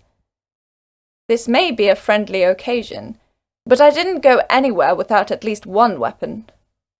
The attack at UCT and my lack of weapons at the time continued to scar me just a bit to this day. I also had 2 sachets of demonite. Didn't know when you'd run into some uppity sorcerers. I sent the waitress away twice to wait for my date, ignoring her pitying gaze, before Colin finally arrived. "Sorry to keep you waiting," he said, repressing some panting. I could see a sheen of sweat on his brow, and he was red from minor exertion. "No, my fault," I said earnestly, resisting a blush that I didn't understand. I tried to stand, but knocked my knees into the table in front of me. He motioned that I didn't need to stand up. I smiled, relieved. He was wearing a business suit, tie and all. He put his jacket on the back of his chair, and then took a seat. "Work?" I asked. "Always, but I wear this most of the time. Habit, and I kinda like it. Half the reason I wanted to be a lawyer. An excuse to wear the suit." I jokingly scowled. I prefer casual myself. "Well, I'd hate to get bloodstains on this. Dry cleaning is expensive." "Tell me about it," I chuckled. "Do you know the cost of getting necro blood out of most fabric?" He caught the waitress's eye and called her over, then shook his head at my question. "More than it costs to kill them," I continued. "Sounds like excellent margins," he said sarcastically with a grin. "They are. Also the reason I wear black." "Thought that was 'cause of your goth friend dictating your shopping habits." "Partly that." I feigned exasperation, but couldn't help a subsequent smile. The waitress arrived. I ordered black coffee, and Colin ordered coffee with a bit of milk. "So," he started, as the waitress left to fulfill our order, "what got you into monster hunting? Not judging, but it isn't the most traditional of part-time jobs." "Well," I hesitated, "wasn't really a conversation for a date on my end. What do I tell him? That I lost my parents, went borderline insane, met a knight from another realm, and then realized I like stabbing things? Yeah, that'd go down well. Let's just say I really don't like monsters." "Good a reason as any." I must say, I noticed that I was fidgeting with a paper sugar sachet. At least I wasn't playing with my demonite sachet. A lot of casters took exception to having those in the same room as them. Kinda like waving a loaded gun around. "You've really gotten better at speaking. No offense." "What the hell, Kat?" I yelled at myself. Despite my immediate regret at the statement, his face lit up.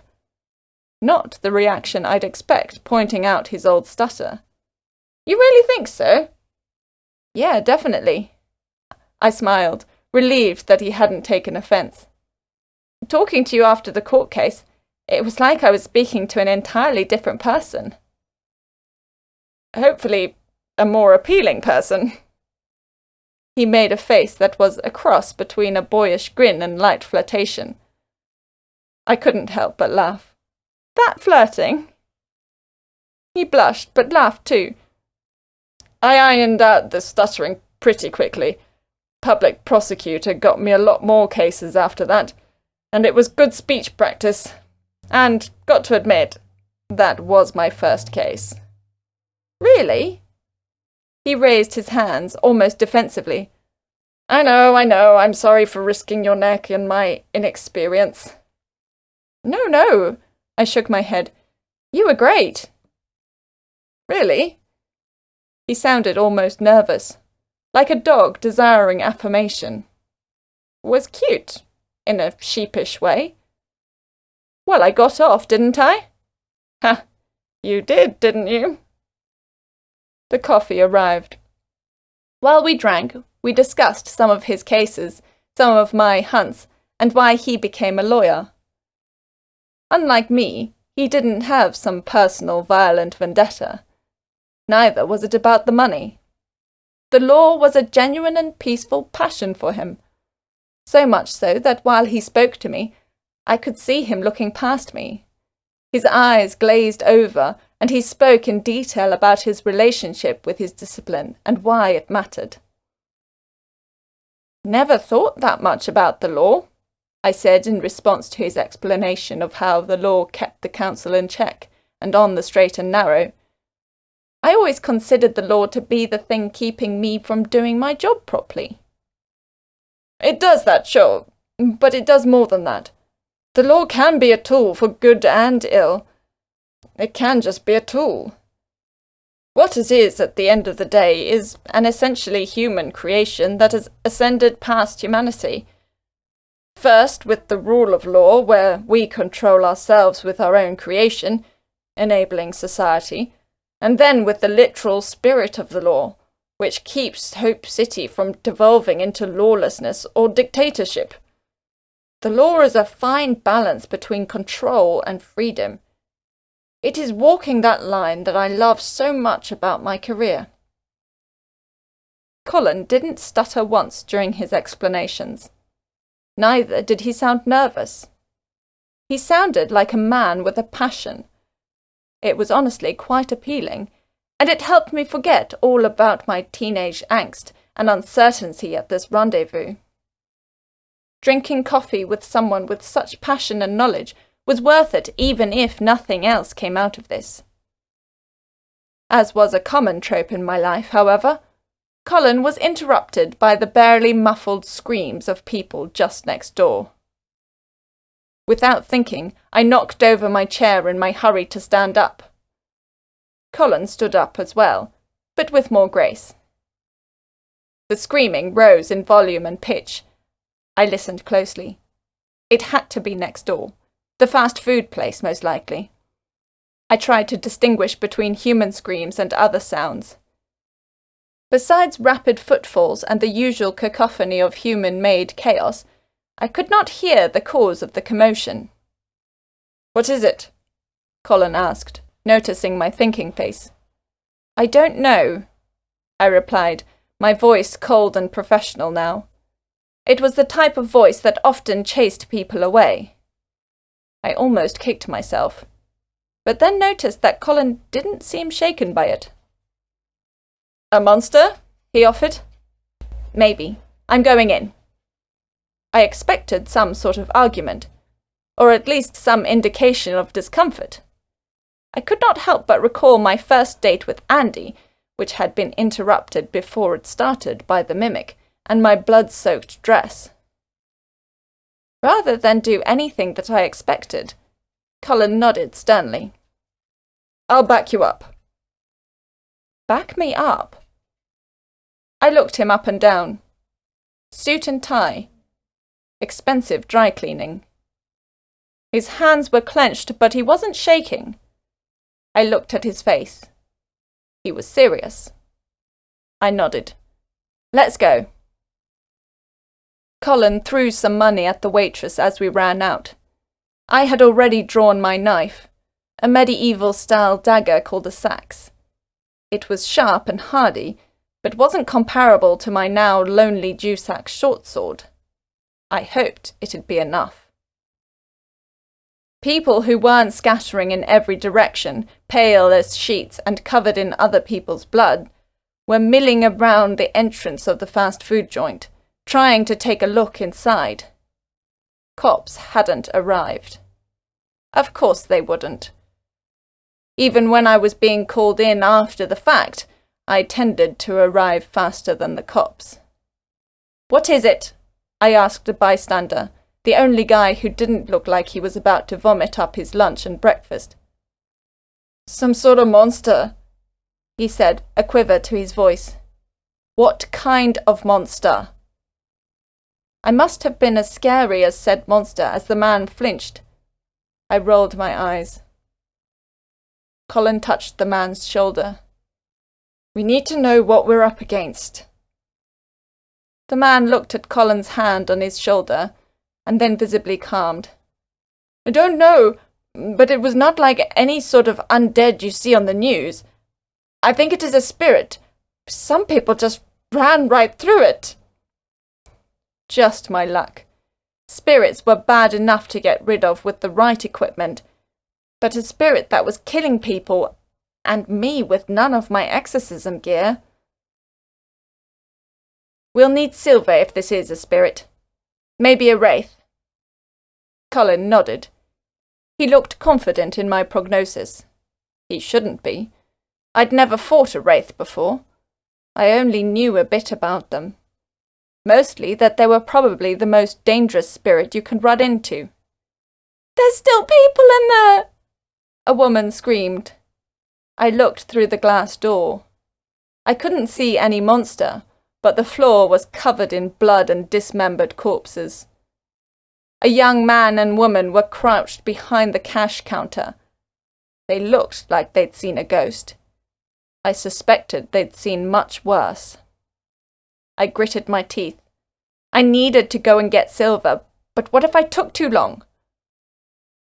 I watched the pool of blood on the tiled floor grow ever larger, seeping into the cracks and staining the white tiles red.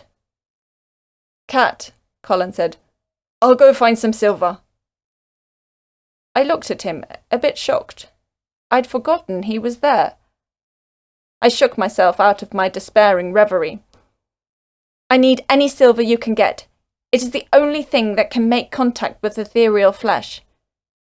Colin nodded, and without any further hesitation, ran back into Cafe Henna. That left me with what I did best, hunting and trying not to die. I muscled past some bystanders, seemingly paralyzed with fear, and shoved the glass door open. It was quiet inside, and the outside world became muffled when the door closed behind me. Right now, I wished that I'd memorized some purification spells. More and more, wizardry would be helping me not to get myself killed. That was ignoring all these weird, instinctual purification spells I'd been incanting these days. Couldn't rely on those, though. A wraith could spit me while my brain was still figuring out I was in danger. I heard a squelch as I stepped forward. I looked down. Thank Athena I wasn't squeamish. The thing I'd stepped on looked like it might have been a lump of flesh in better days. Now, it looked like something an indie horror film director would use. It was disturbing how cheap real-life special effects often looked. I don't see anything, Treth said. He was obviously talking about the monster, not what it had left behind. I fought the undead for a living, and seldom did I ever come across scenes like this. I took a step forward, ignoring the squelching, wet stickiness underneath my feet. The living staff behind the counter poked their heads out. I stopped and motioned to my eyes. The staff were white as snow. The man ignored me and just stared. Shock. The woman was not much better, but glanced to the side. That was all the warning I needed. I dove forward as a roiling mass of spectral skulls, spikes, and blades tore the air where I had just been standing a moment before. I sprang up from my new position and turned around to examine my assailant. For something that was a spirit, it looked pretty solid. It hovered above the ground and wore torn black drapes over a malformed body. Underneath an equally torn hood, its face peeked out, if I could even call it a face. It looked like someone had given a metal skull 3 long fangs and then squished it into a mask. This was no mask, though. It was floating just in front of the rest of its body, and I could see nothing behind it. Most menacing of all, however, was its 2 arms, bearing claws as long and as sharp as swords, dripping with blood. It stared at me unblinkingly, twitching its sword-like fingers in minor spasms. Its black drapes shifted sharply and unnaturally, as if there was something roiling underneath. It fit the description of a wraith, but the descriptions could not do it justice. Waves of anger and malice emanated from the creature. Its every move was one of either calculated extreme violence or the catatonic twitches of a highly distressed beast. The main question was, how was I going to defeat it? In a silent flash it was before me. I ducked just in time as it raked the air, slashing a few strands of hair off my head. Hopefully, it wouldn't be noticeable. And hopefully I'd be alive to care that it was noticeable after all this was done. I slashed towards it and felt only cold. An intense, icy shock shot up my arm, and I almost dropped the knife. This was not my type of prey. "Run!" I yelled. The woman showed indications of doing so, but the man remained still.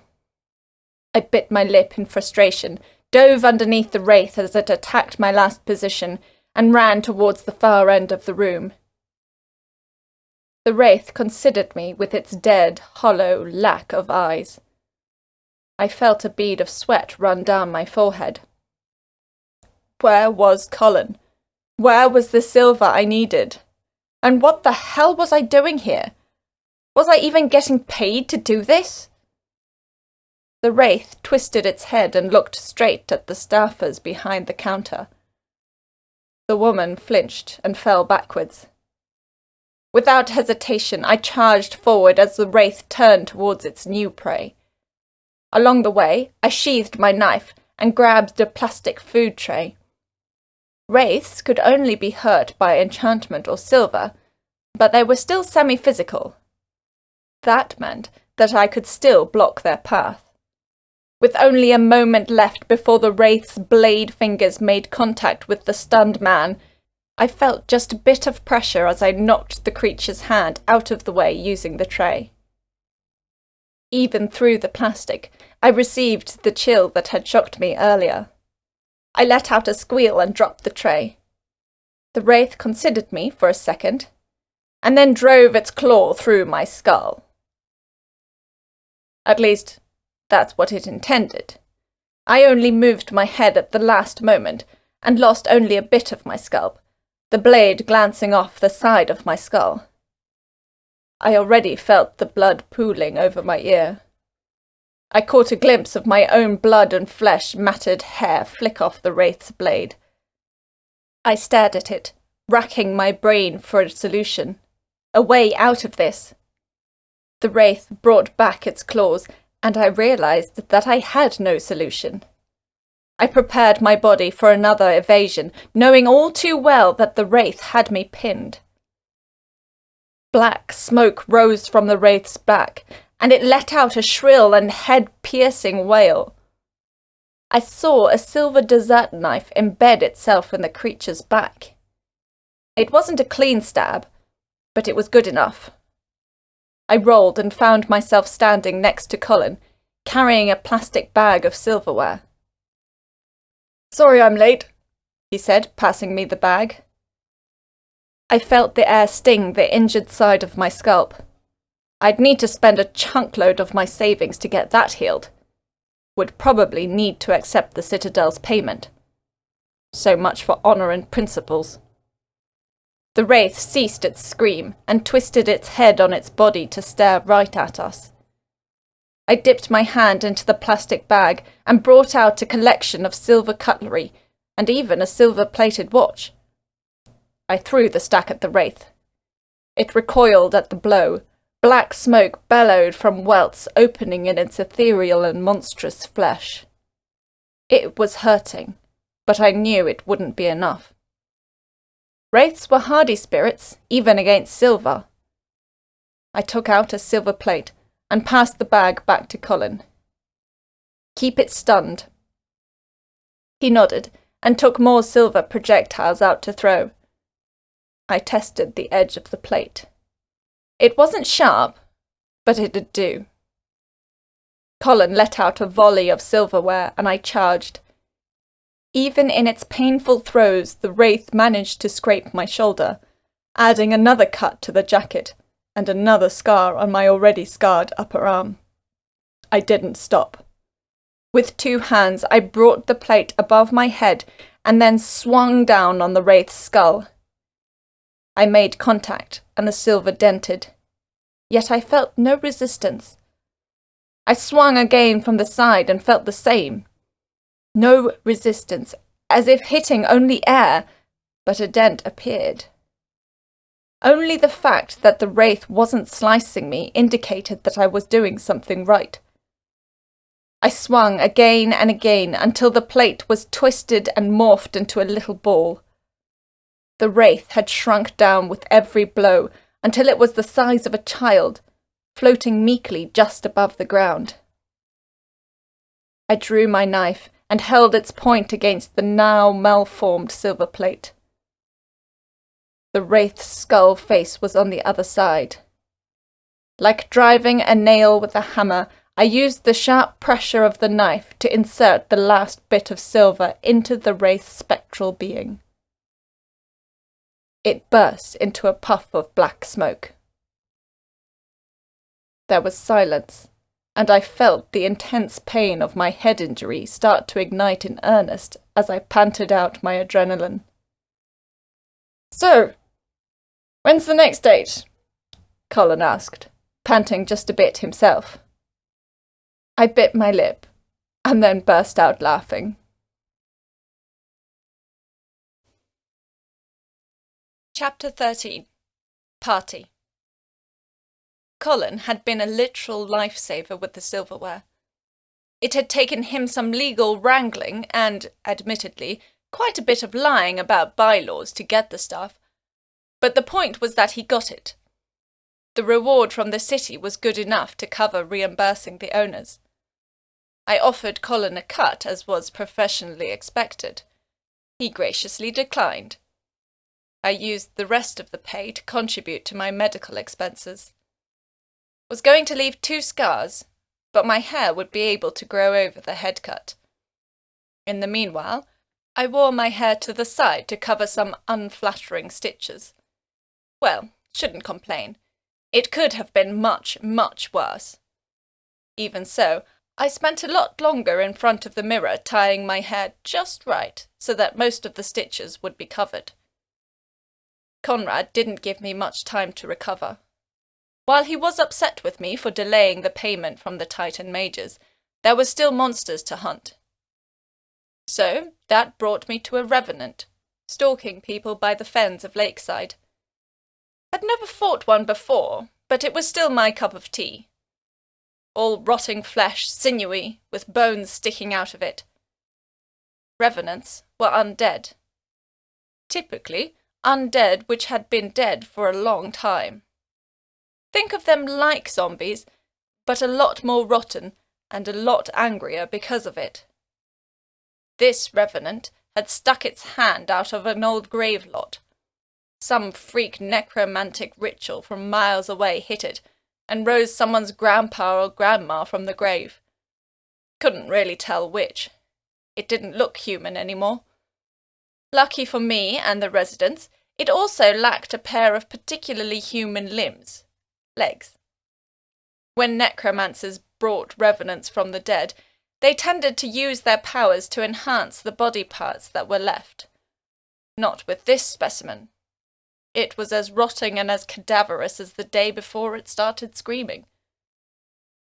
I found the thing crawling along the ground, scraping itself along the grass by the lakes and swampy marshlands of the lakeside suburb. It was easy to find. People were watching it from afar, as if it was a distant car accident or street performer. I made my irritation known as I walked past the crowd of onlookers, considered the hissing, gurgling, and stinking wretch before me, and then skewered its head. The crowd dispersed sluggishly. There was an air of disappointment about them as I snapped a picture of the revenant, and watched my pay get deposited into my account. "I think they wanted more of a show," Treth commented. I heard distaste in his tone. My sentiments exactly. We travelled in relative silence back home. I managed to hitch a ride back with one of Hope City's rare buses, much cheaper than a taxi. I really needed to get a car or bike. In the almost empty bus, I could not help but feel a tad melancholic. It didn't help that the sun was considering setting, turning a blue sky and yellow light to a more sombre orange and red. This melancholy grew. What was the cause? Was it the Revenant? Did its pathetic form trigger some sympathy in my cold and battered heart? Can't be. I'd seen much worse. I'd done much worse. I felt the same about the Revenant that I did about all undead. At best, a cold indifference. At worst, a vehement hatred. What I was feeling had nothing to do with the Revenant. Was it then worry about something happening in my life? I did not know what. Things were going fine, relatively. I was on good terms with Trudy again. I was chatting with Colin online every night. My bank balance was good. Dewar had cleaned my apartment's waylines so well that Pranesh even asked to come visit so he could enchant stuff using the local magic supply. Life was, as far as I could tell, pretty good. Just needed to wrap up this business with the Citadel. I'd come to my senses and agreed to be paid eventually. The bus stopped in Rondebosch, and I got out to walk the rest of the way. My bag of gear felt oddly heavy on my back. I'd put my sword in it. My lonely sword. Really needed to go get another one. The street leading up to my apartment building was quiet, as usual. I heard some birds tweet at a cat. It wouldn't be Alex. He didn't like leaving my apartment. The local cats were mean. I arrived at the foot of the stairway leading up to my floor and let out a heavy sigh. "Happy birthday, Kat," Treth said quietly. Yeah. That was it. I scaled the stairs and came face to face with my apartment door. I messed with my keys and then opened the door. "Surprise!" bellowed out of the door like a shotgun blast. I would have jumped if I hadn't been stunned. Trudy came running towards me, holding Alex. She was wearing a dark red and grey plaid skirt with black knee-high socks. "Happy birthday!" she squealed, evidently more excited about my traditional rotation around the sun than I was. Alex meowed at me as I reached to stroke him. I looked past Trudy's shoulder into my apartment. Behind her was a motley crew I'd never expect to congregate in one place. A bunch of people from so many different parts of my life I'd forgotten they were from the same city. Just behind Trudy was Pranesh, beaming like he used to. Andy stood next to him, with his friend from Miriam's party. And speaking about Miriam, there she was, wearing her vampire black petticoat. Next to her was Brett, Guy, and even Cindy. And to top it all off, there was Colin, wearing a casual t-shirt and jeans that made him look years younger. So many people. So many parts of my life. "Don't cry," Treth said, more to himself than to me. He had the start of a sob in his tone. "How?" I asked Trudy, who beamed at the question. "When I fixed your phone, I may have given myself access to your contacts. I invited the top contacted people." She frowned. "Most didn't respond." That was to be expected. Most of my contacts were temporary clients whom I hadn't even met. Most contacted? I asked, ignoring the blatant invasion of my privacy. Where's Conrad, then? Your smarmy boss is going to meet up with us later at the Gravekeeper. I smiled. Got this all worked out, then? Trudy smiled ear to ear. Yep. Trudy cajoled me into the room. I shut the door behind me and put my bag down in its usual spot. My guests started to hustle in and greet me, and, in an unconscious daze, I greeted everyone. Happy birthday, Caddy, Brett teased. Surprised you? Guy added with an almost childlike grin. Cindy hugged and simply said, Happy birthday. I thought it was only fair I attend one of your parties, Miriam said. I called her Prof. She grinned and rebuked me. Before I could get to Colin, Trudy wrangled Andy and his friend into my way. I looked at Trudy's smile and decided to be polite. You remember Oliver? Andy asked, his two white smiles shining. I looked at the young man. He had an arrogant grin on his face, very similar to the one he had at Miriam's party. I do. I put out my hand. He shook it. His grip was strong, stronger than he looked. How's the monster hunting going? Oliver asked, a hint of mockery in his tone. Very well. How's the IT? IT? It was very sudden and very subtle, but I caught Andy glaring at his friend. Oliver flinched, even more subtly, and continued. Ah, IT. Yeah, it's been going well. We're aiming on a workable build by next year, Andy added, straight-faced. What was that all about? Workable build? What are you developing? I asked, only a bit curious. I looked over Andy's shoulder. Colin smiled and inclined his drink at me. He was showing that he wasn't offended. I felt a pang that I couldn't explain. Video games, Oliver replied. Andy elbowed him in the ribs and replied himself.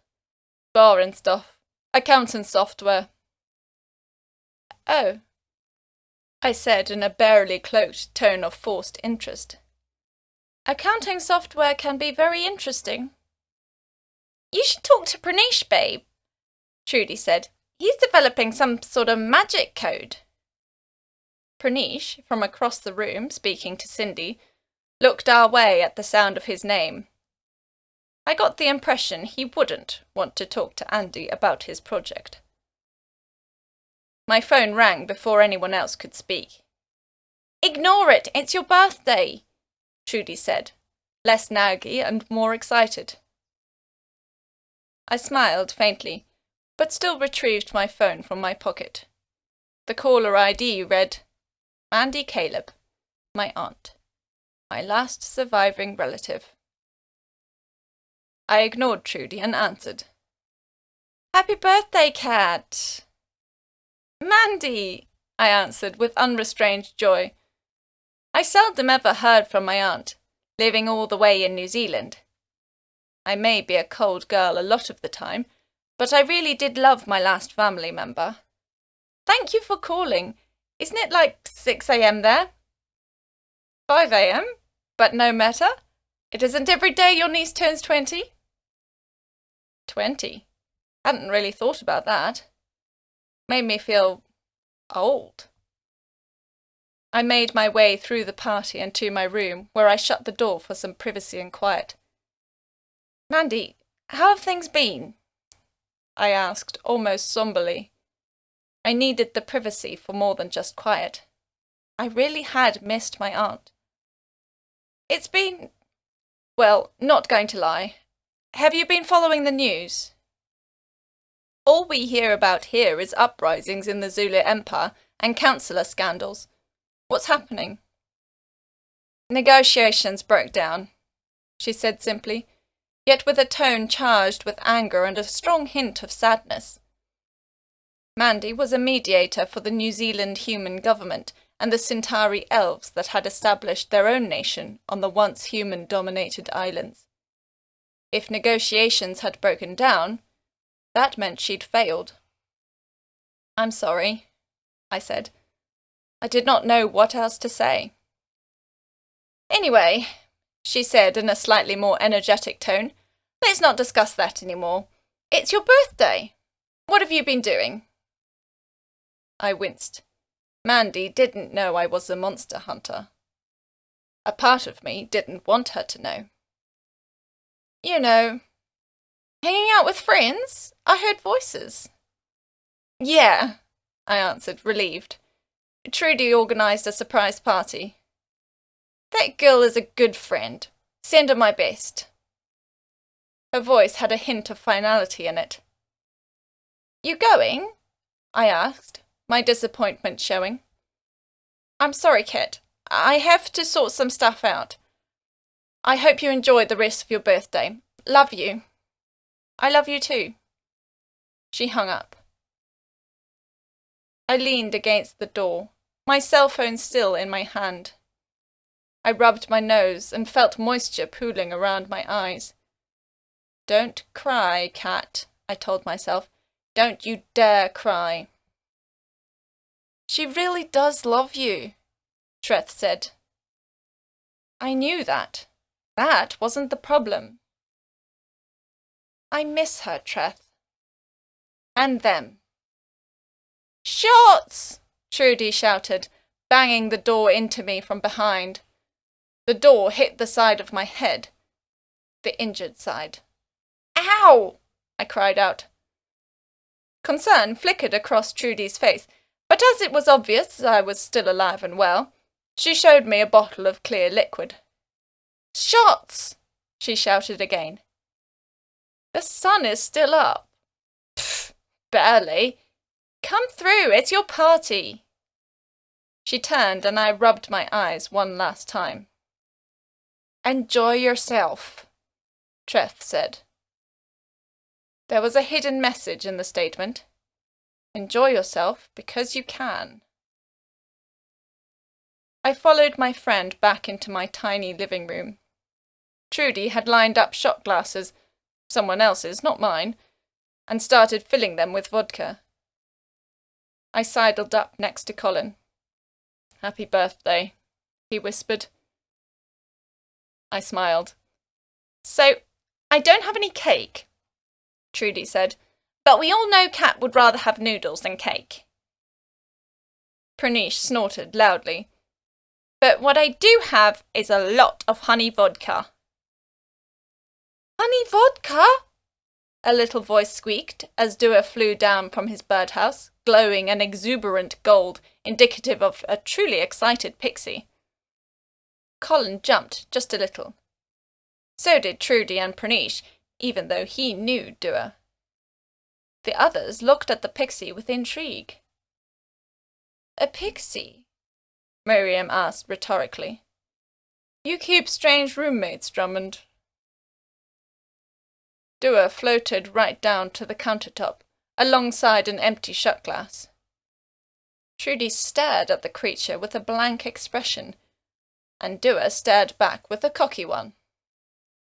The staring match continued, and then I burst out laughing. Trudy looked at me, and then joined in. Dua didn't look amused. "Come on, Trudy," I said. "Give the guy a drink."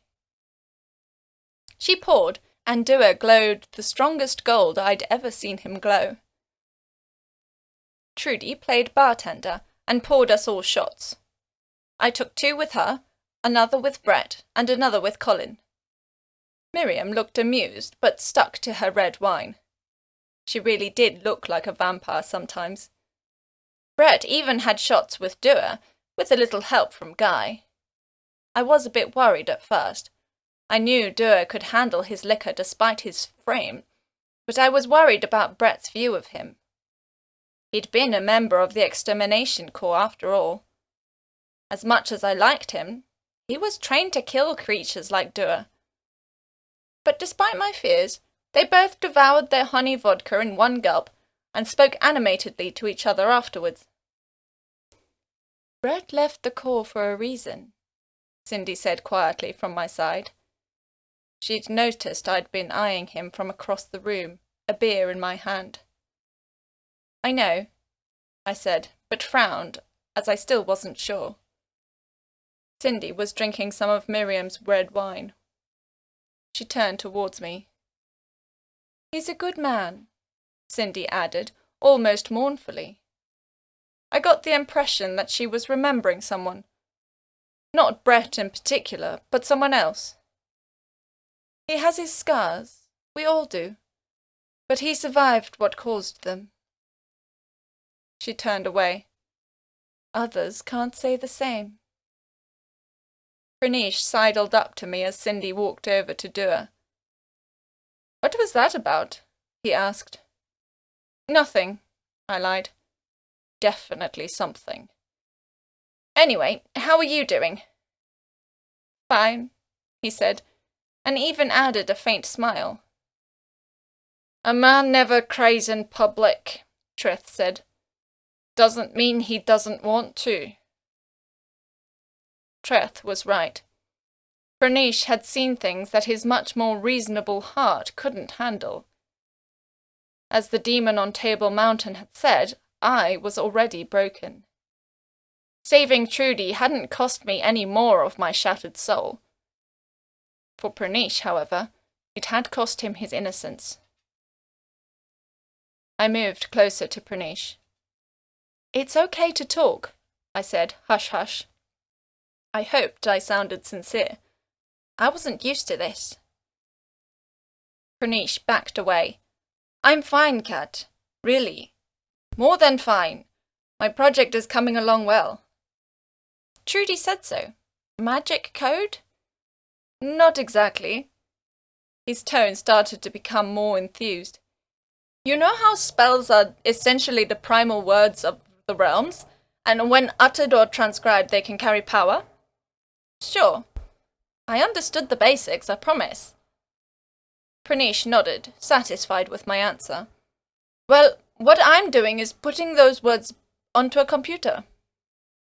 Hasn't that been done before? In textbooks, yeah. But virtual spell words have never retained their power. What I'm doing is different. I'm inserting the spells into the code of programs themselves. My blank stare prompted him to gesture wildly. I'm making magic software, Kat. Pranish, I said. I'm not going to pretend to understand all of it, but I don't need to pretend that I'm impressed. He chuckled. Well, that's a start. Kat, Trudy slurred, putting her arm around Pranish, who visibly blushed and tensed at the contact. Isn't that one drink too much? I asked, indicating 2 shot glasses in her hand. She passed me one. One more shot, Kathy. She paused to laugh at the word. And then to the gravekeeper? Pranish offered. Yes. There. I downed the shot, while Pranish stole Trudy's and downed hers, and then we all left. I couldn't remember locking my door behind me, yet I could swear I was still at least a bit sober.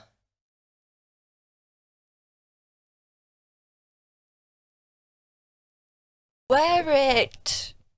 Trudy's shout slurred. Can someone please stop her drinking? Oliver asked. She's making a scene. His grin belied his sentiments. I really wished that someone like Miriam had tagged along to the gravekeeper instead of him.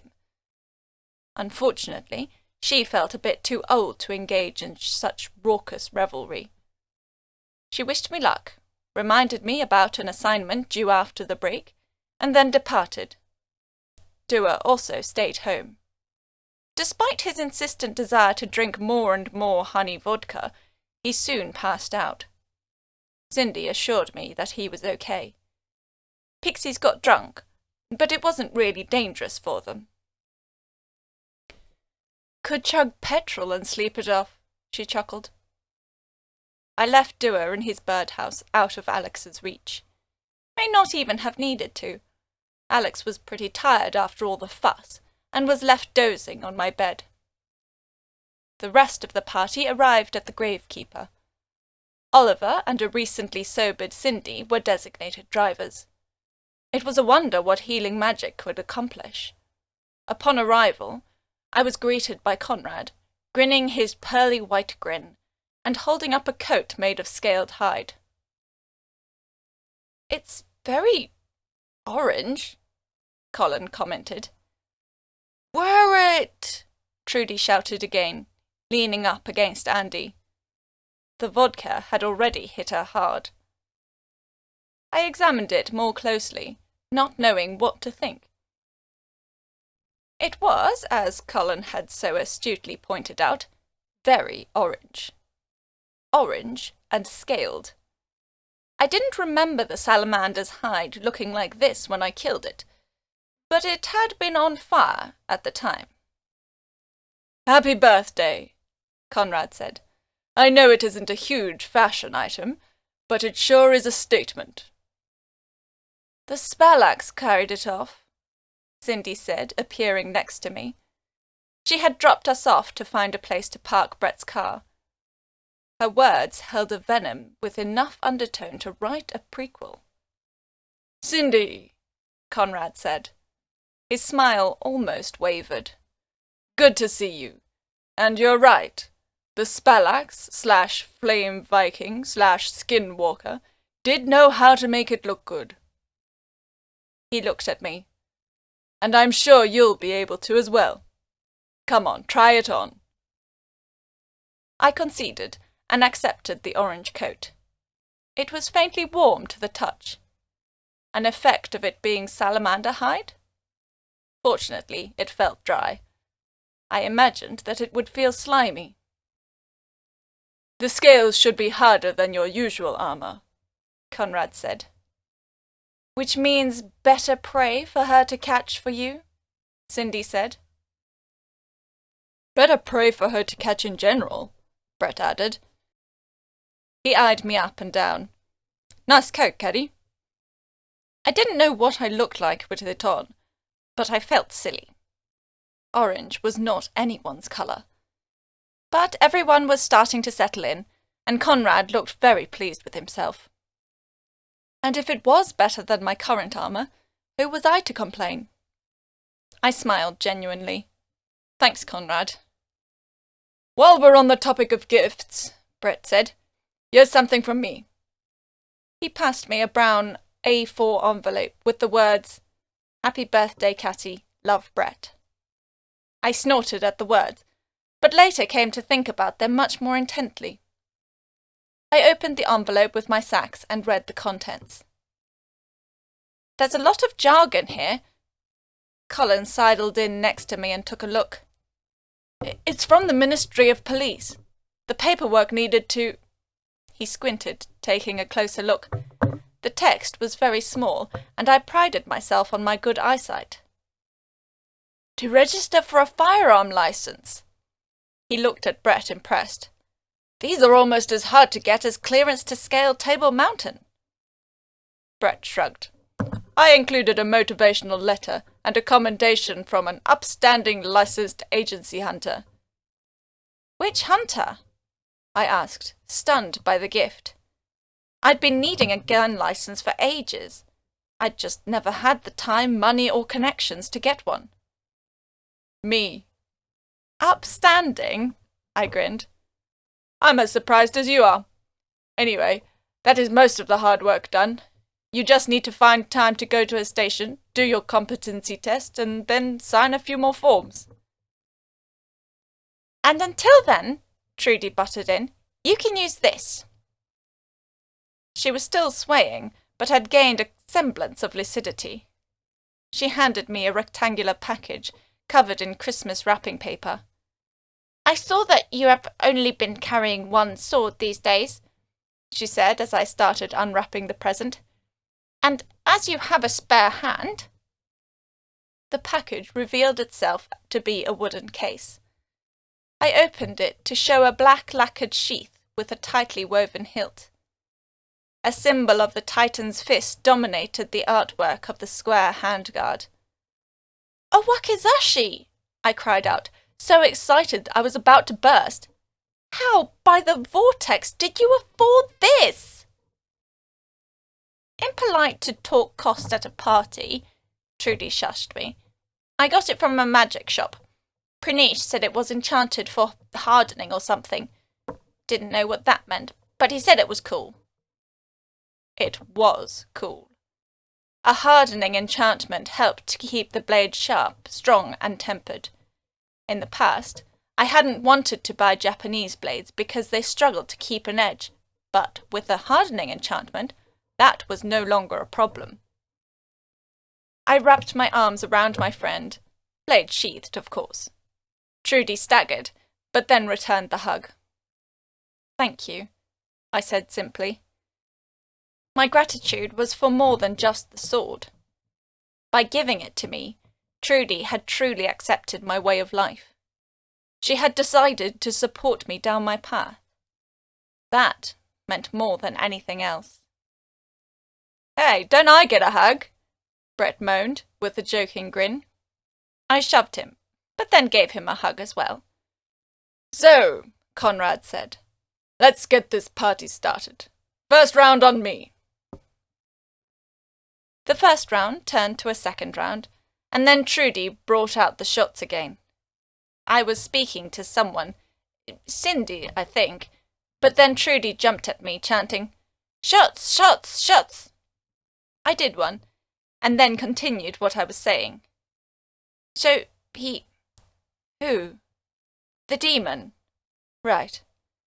He seemed sad that we beat him, but that he couldn't accept his loss." "Demons are an odd lot," the person, who I'm sure was Cindy, replied. "They have weird values." Conrad walked past, talking animatedly to Oliver. Cindy paused and followed Conrad with her stare, sneering. I waited for her to stop staring. "What's up with that?" I asked. "With what?" "Conrad seems to like you. Why don't you like him?" "Conrad likes everyone. That's kind of the problem." "Lillian?" "Exactly." "Can't blame him for that," I tried to argue, despite an increasing haze. "He's desperate for cash. Can't vet everyone properly." "He makes and made plenty of his hunters." "Why does he live out of his Gulf, then?" Cindy shrugged. "Bad credit. I don't know. It's just, Conrad was my introduction to this city. I made all my friends through him. He introduced me to this world." "He mentored you?" Cindy nodded. "Then why the hate?" "'Cause he was a bad mentor." "I wouldn't say that." Cindy snorted. "Well, he produced you, didn't he?" "Flattery won't get you anywhere on this topic." "Ah, fair enough. Well, as long as you don't decide to shift his organs around." "I'm a healer," Cindy exclaimed, almost offended. "And healing can turn to meddling very quickly." Before Cindy could retort, Trudy arrived again, calling for more shots. "You doing okay?" I asked Colin, who was sitting off to the side, a beer in his hand. "I am," he said. "A bit soberer than most. Your friend Trudy has mercifully skipped me on the shot rounds." "Want me to call her over?" I asked, slurring just a bit. I wasn't that drunk, promise. No, it's fine," he smiled faintly. "Enjoying your birthday?" "Yeah," I said, and then more quietly, "Thanks for coming." "Of course. Why wouldn't I?" "I don't know, well, shit." I felt Treth's embarrassment. "Shit what?" I burst out laughing. Colin smiled and took a swig of beer. "That guy over there?" he asked quietly. I looked to where he was looking, pointing nonchalantly with his bottle, as if tipping it into his mouth. "Andy." "Andy," I hissed. I had my head on Colin's shoulder. I didn't remember putting it there. "You don't like him?" My aggressive silence was answer enough. "He keeps glaring at us. He's an asshole. He looks jealous." I lifted my head and looked at Colin's expression. He had a satisfied grin on his face. "He's dating my best friend," I said. "He better not be fucking jealous." Colin sounded, and took another swig. He did not sound convinced. We sat in silence, and I found my head drifting to his shoulder once again. I noted that this involuntary action was getting on my nerves, even while I didn't mind the results. "Anyway," I said, hushed, "it doesn't matter what he thinks. I can like who I like." "And who do you like?" Colin asked, a mixture of lawyering and flirtation. "You, I think," I said, unthinking. "Hey, bro," Guy interjected, coming up to the bench holding 2 pool cues. "Up for some pool?" Colin looked at me as if for permission. I moved my head and smiled, giving a voiceless, "Go for it." Trudy arrived seconds after with more shots. I was out of breath after dancing arm in arm with Conrad and Cindy, who were laughing together like drunk old friends. I'd said something incomprehensible to them and left the dance floor. I staggered to where I saw my friend Pranesh, leaning on him for support. "Having fun?" I asked, a little bit too loudly. "Yeah," he smiled. "But even in my drunken stupor, that I'd deny if you asked me outright." I detected an insincerity. He was staring across the room. I looked at his target. Trudy and Andy, laughing together. I looked back at my friend and realized the stare was not just that, but a pointed glare, seeping sadness. I leaned in and whispered, "You like Trudy, don't you?" "That obvious?" he said, his words dripping resentment and venom. I stared back at my best friend and her new boyfriend. "I don't like this." "Not up to us to like it. If Andy makes her happy, then that's what matters." "Fucking bullshit!" I swore loudly. I noted that a few people stared at me, but they soon returned to their own conversations. Pranesh looked at me pointedly and then sighed, heavily. "What am I supposed to do, Kat?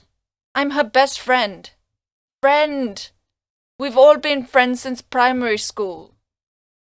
"I'm not seeing a valid excuse." I staggered a bit, and Pranesh caught me.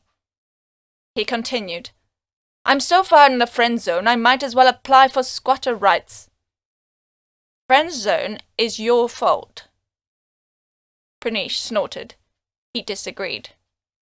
"You want something?" I said, slurring between words. "You need to fucking go for it." I hiccuped and reached for Pranesh's drink. I can't remember what it was. Once I was satisfied with more liquor, I continued. "You fucking go for it and fuck everything and everyone else. You are what matters." I swayed for a bit, while Pranesh considered his reply. Before he could respond, however, Trudy returned. "You know where I'm going with this." The night was winding down. The music was quieter, and the lights dimmer. Everyone left at the Gravekeeper was drinking. The kitchen had closed hours ago. Guy and Colin were playing their 5th rematch, and Cindy had gone home after drunkenly crying together with Conrad. Pranesh had called it a night a while back. Oliver had also left, but I didn't care about that. With the shrinking crowd, Brett was left alone. As was the norm with him, he didn't seem to mind. I did, however, and as a dutiful host, I went to talk to him. "What's up?" I slurred. "Not much," he grinned. "Fun party." I sat down next to him and eyed the expanse of the pub. Guy was sweating profusely near the pool table as Colin lined up his shot. "Your boyfriend has put Guy in his place. Haven't been able to beat him in pool for years." "My boyfriend?" "Oh, Colin. He's not my boyfriend." "Oh. So I still have a chance?" I shoved him, and his grin grew wider. "How old are you, anyway?" I asked. Brett pouted. "Your goth friend is right. You are impolite." "Answer the question, Bretty." Brett laughed. 27. 7 years my senior. You're practically ancient." "Oh, shucks. Thanks." Collins sank his shot, and I remembered something. "How old were you in the Corps?" Even in my drunken haze, I noticed Brett become uncomfortable. "I'm sorry," I muttered, sobering up just a bit. "Nah, it's fine. To answer, 14 when I joined, 19 when I left." 14. 14. I couldn't wrap my head around that number. I thought I had it rough, fighting monsters starting at 17. I realized what that age meant. Brett, smiling, mocking Brett, had been a child soldier. "I'm sorry," I repeated, looking down. My drunkenness only enhanced my shame. Brett surprised me by putting his arm around me and squeezing my shoulder. "Sorry for what? It's fine, Kat. It's in the past." Could something like that really stay in the past? There was a long pause before Brett spoke again. "What's your friend's boyfriend's problem, by the way?" "Andy?" I looked up and saw Andy with Trudy across the room. My friend was nuzzling Andy, but Andy was pretending not to be looking my way. Fuck if I know. "He looks jealous." "So I've heard." Brett removed his arm, and I suddenly felt an intense disappointment. The ending of his warmth left a notable cold patch. I leaned forward towards the table and rested my head on my hands. Brett left and returned with 2 more beers. "Last round," he said. I took 1 sip and then stopped. "I don't understand," I said. "Don't understand what?" "Relationships." "That makes 2 of us." Someone dropped me off at home. I don't know who. Last I remembered, we were all drunk as... Actually, I'm too drunk to think of a simile. Whoever it was, they escorted me to my door, waited for me to let myself in, and then left. My apartment was dark. Should have left some lights on. I was sure I did, but could have been drunk enough to have forgotten. "Enjoy your night?" Treth asked. His question was sincere as far as I could tell, but there was a hint of displeasure in his voice. "Yeah," I said, not moderating my volume despite the late hour. I recalled reading a 4 or even 5 on the car's digital clock. "What's up?" Nothing. Colin is nice." "Yeah," I said, raising my eyebrow quizzically. I staggered my way to the bathroom, using the wall to hold myself up. So is Brett. I don't know why I added that last part. Maybe because of the reaction I felt from Treth. I expected some sort of lecture. Instead, I got a sigh. "What is it with you and Brett?" I asked, trying to find the doorknob of the bathroom in the dark. "Nothing." "Bullshit." "Crass." I sent a glare his way. He felt it. "Colin is just more gentlemanly, competent. You should date him." "You're not my boss." I didn't mind the idea of dating Colin at all, but having Treth tell me to do so riled me up in all the wrong ways. I somehow opened the door and went in. The light switch didn't work. I thought nothing of it. I was too used to the dark. "I don't want you to be hurt, Kat," Treth finally said, stopping me in my tracks. "How would Brett hurt me?" I asked, hushed. "The same way I could hurt you. Because we are broken. And scars don't need more scars. They need bandages." "I'm a scar?" Treth ignored my question. "Brett walks a dark path. He'll be lost in the end, and you will suffer for it." "We walk the same dark path, Treth." Treth didn't respond. I gave up on trying to find my toothbrush in the dark and left. "Anyway, Treth, Colin is more my age. It will work." I stopped. It was dark, but in the darkness I stared through my window, curtains drawn. 2 jet-black eyes stared back.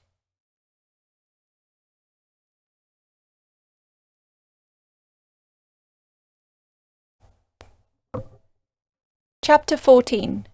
Creeps. I sobered up immediately. Adrenaline and fear can do that to you. And while I did not consciously realize either, I felt the latter very much, as the pair of unblinking eyes stared at me from the other side of the glass. The eyes were unmoving. Only a glint of moisture that could have very well been my imagination made me think that the 2 black orbs were eyes at all. My vision adjusted to the darkness, and I noted that it was very quiet. I could not even hear the distant traffic of the freeway, normally never-ending. I also noted that I was keeping my mind on anything other than the creature attached to my window, unblinking and unceasingly looking at me. "What?" I finally broke the silence, a quaver to my voice. "Is that?" "I don't know." Treth hid his fear a bit better, but I felt it.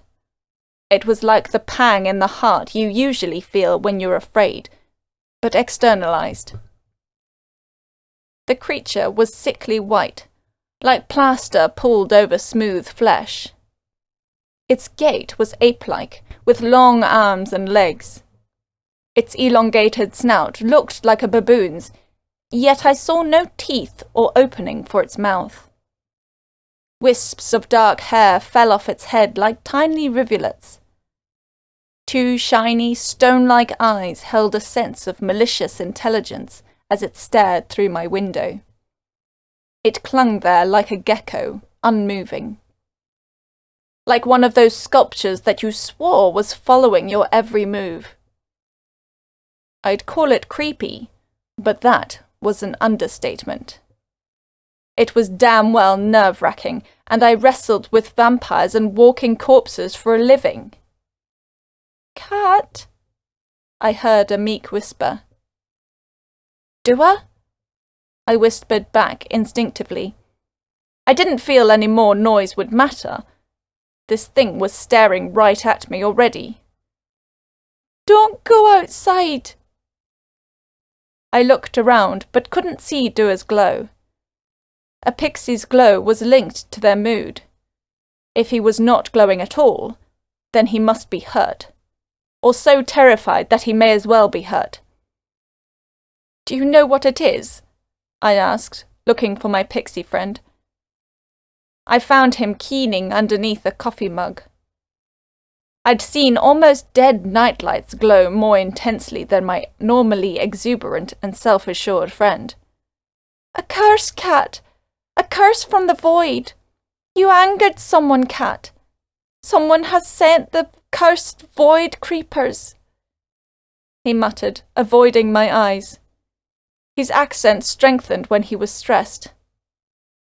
"What are they?" I asked again. "Angered someone? Couldn't begin to think who. Long list, and most of them were dead." He looked at me, and I felt the terror in his gaze. "Creatures from the in-between. They do not move through our world, Kat, but they can still hurt us." I touched my friend's shoulder lightly with my finger. He was shivering. He must have experience with these void creepers. And by his reaction, it must not have been a good experience. I looked at the creature. I had not seen it move, but its head had swiveled towards me, watching. I shivered. "Why isn't it coming inside?" "It hasn't been invited," Dua said. "Ah, like vampires in the old myths." Dua did not respond, but I got the gist. While real vampires didn't need to be invited inside someone's home, many demons did. While I couldn't be sure, this creature on my window looked to be nature-defying enough to be a demon of some sort. I moved to lean back, but felt a tug on my finger. Dua was grabbing me. "Don't go, Kat," he pleaded. I frowned. Could I not go? Did I have a choice? There was a monster, or even monsters, besieging my home. I needed to leave eventually. And it wasn't just that. Mrs. Ndlovu and the other residents were outside. The monster, or monsters, couldn't come into my apartment, but they could just as easily kill anyone walking past. Even if I was their target, they were still beasts. Collateral damage was their MO. I retrieved my cell from my jeans pocket. My new salamander hide coat was faintly warm as I touched it. Maybe I could get over the orange. It was comfortable. Snug. My phone was dead. Not just out of batteries. It smelled burnt. The same way it had smelled after the demon on the mountain had attacked me the first time. Was he around here somewhere? It was possible. He had not disappeared as a result of his defeat. Even if nobody else had died at the Citadel, I was sure he was still out there. "Power's out. Phone's dead," I muttered. "Any ideas?" "Ask Dua if they can survive sunlight. Maybe they are more linked to the old vampire myths than just the rule of invitation." "Dua?" I asked, with as quiet and as unthreatening a voice as I could muster. "Can these things survive the sun?" Dua looked up at me, thought for a second. "No, but they cannot die either. They disappear back into the in-between during the day." "Cannot die. Great. Sounds like we need to wait," Treth said. I thought for a second, and then nodded. "I don't like it. Would rather fight it. But if I can't see it move..." I looked at the creature again, and swore that one of its 3 elongated fingers had changed position. "If I can't see it move, then I'm just gonna need to wait and figure this out in the morning." and I had an assignment due tomorrow. Ugh. Well, was either going to be hungover or dealing with cursed demons. This was a more poetic option for the likes of me. Can anything hurt them? I asked. Dua didn't answer. Dua? You talking to yourself or me? You. I think I saw one bleed when we were going through. Through what? I don't know. I groaned. No use, Kat. He's hard to speak to at the best of times, Treth said, trying to be the voice of reason. I went to sit on my couch, but with the creature looking right in on me, I stopped and decided to sit on the stool by my kitchen counter. I knocked over some glasses. Didn't hear them crash, though. Would need to clean up the place when this was all sorted out. If I must fight them and I can't see them move, then I must just anticipate where they're heading. Hopefully you won't need to. Better to have a plan just in case. Treth grunted his assent. I sat in the dark, staring at the thing staring back at me, in silence for what seemed an age. Kat, go get some rest. It can't come in. But how could I sleep knowing such a thing was just a few arms' length away? And how could I sleep knowing that someone, or something, wanted me dead? I could not. So I sat, looking at my quarry with eyes wide open, until the nightly dark outside began to abate, just a bit, and I could see the creature more clearly. Morning is almost here, I said. And you haven't slept a wink, Treth commented, in a voice much like Trudy's nagging. Dua was snoring. He'd finally fallen asleep, curled up in a mug. It should disappear soon. Hopefully no one will coax it into violence before then. As if by some sick twist of fate, I heard a door open, and someone start whistling. It was from the floor below. Mrs. Ndlovu, I was sure of it. The creature did not move. I watched it, as still as a statue. I watched the light approach, slowly blanketing the outside with indirect illumination. Yet the creature did not disappear. It must still consider it night, then. I'd also still consider this night. If given the choice, I'd be sleeping at this time. This thing didn't give me a choice. I heard feet scale the stairs. The volume of the whistling increased. I heard a thud, thud, thud. Silence. The silence lengthened. A woman gasped. I involuntarily glanced towards my doorway, and when I looked back, the creature was gone from my window. Fuck! Kat, don't do anything stupid! I ignored him and dove for my new sword. Whoever had escorted me in last night during my stupor had left it next to my bag with my dussac. I drew both and pulled the door open. Nothing but the tweeting of birds and the revving of morning traffic. It was light now. Mrs. Ndlovu? I called out. No reply. I could have sworn I heard her. Anyone? No reply. Was it sleep deprivation? Did I imagine it? You did hear something, right? I did. Treth didn't get sleep-deprived. Someone had gasped outside here. Someone who couldn't reply. It must be day now, right?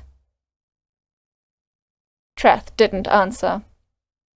I gulped, held my swords in a defensive posture to defend my flanks, and took a step forward. And another. Nothing. No Mrs. Ndlovu. No person at all. Not even a corpse. I sighed in relief. It was not impossible that both Treth and I were delusional. I turned to go back inside my room and found myself staring at two jet-black eyes. My swords didn't hit anything, but something dug deeply into my thigh, and I cried out, falling to my knees. "Behind!" Treth shouted, genuine panic in his voice. I stabbed behind with my dewsack, but made no contact. Something bit down hard on my injured scalp. I flailed my wakizashi in its direction, and it stopped.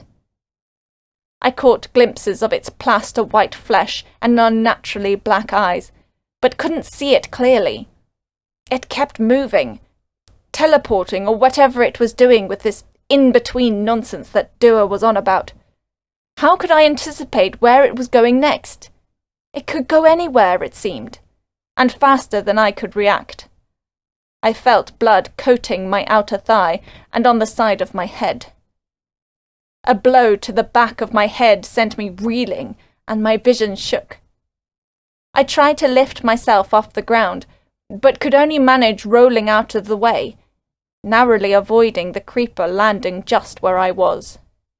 I stabbed in a random direction, made no contact, felt something skewer my shoulder. I gritted my teeth. I didn't want Ndlovu coming out and risking her neck. If someone was to die, it should only be me. The creature disappeared, and I felt a temporary relief. That was broken, as I saw it on the roof above me, its head craned down, staring without any hint of human emotion. Passionless. Unfeeling. I lifted both my swords up above me. My hands shivered as exhaustion and pain racked my body. It disappeared, and I closed my eyes. An intense heat emanated from me, and I opened my eyes. I was on fire. Well, not me, but my coat at least. I was still lying down, and an inferno that felt as pleasantly warm as a campfire was bursting out from my salamander coat. It now looked like the beast I'd killed to get it. More than that. It was unleashing an inferno far deadlier than anything that lizard had put out. I felt that the fire should have scorched me to a crisp, yet I felt only an agreeable warmth within the coat. The fire abated, and I stood up slowly. Dark red was spreading through my jeans, and I felt pain in my shoulder where the thing had tried to pierce through my armor. It didn't feel stabbed, though, just bruised. All in all, I was in better shape than the monster. Dua said it couldn't die, I rasped, between panting. My vision blurred. Dua is often wrong. The creep was an emaciated, burnt crisp. A black skeleton that could have been excused as a modern art exhibit. Seems this coat is useful after all. Kat. I was about to ask why he sounded so frightened, and then I collapsed.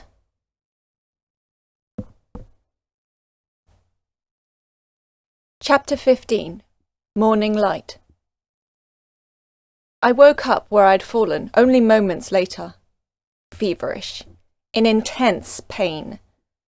But I knew I had to get up. So I did. I'd let myself recover later.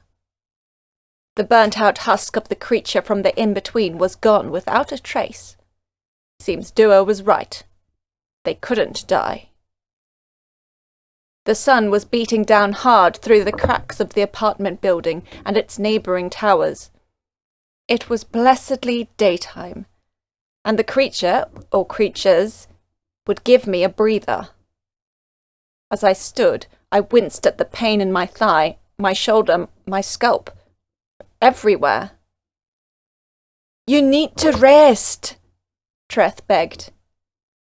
I pulled myself along the handrail of the stairway. Down, down, down onto street level. Someone wants me dead, I rasped. Don't help them then! I didn't know if he felt my pain, but he should detect my anxiety. I passed Mrs. Ndlovu's residence.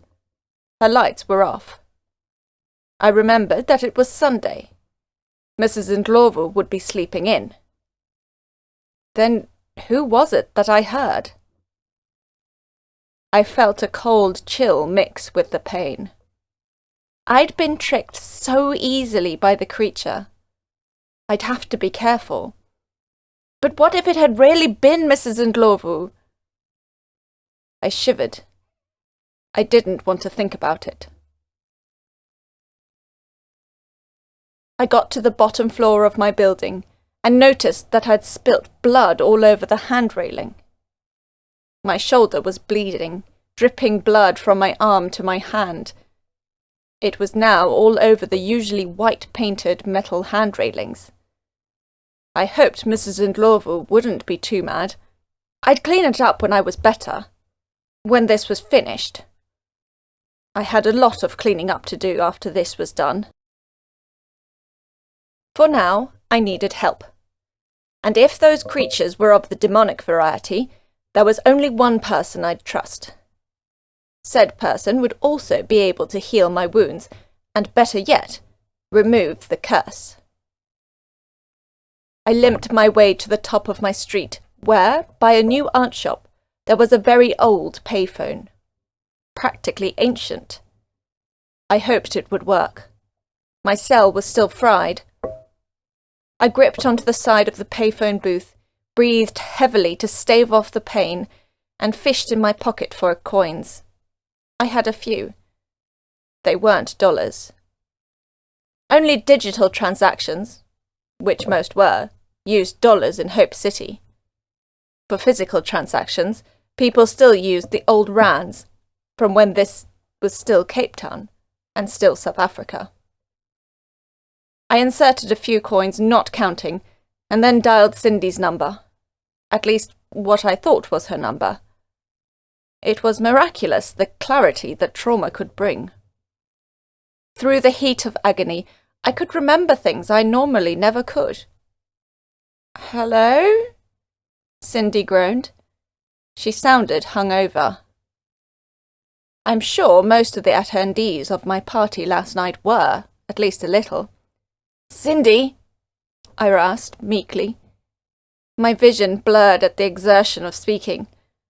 I was looking down, resting my head on the payphone. My jeans were dark with blood. "Kat?" Cindy's voice cleared up immediately. "Where are you? What has happened?" "Corner of my..." I almost ripped the phone off the hook as I collapsed.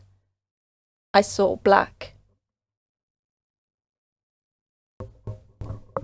I'd like to say that I fought through the pain and exhaustion, and that I stoically found help myself. But this is not that sort of story. I lay prostrate on the ground, on a Sunday morning, on a street where nobody helped me. I awoke in Cindy's car, lying on her back seat. I passed out moments later. When I woke up again, Cindy was above me, her forehead creased, skin pale and hands glowing gold. I felt an intense warmth on my thigh, and only the echo of pain on my scalp and shoulder. I felt epochs better. But Cindy looked like she was on the verge of being undead. "Cindy," I acknowledged, my voice still weak. My throat was dry. "Don't move," she said. Her voice was still strong, despite the sickly pallor to her skin and the hollowness of her eyes. This magic must be taking a lot out of her. It would. Healing mages normally only stopped someone from dying, and then let the body and medicine heal the rest. Cindy was going further. She was helping me recover fully. "Stop!" I managed to croak out. "You're killing yourself!" Cindy did stop, but only after there was no more pain and only its memory. I sat up, and she sat down, sinking into an armchair. I was in a place I didn't recognize. It must be Cindy's home. It was utilitarian, soft colours, very few decorations, nothing gaudy. The only hint of extravagance was a wall covered in photographs and another covered in spell glyphs. Cindy rubbed her temples and then looked at me. I was sitting on a medical bed in her living room. Odd as that may be, it somehow fit into the room. "What happened?" Cindy asked. "Dua, the pixie, said I've been cursed." "I detected a curse. What form did it take?" "A creature. A creepy white thing that was stuck to my window, but couldn't enter without an invitation. Dua said it came from the in-between, whatever that is." "The in-between?" Cindy pondered. She glanced at the photos, and I saw a hint of sadness, for just a moment. "This creature, did it move faster than you could see?" "Yes. Do you know what it is?" Cindy nodded grimly. "I do. We called them void creeps, or just creeps. They infest the realm between realms, the half-world, what many call the in-between, and others call the void. Yet they come from another realm, a demonic plane called the Undying Woods, a realm of endless darkness and innumerable dead trees that were never alive in the first place. It is home to a wind that emanates from nowhere, and only serves to lead its victims into eternal travel and torment." "How do you know all this?" I asked, rubbing my thigh. I felt the tingle of new flesh, but no more pain. "Because I went there." "Went there?" I asked dully. Can't blame me. No earthborn human had left Earth and returned, much less one that had survived a demonic realm. She nodded. "Only for a moment, but it was enough.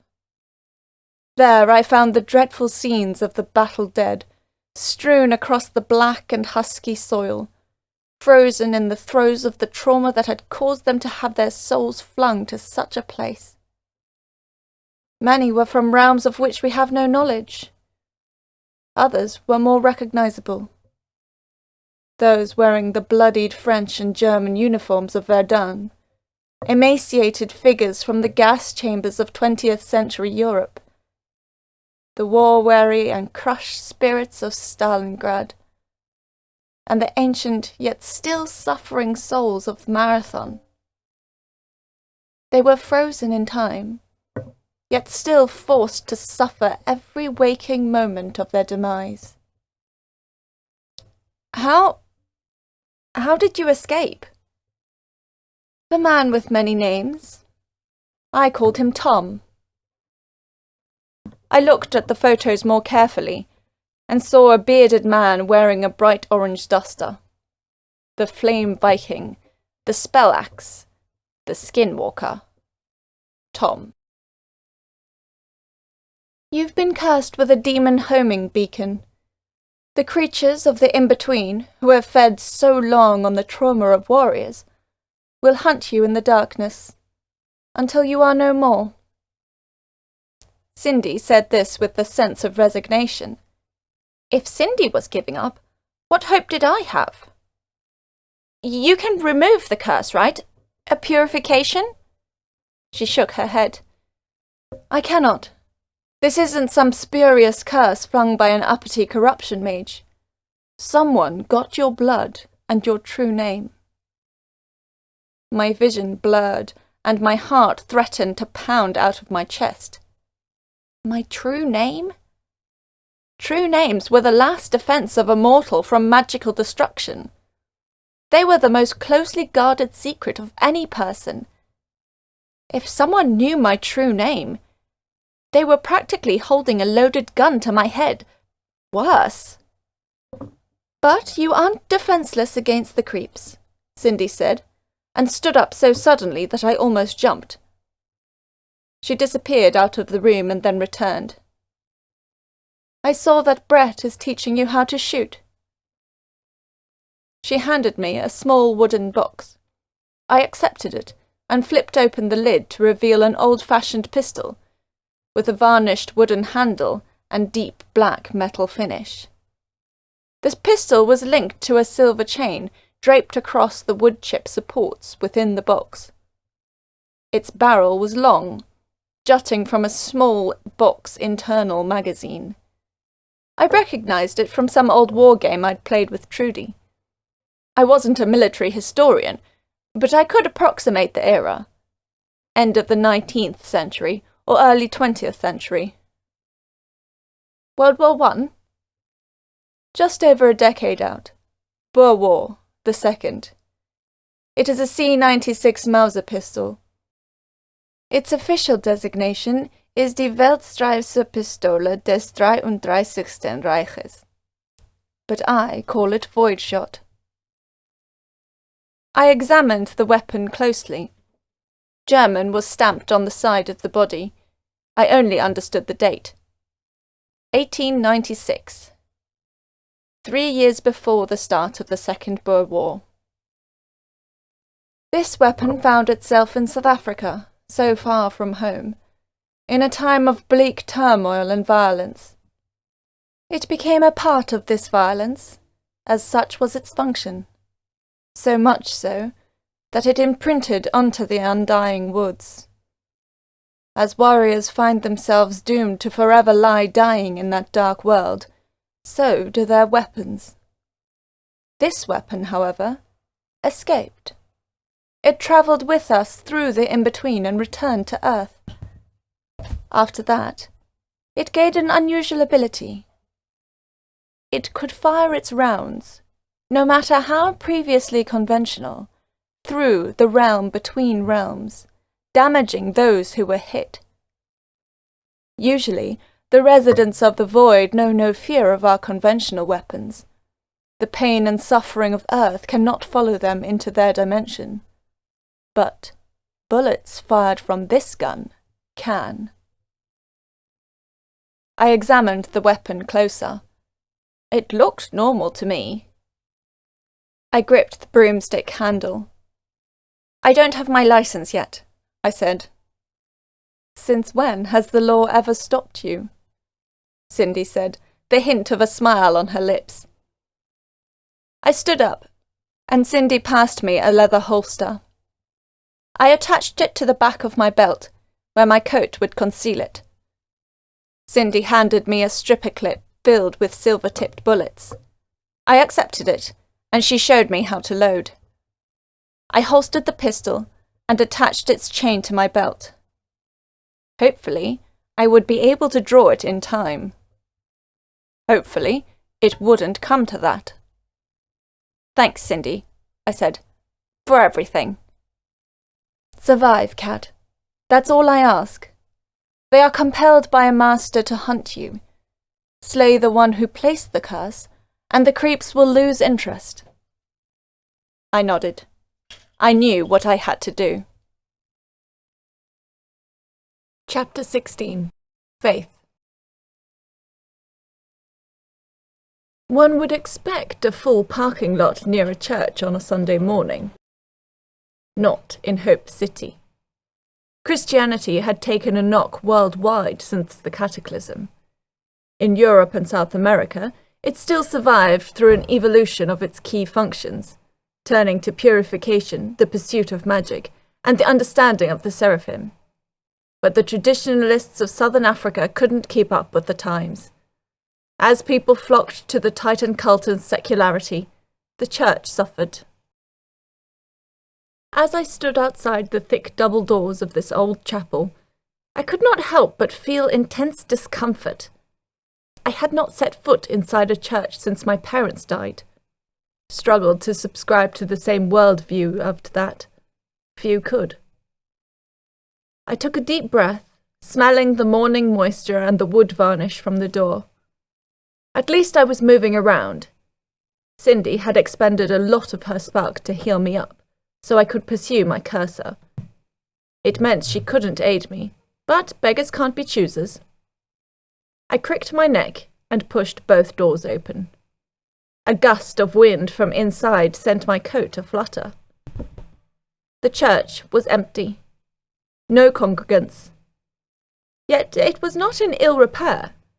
Every pew looked freshly waxed, every stained glass window dusted, and every candle lit. There was not a soul in sight.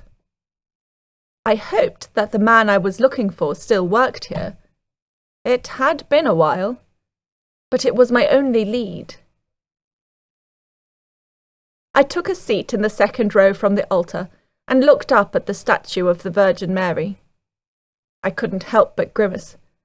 I'd been a good Catholic girl for 8 years. Now?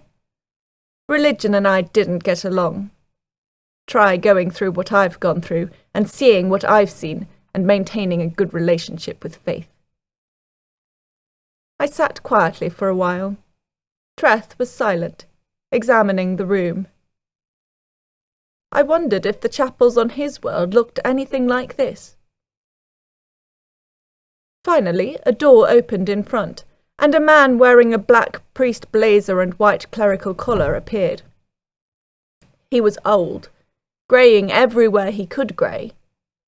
He had been old when I saw him last, and that was an age ago. The priest was reading from a book while walking, but did a double take when he saw me. It must not have only been that he wasn't expecting company in this society that was bored of church. I must have been quite the sight, with a quarter of my hair shaved away, my scalp stitched up, wearing a flaming orange coat with the pommel of 2 swords sticking up from my backpack. "Child," he said with the croak of age, "how can I help you?" Child? I thought the scars made me look at least a bit older. "Father Digby," I said, "you may not remember me, but my family used to come here for Mass." He squinted at me, deep in thought. I recognized the look. It was the same one he had when answering questions when my family and I came here. He hadn't seemed to have changed a bit. "Drummond?" he asked. I nodded. So he remembered me. He nodded, satisfied. "You have your mother's eyes." I felt an uncomfortable sensation. I didn't like him mentioning my mother. "Father, sadly I don't have a lot of time. I have some questions." He sat down at the end of the pew and looked at me. Worry lines crisscrossed his already wrinkled forehead. "Of course, child, speak. Once a part of my congregation, always a part. I have missed your family during my sermons. I am so sorry about what happened to them. A dreadful thing to happen to a child." "Yes, dreadful." "Father, you know my true name, correct?" I ignored his statements. A look of brief shock. He hadn't expected that question. Yes.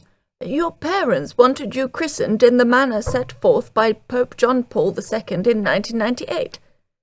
Children of the Church were to be granted their true names with an ordained minister as witness.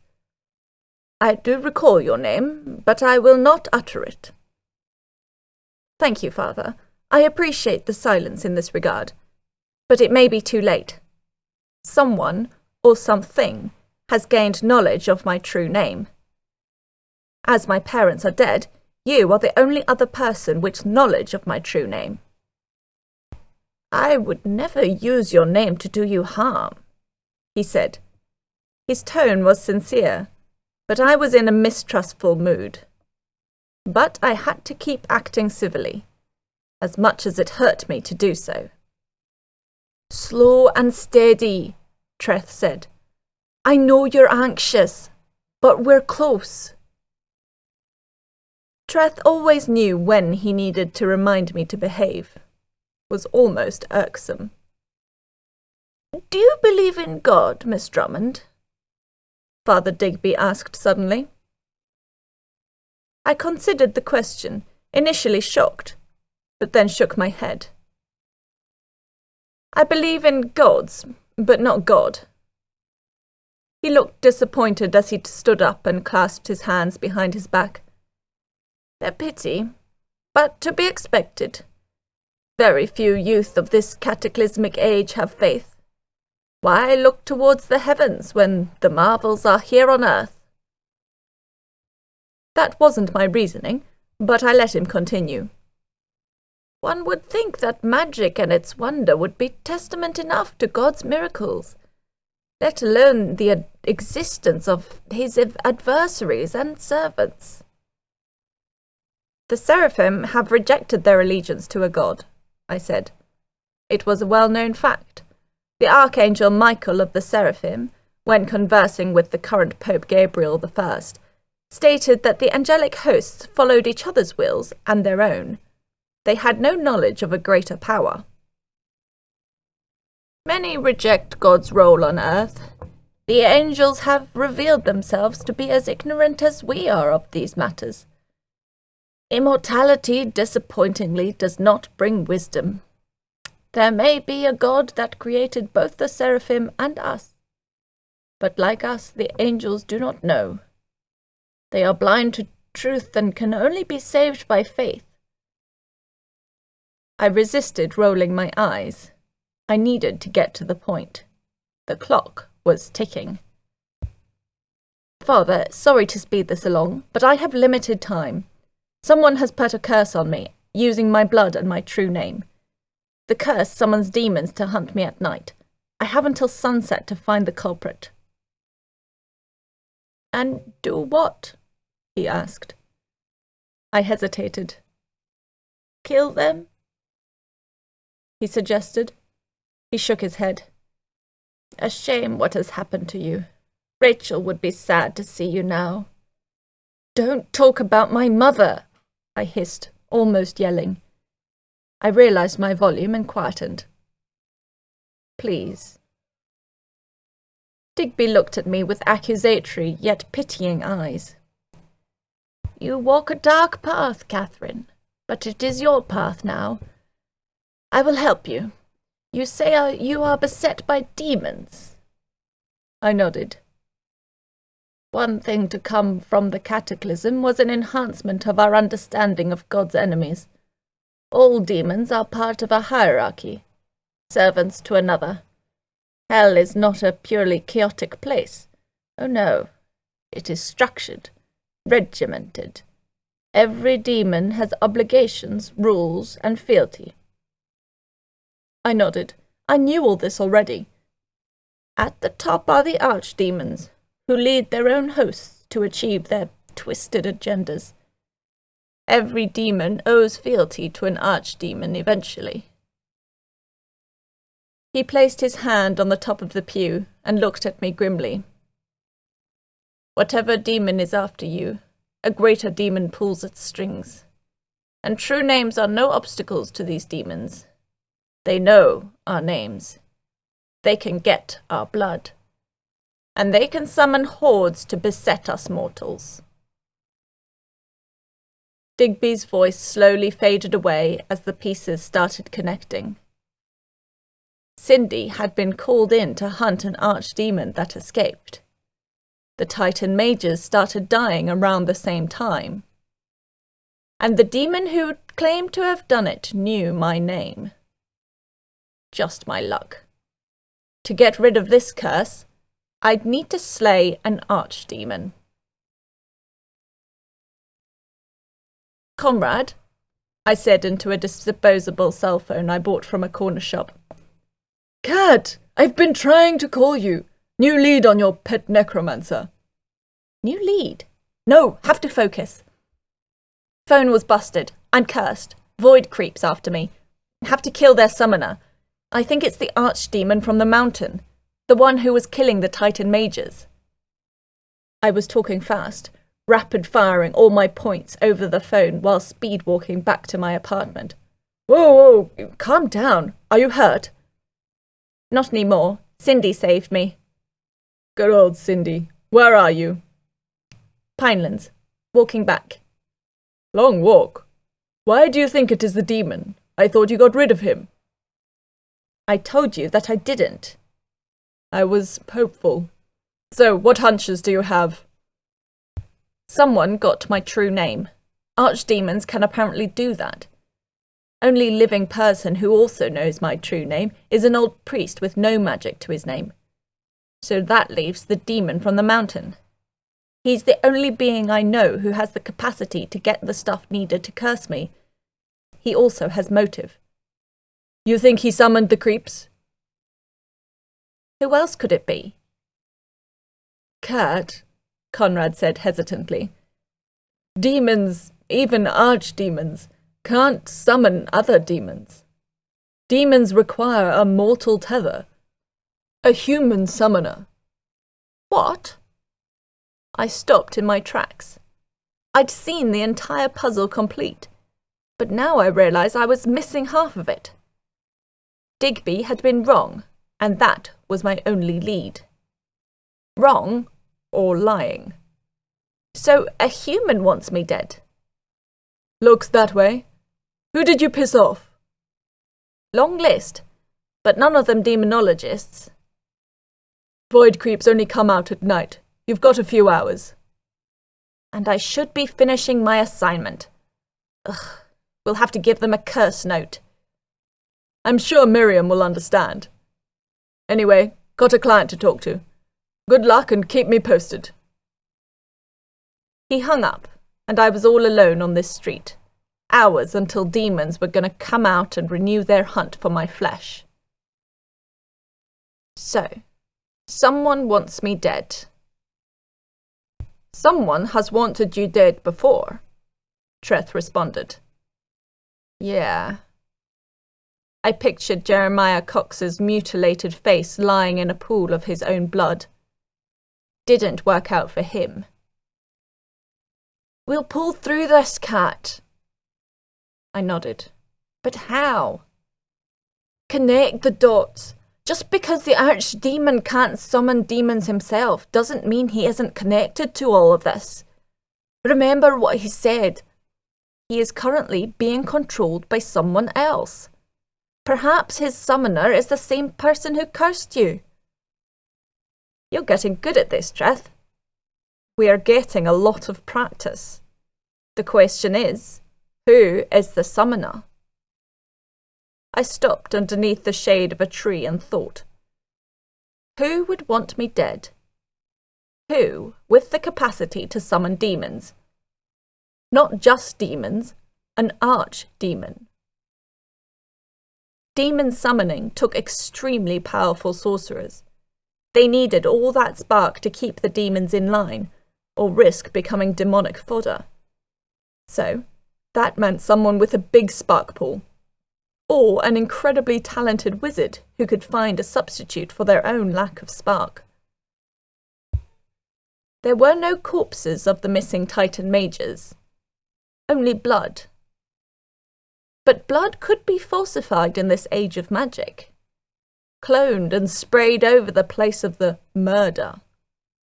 And if people thought the mage was murdered, no one would go after them if they were abducted.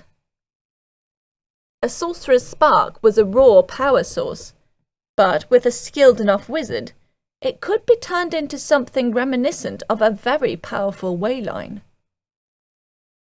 I got home by the time I had figured it all out. Or at least thought I'd figured it all out. It was simple, as things often were in hindsight. They had my name. They could have gotten that from my run-in with the demon. They had my blood. Easy to get in my line of work. But who had the motivation to abduct sorcerers? And who would have the raw desire for vengeance to take these sorcerers from the Titan Citadel? It was late by the time I got home. The sun was setting. I was running out of time. I phoned Conrad. Before he could speak, I asked, "Do you still live in your car?" "Why?" he asked, defensively and just a bit embarrassed. "The void creeps aren't allowed to enter a home without permission. I think I know who set the demons on me. I just need a lift. Preferably a lift which the demons won't be able to rip through." Hesitant silence. Then, "Okay, I'll come right over." I went into my apartment, ignored the clutter from the party and the empty spot where the creep had been last night, and changed my clothes. My old clothes were still sticky and stained with blood. I put on my full monster hunting gear.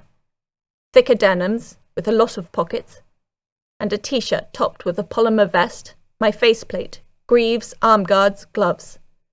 And to top it all off, my new coat. I checked my blades for nicks. The Jusak had a small one. I hadn't had the opportunity to test the Wakizashi's hardened edge yet. Lastly, I checked Void Shot. Its safety was on. Its chain shimmered as I clasped it. Would I need to use it? Could I use it? I put out some food for Alex, and was just about to leave when Dua flew down onto my shoulder. "I want to help," he said. "How?" I asked, finding my keys. "I can detect the creepers. I can warn you." That would be useful. I gave him my voiceless assent and locked the door. I noted that my blood from earlier had been cleaned up. Would need to apologize to Mrs. Ndlovu later. But for now, Conrad was parked just outside.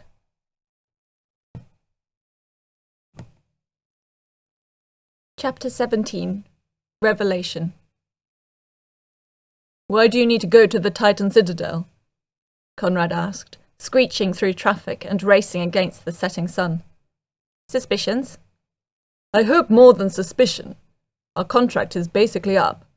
We'll take some wrangling with Whiteshield to let us up." "I trust you'll be able to pull something out of your hat." We screeched to a halt just outside of the cable station.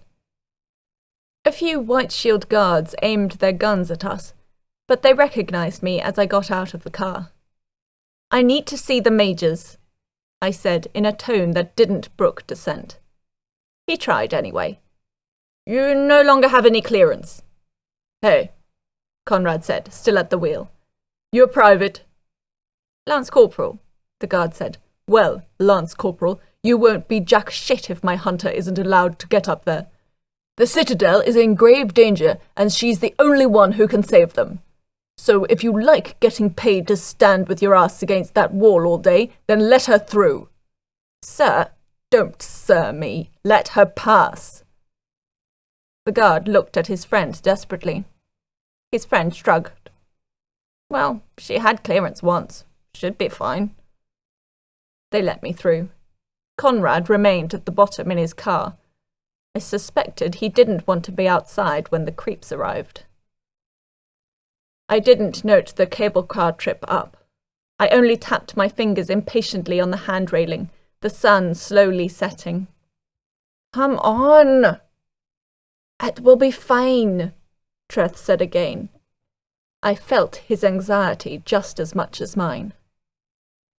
The cable car docked, and I ran past the White Shield and Cult guards towards the Citadel entrance. Dua was jiggling in my front pocket. The front door of the Black Tower was ajar. I ran through and moved towards the voices.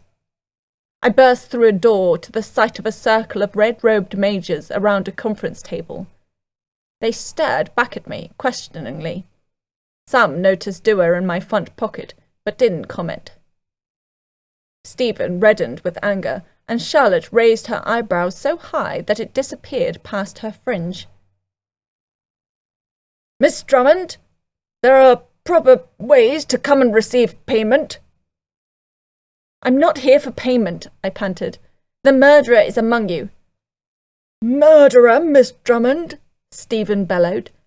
"The demon was the murderer, and you extinguished it. Finished. What is this about a murderer?" I held on to the doorframe, making sure not to stab myself on one of the Citadel's odd spikes again, and caught my breath.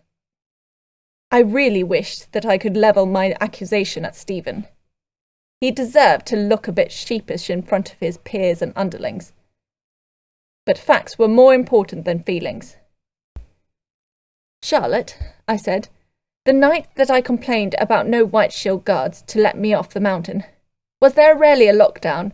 I was told that I could not come in that night due to the Citadel being locked down."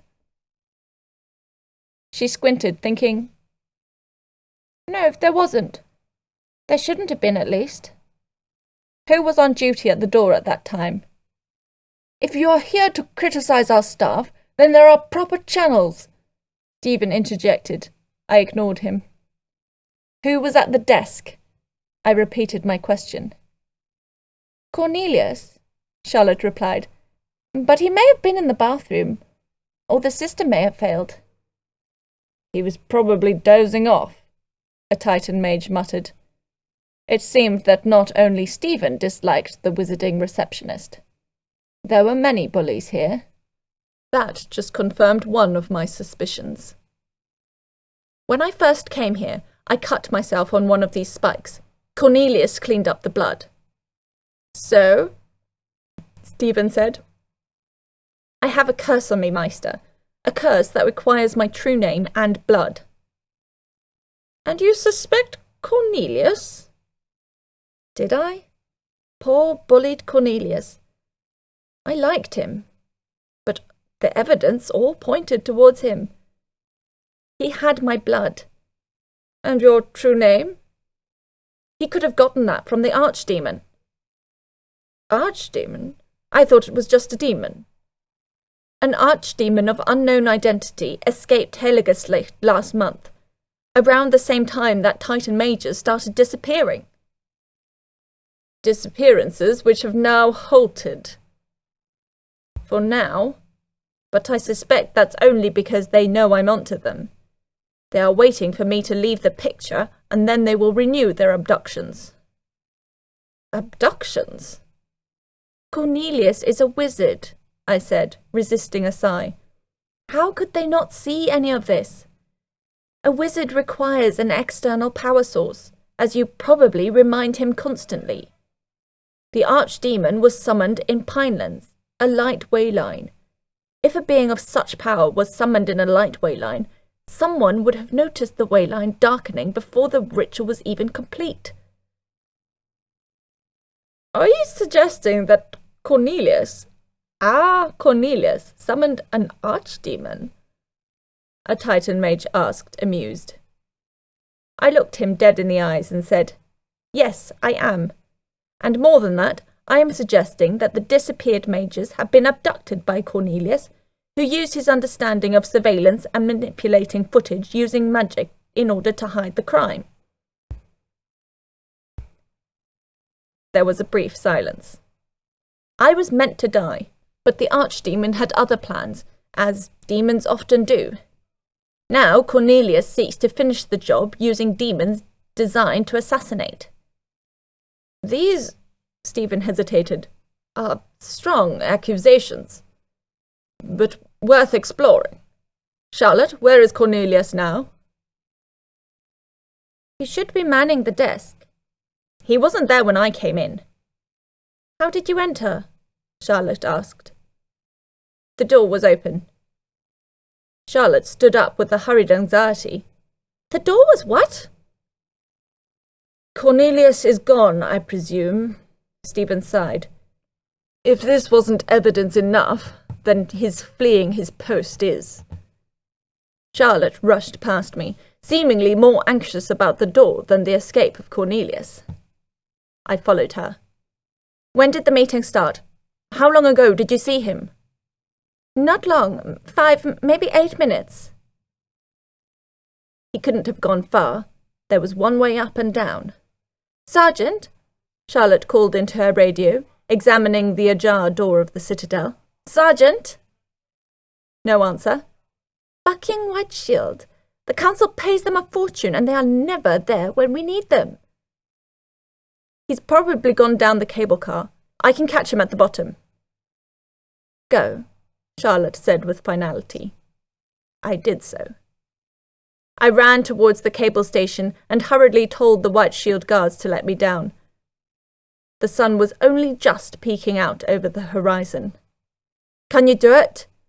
Treth asked me, when in the confines of the cable car. Do what? Kill Cornelius. I don't have a choice. He couldn't argue. This time, I didn't. It was dark when I reached the bottom cable station. Only the white clinical lights of the station provided some sort of beacon in the growing sea of darkness. No White Shield guard greeted me. As I entered the foyer, I saw why. They were dead. All of them. The sergeant who had tried to stop me from bringing my swords to the peak. The arrogant, smirking sorcerer. All of them. Their faces were torn into terrified expressions of rigor mortis. Some had no visible wounds. Others had dark ligatures around their necks, strangled. Others were missing their intestines. Blood pooled on the smooth floors, collecting at the base of the Titan's fist. Kat, they're here, Dua whispered. I drew Void Shot. The click of its safety echoed in the silent hall. Still. Silence. I couldn't even hear the cars on the nearby roadway. No sound, but I saw it. The white, statuesque, ape-like creature with black stone eyes. It hung upside down above the front door, staring at me. This time, there was no glass between us. I took aim. It didn't move. I didn't fire. A bead of sweat slipped down my forehead and onto my cheek. Every moment I wasted, Cornelius was getting away. Behind you, Dua said. I fired Void Shot over my shoulder and turned. The bang set off ringing in my ears. The recoil wasn't as bad as Brett's 9mm, but still shocked my arm. The creep over the door had disappeared. A chunk of its white flesh, stained by black blood and ash, was left behind. Thanks, Dua. There are more outside. I know. I exited the building to the site of a slaughter. White Shield guards lay dead everywhere. The guy whom Conrad had bullied had a bullet in his head. I had no way of knowing if it was friendly fire or Cornelius's handiwork. But that concern was the least of my problems. White, ape-like demons were staring at me, hundreds of them, clinging from lampposts, the walls and other adjacent buildings. They were quiet. I was not sure if they could make a sound. None of them moved. Well, I wouldn't be able to tell if they could. Kat, get in! Conrad shouted, opening the door to his car. I bolted in. A creep dove in after me, but I managed to let loose a round into its head before it popped out of existence. I closed the car door. Good fucking Zeus! Conrad swore, covering his ears. There's a reason I fired Brick. Too many misfires indoors. Tinnitus treatment is expensive. No time! Did you see a robed Titan mage come this way? Yeah. He looked like he was ready for a stroll. Probably dead like the rest of these poor souls. Couldn't even let them in. These monsters appeared in an instant and started killing everyone. Our friend Guard over there got pegged by his own comrade in the chaos. I looked through the windscreen. Creeps were already clinging to it, and the passenger window. I was going to have nightmares after this was all over. Or maybe I wouldn't. If I finished this, I may have already overcome the fear. Step on it. We need to catch that mage. He's responsible for all of this. Conrad revved the engine without hesitation and sped off, swerving to knock off the creeps. Some fell, but reappeared soon after. I considered firing a round through the windscreen, but thought better of it. We drove down the mountain track, faint lampposts and the car headlights to illuminate our path. The black eyes stared unblinking. I kept void shot drawn, and my other hand on the hilt of my sword. I needed more time to interrogate Cornelius, to ask why, to find out where he was keeping the mages, to see if he was truly evil, or just a victim pushed too far. I needed time, but I had none. All I knew was that this man was running from me, and I had to chase him. "Is that him?" Conrad asked, peering through the legs of the creeps. I saw the back of a red-robed mage, running up a dirt path, obscured by shrubs. He turned his head towards the headlights, and I saw the glint of his glasses. Cornelius. The car could not go any further. So I opened the door while we were still moving and dove out. A creep exploded on the fire of my coat, but the force knocked the wind out of me. I landed on my knees and fired blindly and wildly, putting 3 bullets into the air. No creeps pressed further. I ran up the dirt path after Cornelius. Cornelius rounded the corner of a rock face and disappeared. I cried out at him, a wordless cry, calling for him to halt. I turned and saw creeps closing in. They silently and motionlessly covered the dilapidated mountain road, the cliffs, and Conrad's car. They did not attack, but with every blink, they moved closer towards me. They must be hesitant now that I was armed with something that could hurt them. But that hesitation would only last so long. It was properly dark on this side of the mountain. No light from the city to form a fake starfield for my comfort. The glow of my coat was the only thing that lit my way. It was on fire, but I didn't feel its burn. It was as if it had claimed me as its true wearer. I felt a tinge of sadness that I'd killed its real owner. But if I had not, then I would not have the coat now to help me. Life and the hunt were not a morally simple affair. "Cornelius!" I shouted as I ran up the dirt path past the bend of the rock face. Creeps pressed in on me, staring unblinkingly. "Cancel the curse! Call them off! Don't make me kill you!" No response. The path was shrinking as it became hemmed in by a sheer cliff and an unguarded drop down the rest of the mountain.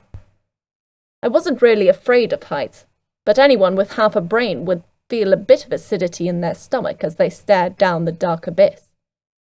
My footing was shaky on the path, and I had to move with my back to the wall, skirting along the edge. I looked up and saw beady black eyes staring down at me. "Cornelius!" I shouted again. I saw creeps clinging to the cliff above me. I fired, but saw no evidence of any death. "Give up! None of us has to die." With every step, my heart jumped. I couldn't see far ahead and couldn't get a proper grip on the cliff to steady myself. I kept my hand on void shot, levelled in the direction of the creep, advancing ever closer as I blinked and panted. The path continued to shrink. How did Cornelius come this way so fast? And why this way? Was it a part of his plan? Was I going into a trap? Or was he simply desperate and run down the first path he saw? The path widened and I turned a corner. Ahead there was a precipice, overlooking the southern suburbs of Hope City, looking like a Christmas tree with all its different-coloured lights. On the precipice, Cornelius stood, with his back to me. He was doubled over, panting. In the silhouette that the city lights formed around his body, I saw the dark shadow of spittle and vomit trail down his chin and onto the rock and dirt below. I suspected now that this was not a part of his plan. that he was not a seasoned killer. He attempted to escape and went down an unknown path, pursued by me as I was pursued by his hunters. He was probably betting that the creeps would get to me first. "Cornelius!" I called. I felt a stab in my back. The coat tried to immolate the assailant, but failed. I fell forward and turned my head. Creeps covered the mountainside, a sea of white with black, beady eyes. Their silence was more unnerving than the gurgles and screams of 1,000 undead. "Call them off!" I shouted. Creeps closed in, blinking in and out of existence. They looked impassive, but also a bit curious. I'd already killed a few of their number, but what did that matter? They blanketed the mountainside. I couldn't last forever. Rifts, I wouldn't last a few more seconds. Cornelius turned to me, and I saw sadness in his eyes, moisture behind his glasses, a quiver to his lip. "Kat, they're coming!" Dua shouted. My chest constricted, and I lifted my gun. I tell myself every day, never hesitate. "Kat!" Treth shouted. I felt the presence of the creatures behind me. Hesitation is death. Hesitation is the end. Evil doesn't hesitate. It doesn't care. They were closing in. But Cornelius, poor Cornelius, stared into my eyes and my soul. He was not evil, but he had done evil things. He was just a victim. A man pushed too far. Could I call that evil? Could I call the victim evil? No. But I still pulled the trigger. Chapter 18. Secrets. I never really decided if Cornelius deserved to die. The creeps disappeared as soon as his corpse fell off the mountain. He had summoned them. He had been the murderer. I finally accepted payment from the Citadel, even though I had not found the location of the missing mages. The Citadel helped keep the cops off my back. No vigilante or murder charge like with Jeremiah. The public prosecutor was satisfied with the results. The Citadel even more so. Not only had the disappearances stopped, but they had someone to blame. Everyone was satisfied, except me. More than resentment had pushed Cornelius over the edge, and I needed to find out what. I needed to piece together the last pieces of the puzzle of the man who wanted me dead. I needed to know why. Charlotte gave me Cornelius's address, and after handing in my assignment late to Miriam, I went to my latest victim's home. Cornelius lived in a small house in Pinelands, a sleepy suburb locked between the North Road settlements, Old Town, the southern suburbs, and the border slums. It was a district of contradictions, which hid all its angst behind the veneer of suburban pretension and make-believe. It was the perfect place to raise a family. But by the size of Cornelius's house, I doubted he was doing that. Charlotte confirmed my suspicions. Cornelius was, or had been, a bachelor. A hard-working, if sidelined, wizard and administrator. Charlotte gave me all this info on Cornelius with her usual impassivity, but I did sense a subtle change in her tone, the way she avoided my eyes, and the speed at which she wished to get rid of me. Charlotte, perhaps unlike the rest of the Citadel, had liked Cornelius. Should that make me regret killing him? Should that make me sad? I did not know, and I did not give myself time to find out. It was late afternoon by the time I found time to visit Cornelius's house. I'd finished Miriam's assignment on theories of vampire contradiction compared to lycanthropy, handed it in, had lunch with Trudy, checked up on Perniche in the IT lab, hunted a bar guest for Conrad, bought some groceries for myself, Alex and Dua, hunted a few routine zombies, finally bowed to Treth's insistence to eat. You get the picture. It had taken me a while to get to Cornelius's house. Now I stood on the front lawn, my hands in my pockets, scrunching up my salamander coat behind me. The lawn was well manicured. Green. Uniform. I glanced up and down the street. A dog walker eyed me up and down, but looked away as I looked back. I was used to stares. I'd need to get more used to them with my new get-up. "Be careful, Kat," Treth said. "I'm just tying up loose ends, Treth," I replied, taking a step onto the grass towards the tiny home. "No more creeps tailing me." I felt the echo of pain on my wraith and creep-caused wound on my scalp. I was no longer hiding the scar that covered the side of my head. "The archdemon is gone," I interrupted. "Cornelius must have been the one holding his reins. Makes sense. The demon was summoned in Pinelands. Cornelius lives here. He had a motive and showed a willingness and ability to summon demons to do his dirty work. What was his motive, though?" I frowned. That's what we're here to find out. The front door was locked. I looked behind me to see if there were any nosy neighbours.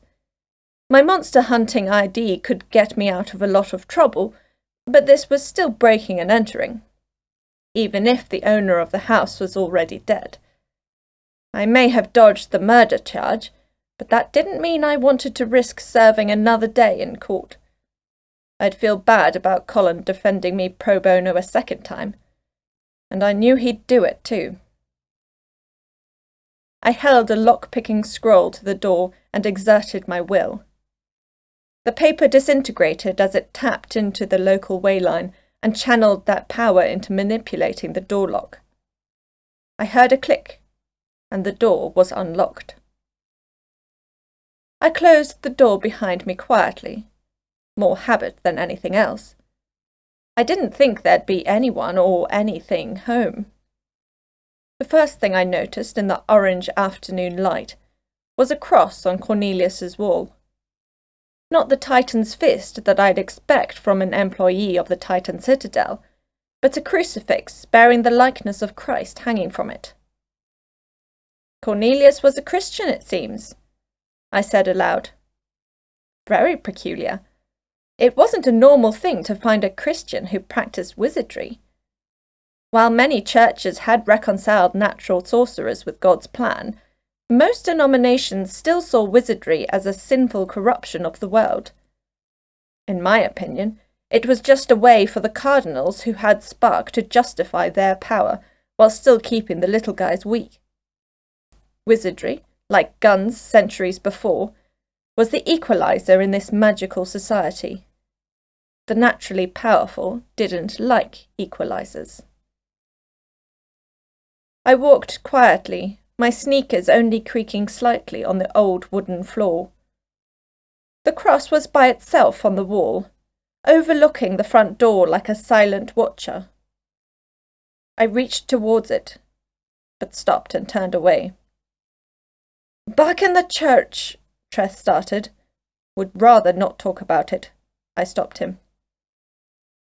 "What did your God do to anger you so?" He ignored me. Cornelius's living room, just to the right of the front door, was sparse. No TV, just a single armchair and bookshelf. I squatted down to examine the titles. Nothing theological, as I would expect. Nothing magical, even. A motley collection of popular non-fiction titles and a few classics like Dickens and Tolstoy. The types of books you'd expect to find in the shelf of a non-reader who desperately wanted to look like they read. I read over the same title, not comprehending it again and again. I felt a frustrated anger rise, stemming from Treth's question. What did my god do? Nothing, or something, and that was the problem. He doesn't exist, Treth. I frustratedly sighed, standing up. I had a feeling that the bookshelf wouldn't reveal anything about the nature of the man I'd killed. Then why do people venerate him so? Why do people do anything? For easy answers, for a sense of safety, to scapegoat their problems to the unknown. Seems that it has to be more than that. On my world, we knew our gods. Good for you. I noted that it was getting darker. I hoped that the neighbours wouldn't get suspicious if I turned on a light. Not so much. They died before the end, Treth said sadly. I snorted. Gods don't die. Perhaps that is your problem, Treth suggested. Too strict an idea on what makes a god. For us, it was the virtuous and the powerful, the self-sacrificing beings who kept our society alive, gave life to nature, and kept the darkness at bay. And they died? I asked. My curiosity was sincere, but my tone was irritable. I felt a sadness come from Treth in the pause. I guessed what he'd say. Much like how Treth had died, and all his comrades, his gods had perished as well. Everything had died on Treth's world. Perhaps that was why he accepted his lot so readily on Earth. He knew there was nothing to go back to. I believed in God once, I said, eventually, my voice quieter. But then, you know what happened. I clenched my fist. I cannot believe in, much less worship, a being who created the evil that killed my parents. When Digby mentioned my mother's name, they were good people. They were faithful, moral. I checked to see if I was crying. I wasn't. But I should be. It got them... I shook my head. No use continuing. I whispered, almost spat. Some mysterious plan. I am confused, Treth said. You speak sometimes as if the god you hate exists, but other times that he doesn't exist. Which is it? Does it matter? No, said a deep voice, tinged with casual confidence, chuckled from just behind me. I turned, drawing my wakizashi and jusak instinctively. I noted the comforting weight of void shot on my lower back. It wasn't as consoling when I saw the assailant. He was wearing the same black suit over a white dress shirt that highlighted his sharp features. His cleanly shaven face was grinning, underneath a pair of black thumb-sized horns jutting from his black, suave hair. The only difference in his appearance were a pair of obsidian dark bat-like wings, outstretched like an eagle before swooping in on its prey. I instinctively took a step back. My skin went white, and my breath caught in my throat. His grin grew wider. Nice coat. A bit bright, but I like how it adds to the ensemble. He leaned in, half a metre from me. I held my swords out. He ignored them. If I may, I advise a black shirt to add contrast. I like Fleetwood Mac as much as anyone, but the white overpowers the coat's orange. Perhaps an inverted shirt, with the album picture in white and the shirt in black. What? I stammered out, simultaneously trying to digest his words. What are you doing here? I thought that the creep summoner was my master? Alas, that is not the case. I am still bound to this world by mortal whims. He sighed. Bound a bit like your nightly companion. I shouldn't be so bitter, though. At least I have my own body. You know about Treth? Know about him? The demon chuckled. I can see him looming over you right now, wearing the same battle-scarred and blackened armour that he wore when he was slain by his own brother. The demon looked above me, and I felt Treth recoil. Do you still love him, Treth Avicin of Concord, Knight Paladin of the Order of Albin? Do you still love your lich brother, even after everything he did to you? After he destroyed everything you had? The demon's gaze drifted down. Treth was hiding behind me. I felt his breath on my neck. I felt his tears. Stop it! I said, trying to shout. It came out as a whimper. The demon stared past my shoulder for a few more moments, and then looked me in the eyes. It took all my willpower to return his gaze. An appropriate pair, the demon said. The broken knight, slain by his own undead brother, and the broken huntress, killed in spirit, if not in life, by the forces of evil. I'm not broken yet, I said, tensing my grip on my swords, and neither is Treth. The demon eyed us up and down. Perhaps, he muttered as if to himself. But perhaps not. I see now why my summoner sent me. One who kills the victim so wantonly could just as easily kill the perpetrator. Evil done once can be done again. I'm not evil, demon. Really? What would Cornelius think about that? What did he think when he heard the click and bang of your reality-defying gun? He sent the creeps after me. I had no choice. Did he? I don't know. That's why I'm here. Then let me expedite your investigation. It is the least I can do after my behaviour last time we met. He laughed, causing me to jump. I am almost pleased that you had such hidden power. It meant we could have this overdue discussion. Cornelius was not my summoner, as you may now have guessed, but he was working with him. To what ends? I can only begin to imagine the twisted agendas of mortals, but I suspect that Cornelius's goal was similar to my summoner's.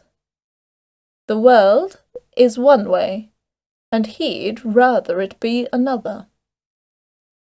He wanted to play God, is that what you're saying? Don't you all? The demon smirked. Isn't the human paradigm one of twisting nature, thought and action to suit one's desire? Isn't the entire state of human being a twisting of reality into a fiction that comforts the mortal? I shook my head. I'm not like him, or your summoner. Are you not? You pictured a more convenient world where Jeremiah Cox did not exist. You made it happen. You pictured a world without Cornelius, where his creatures wouldn't pull you into the abyss. The demon seemed closer, as if he had moved like the creeps. A subtle teleportation. You pulled the trigger, Kat Drummond. How does that make you different from them? They were trying to kill me. The demon returned to his spot across the room. He clapped his hands, an uncomfortable sound in the quiet house. You figured it out. You did not slay them because they were evil and you good.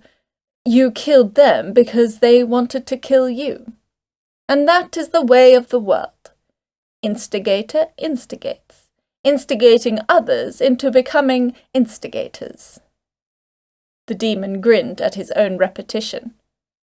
I was not an instigator. They chose their evil ways. That led them to me. I did what I had to do. Why was I arguing with a demon? To be fair, it was all I could do. I couldn't kill him, after all. Evil, Kat? You're a smart girl. You should know better. Perspective and all that. To Cornelius, to Jeremiah, you were enemies. To them, you were evil. You stopped Jeremiah's plan to save people. Save people? He wanted to cure disease through undeath. And who said that isn't saving people? Me. Exactly. But what power do you have to make that true? I paused. I couldn't respond. You have power, Kat Drummond. I felt an intense authority resonate in his voice as he uttered my name. It was as if my soul had strings and he was strumming them. Your power is in both your hands right now. You have the power to decide good and evil. But what use are those terms when you can so easily judge them with the point of a sword? It is more than a sword, Treth said. He had some of his strength back. Good is what serves the righteous. It is what serves the virtuous. Power doesn't determine what is right. It just determines if right wins or not. Righteous? Virtuous? The demon pondered the words. By whose estimation? God? Can your friend, Sir Knight, agree with you? Or must she accept that, without God, there is no right or wrong? What makes good, good? History, the collective stories of human suffering and progress, Treth retorted. Our gods did not tell us what was right. Our experiences did. We learned that murder was wrong because of its results, because of our preferences. We learned that charity was right because it made us realise our connection to each other. Interesting, the demon said sincerely, and something I didn't expect from the uneducated knight of a dead world. Treth is wiser than most, I said, feeling I needed to defend my friend. And he's right. Good is not divinely made, but it does exist. It is what makes being human worth it. It is what gives us, or at least me, meaning. The demon bowed his head respectfully. It looked sincere, an acknowledgement of a good point. I had not expected it. I must thank you, Kat, Treth. I did not expect this discussion to be quite so interesting. I am not entirely convinced. Evil and good are all so shaded in grey. He looked away, as if ashamed. But I may be biased. He looked at me, and I felt raw power emanate from his every limb. His wings seemed to have grown larger. It was a good discussion, but it must now end. I brought my wakizashi up just in time to block his now clawed hand. It didn't break. A good toy. Your friend has good taste. I backed away, ducked under a swipe from his other hand, and thrust forward with my dusak. It glanced off his suit as if I'd been trying to stab solid metal. I felt ringing go up my arm. I hated striking hard objects. Always felt it in the morning. Why waste your time? The demon asked. Use your power. What power? The light I'd used against the vampires and him? I did not even know if it was my power. Was it even a power? I rolled away from him. He stared at me and shook his head. I was hoping you would be able to fight back, he said. This is not a fair fight. Do you ever have fair fights? I asked, to delay him as I caught my breath. No, he answered sadly. He appeared before me in a blur, and I was knocked down onto the floor. I felt my insides cave. I spat out blood. My vision darkened, and my every pore cried out. I was dying. Treth? I wheezed. What do I do? He did not reply, but I felt his fear, his shame. The demon looked down at me, his wings crumpled in by the small walls and roof of the house. Don't feel ashamed, Treth, I rasped. I felt blood on my chin. I don't know what to do either. I felt his tears fall on my cheek, and the warmth of his spectral lap as he cradled me. I'd always thought Treth didn't have a body anymore. I was right, but not completely. He had one, but it lived through me, through my sensations. I coughed up blood again. I noted that my hands were empty. The demon looked at my discarded blades and lifted them up. He examined them. There was no hint of his previous smile. Go, I said to Treth through sputters of blood. I didn't know why I said it. Where? He asked. And I saw him. He was sad, young, scarred. His armour was blackened with the assault of corruption, rust, and blood. His smile was weak, sadder than any weeping. The demon walked towards us slowly. Treth looked up at him and drew his spectral sword. He pointed it at the demon, who considered it, before knocking it to one side with the flat of my own blade. A sorry pair, the demon said, a hint of shame in his voice, but also respect. Treth, I rasped, looking at my previously invisible companion with wide eyes. He was not the large, statuesque knight that I'd imagined. He was thin, almost scrawny. His armour was ill-fitting. His dirty blonde hair was unkempt and dirty. He looked like a teenager who had been thrust into battle. And that was exactly what he was. The demon stopped before us. Treth put his arms around me and held me tightly. I couldn't move. I didn't try. The tears came. I couldn't even feel my insides. I only felt Treth's reassuring touch, and his warm tears on my increasingly cold skin. The demon lifted my swords up. Was as fitting an end as any. I closed my eyes. Chapter 19. Recovery. I was used to waking up in hospitals. They smelled like medicinal alcohol and musty spell tomes. I was also used to waking up in hospitals in the twilight hours, as the setting sun threw a red tinge on the usually white sheets and tiles of the hospital room. My body clock probably thought it poetic.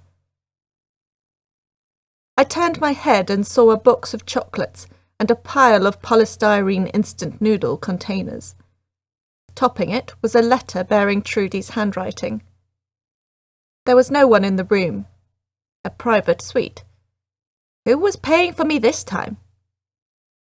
Treth? I asked. I could no longer see him. I felt a sudden fear that he may be gone. Yes, he replied, and I felt an overwhelming relief.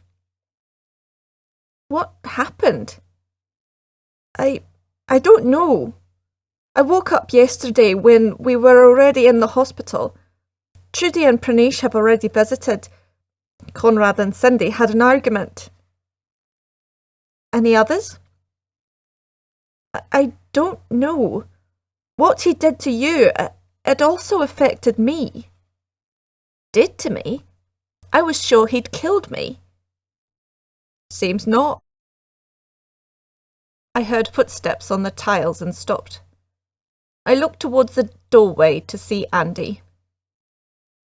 You awake? He asked. I heard you talking to someone.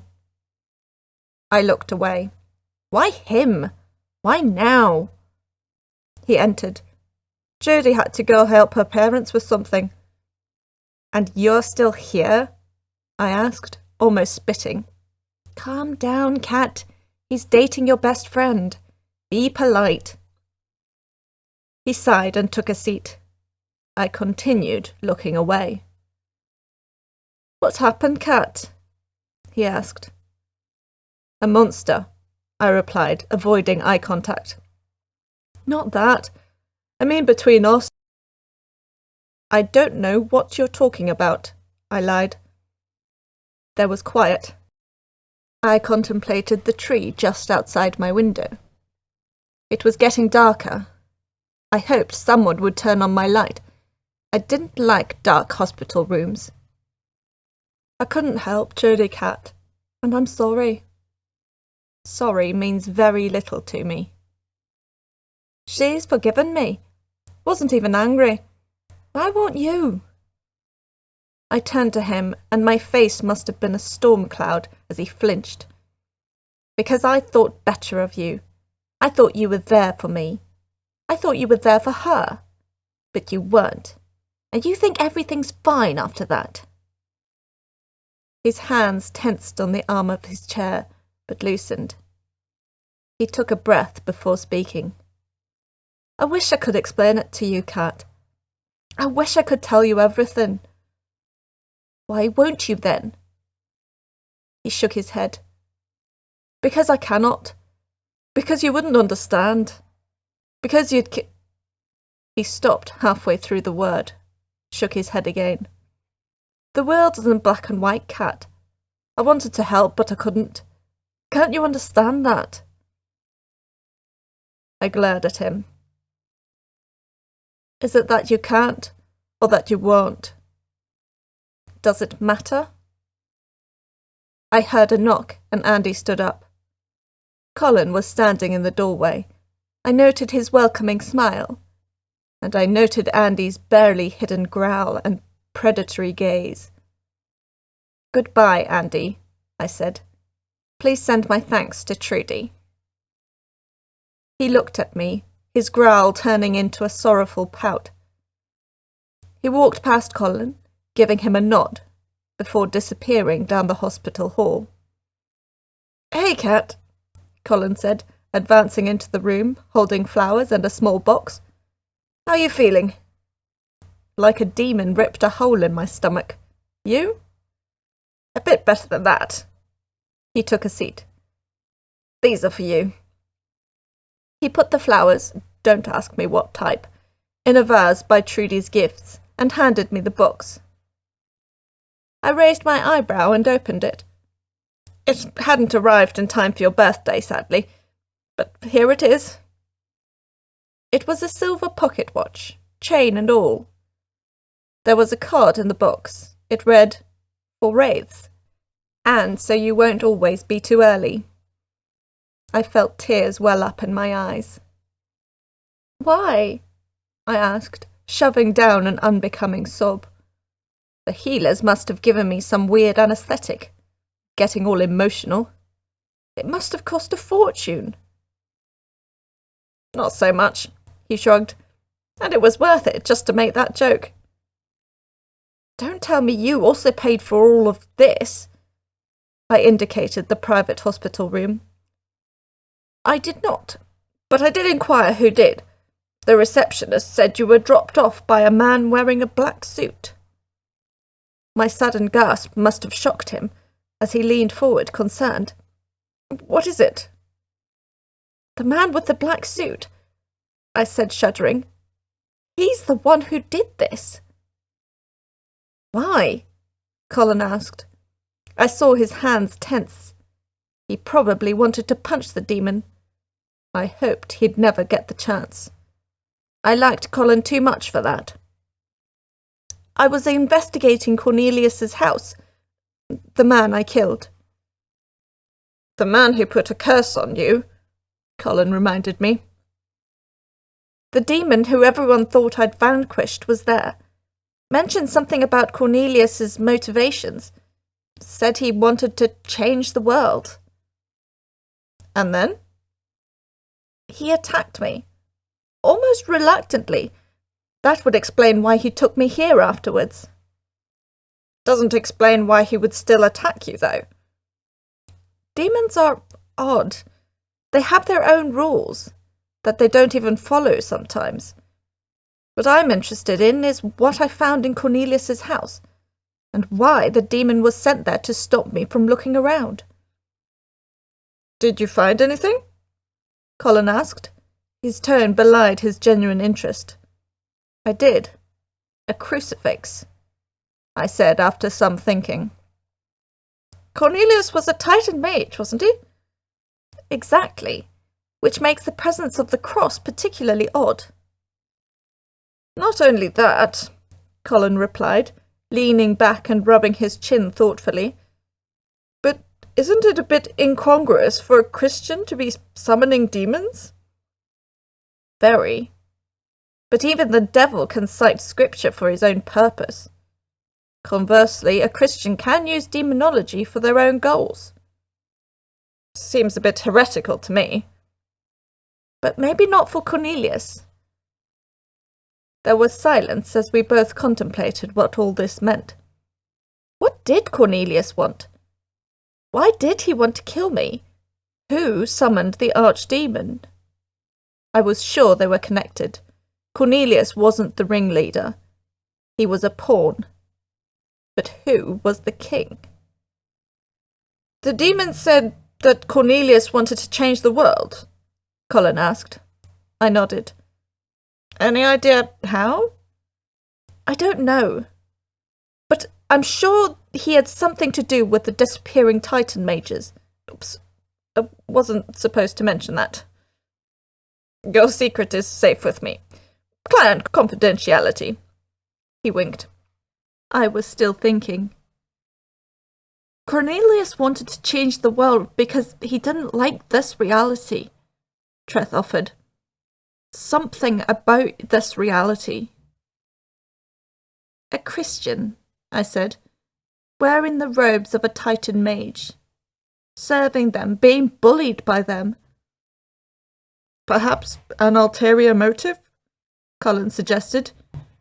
Maybe he was biding his time to sabotage the Titan cult. And risk releasing the Titan? Colin shrugged. Perhaps the Titan represents the chastened wrath of God?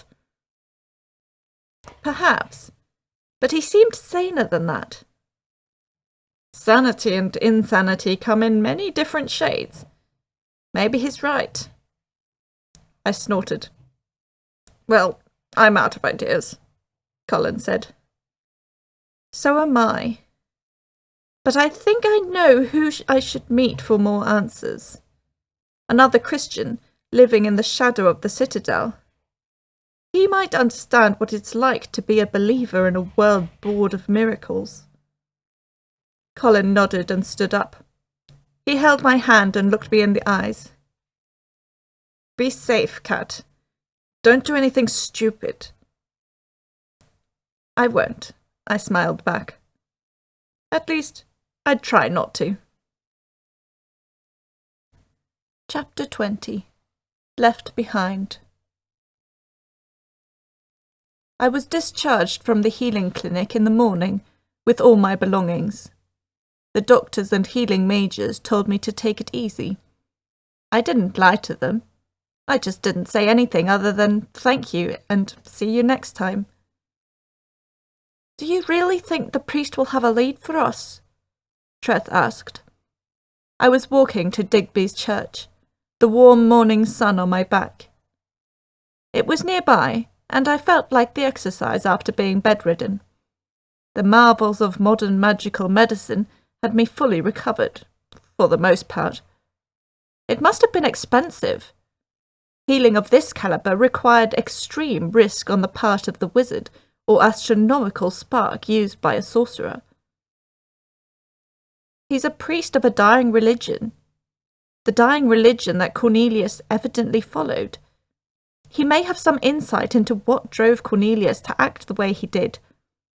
Cornelius may even have been a member of his congregation. Not a lot of churches in the area. I felt Treth's presence as I normally did, but could not get his image out of my head. I had seen him. His sadness, his scars, his youth. He didn't fit my expectations, but the experience accomplished so much more. I felt now that my spirit companion was more than just a voice in my head. He was truly my companion, my invisible friend, and not merely an imaginary one. I arrived at Digby's church and took a break in the shade of an oak tree. Despite my refound energy after my healing, I'd still walked a few blocks to get here during the heat of the day.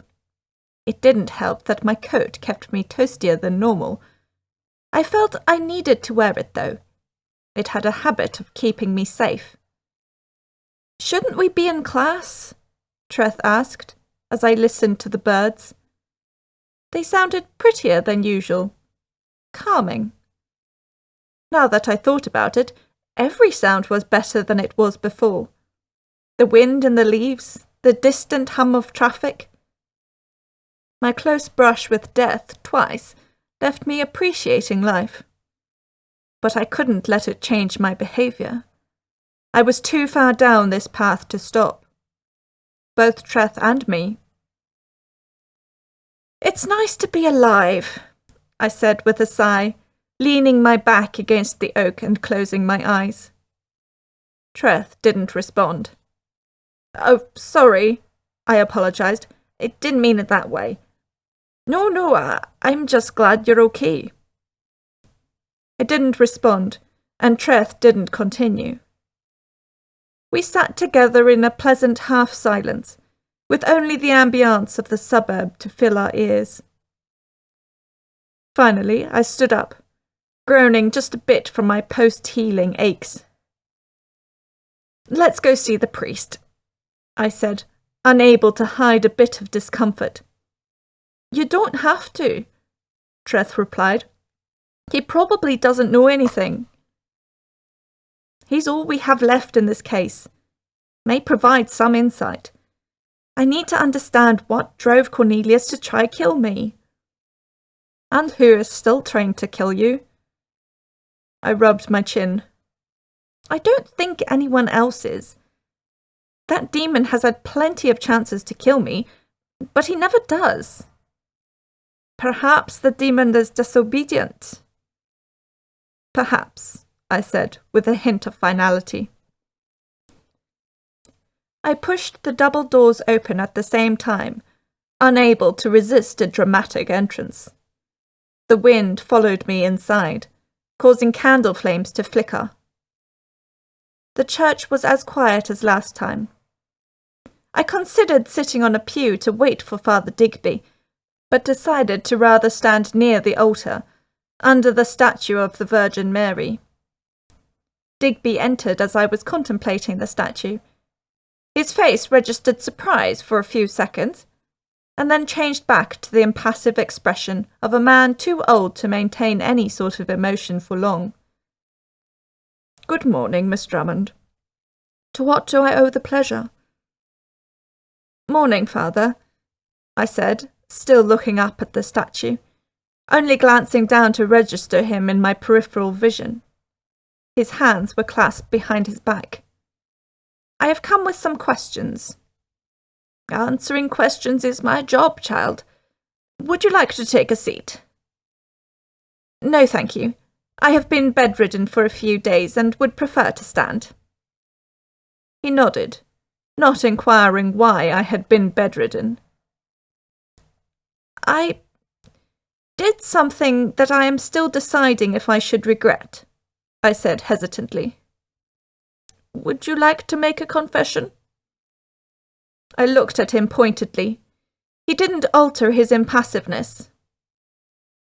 I do not need to confess anything yet, Father. I need to know if it is worth regretting. And then? And then I shall seek redemption in my own way, or try to move on. Digby approached me and put his hand on my shoulder. His touch was uncomfortable, but the coat didn't burn him. That made me let him continue the gesture that must have been aimed at comforting a distressed ex-congregant. I reminded myself that while I may have problems with the religion, I shouldn't have a problem with this man. My parents had liked him. Speak, child. Believer or not, you are safe in these halls. I looked at him, but I couldn't discern anything behind those eyes. I chose to trust him. I killed a man, Father, in self-defense. He was attempting to kill me, and I had no choice but to take his life to save my own. The Lord, much like human law, forgives killing in self-defense. I know, but I need to know why he wanted to kill me. He raised his eyebrow, a flicker of emotion. And you think I can help you understand this motivation? I can only tell you what you probably already know. There are men of wickedness in this world, monsters in human vessels. There is no reason to their actions, only malice. I don't think this was the case with this man. The reason I come to you is that I discovered that the man was a Christian. And you want to understand what could drive a Christian to kill? Not a Christian, but specifically this Christian. He worked under the Titan cult, but had a crucifix in his house. A crucifix doesn't make someone a Christian, he said, a little bit defensively. Of course, but it was the only thing that stood out in the house. It was prominently placed, and he had nothing else to suggest he was merely a collector. And he mentioned God before. I didn't think much of it then, but it had a sense of sincerity. I am sure he was a believer. And you believe that this may have something to do with why he wanted to kill you? I nodded. He sighed and turned away, taking his hand off my shoulder. I felt a relief at the lack of touch. It is difficult to be a man of God in an age of supermen, he stated, as if reciting something he'd been thinking about for a long time. For some, it drives them crazy. It pushes them to the edge of their faith. Too many go over that edge and forsake their Saviour. I resisted rolling my eyes. This wasn't the type of answer I was hoping for. Digby turned as if he'd sensed my irritation. You are such a sheep who has strayed from the flock. If the flock keeps running off cliffs, it's wise to leave it, I said, just a hint of venom in my voice. I understand, Kat, he said, that you blame God for your parents' death. I don't, I said without thinking, but realizing that my words were true. I blame a man. I blame his discipline. I blame the society that allowed him to persist. I shook my head and continued. I do not blame God, Father. How can I blame what I don't believe in? God didn't kill my parents. A man did. His expression, previously emotionless, looked devastated. Would he have looked any happier if I hated God? Sorry, Father, I began, attempting to be diplomatic. No.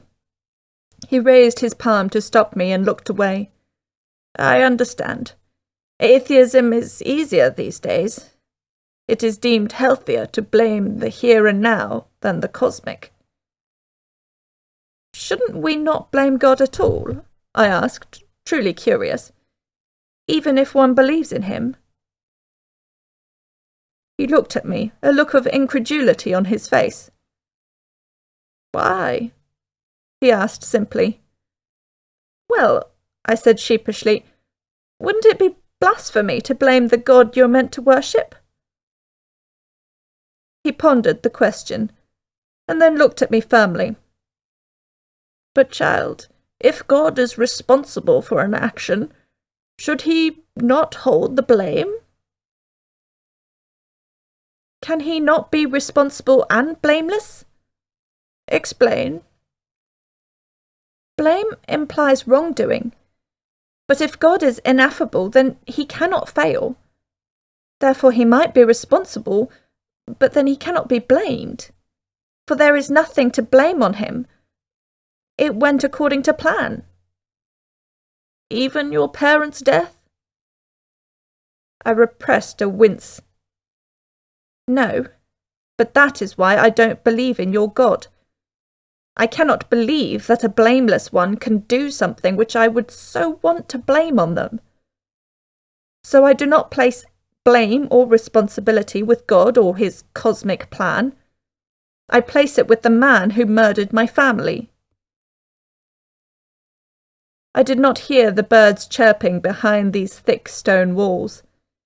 Neither did I hear the traffic nor the wind. I heard the beating of my own heart, my breathing, and the faint echo of my own words inside my head. Digby finally looked down. You are right, he whispered.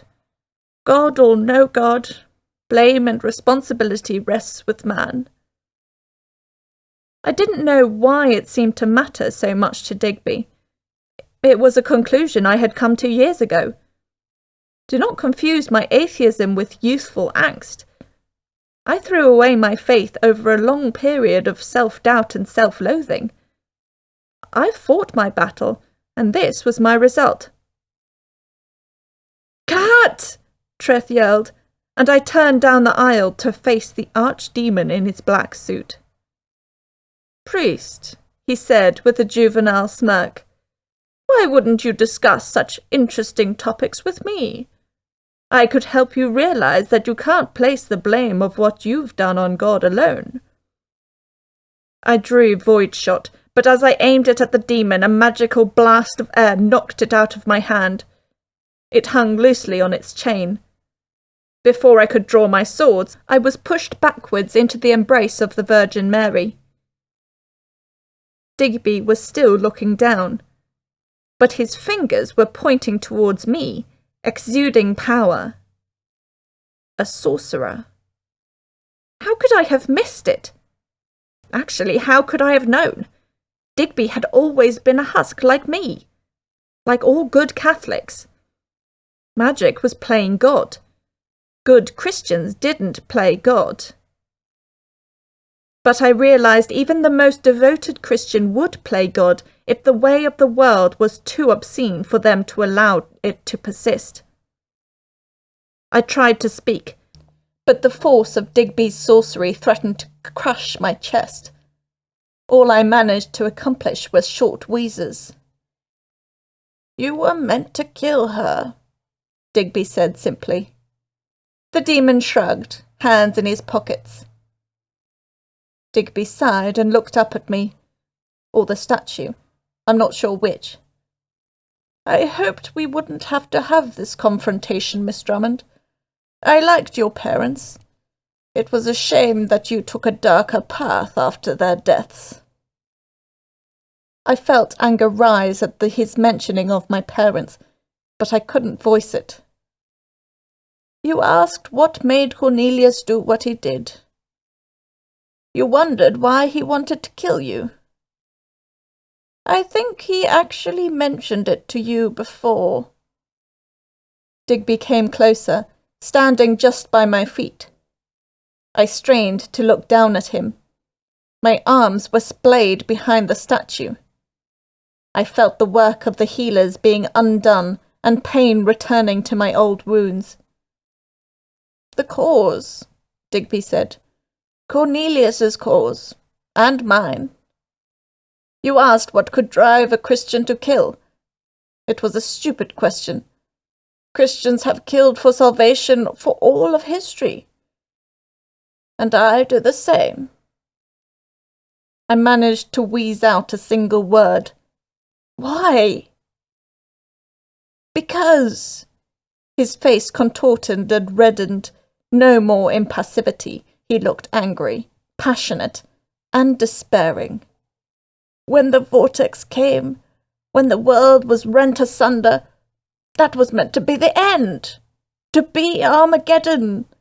When hosts of demons attacked our world, the faithful were meant to be risen to heaven. Then the forces of good and evil would finally clash. A final battle. A final conflict to end the pain of existence. The archdemon snorted scathingly. Digby ignored him. I was meant to rise up, to be raptured as all good Christians should be. But I was left behind. I, a faithful servant of the Lord, was denied my place in heaven. And I had to think what I had done. I pondered this for years, decades. What had I done? How did I sin? Were my confessions insufficient? Was I wrong? I lost my faith in the Lord.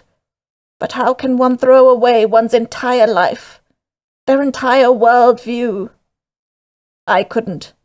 I continued to believe that I had done something wrong, that it was not God but I who was wrong, that I had sinned irredeemably. Only a few, a blessed few, were pure enough to rise up. I was not among them. This thought destroyed me, almost utterly. How could my God, my all-loving God, abandon me? How could so many, made in his image, be denied? But finally I realized what was wrong. Yes, this was Armageddon, the ending of the world. But it hasn't ended yet. He paused, staring pointedly into the void. The Saviour has not returned. That meant that I still had a chance. The rapture is still happening, and I have been left on the earth with a purpose. I am to play a role in the upcoming battle.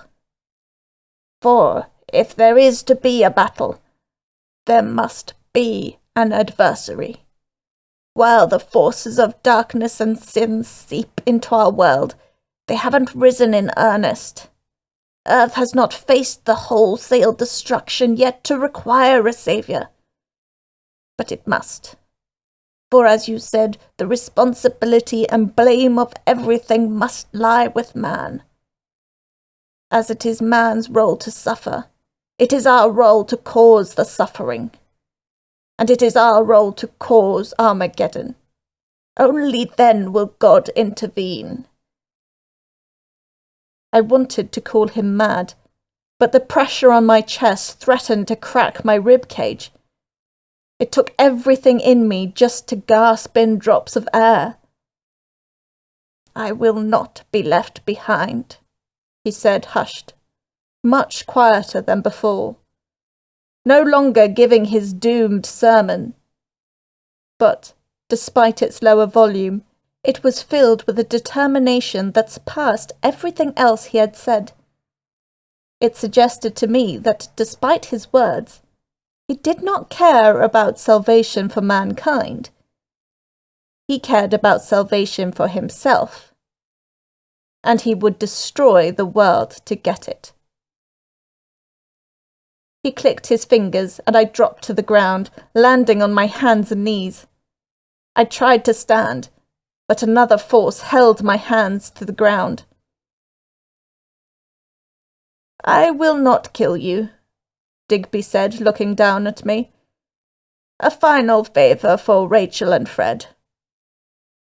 He turned his back on me. I gritted my teeth, but was still catching my breath, unable to yell at him. He stopped by the demon. I cannot allow her to live, however, and I seem to be unable to trust you to finish the job. The imps will do it. They will also serve to destroy this place. He paused and looked around. I saw no hint of sadness in his eyes. An end of an era, he said.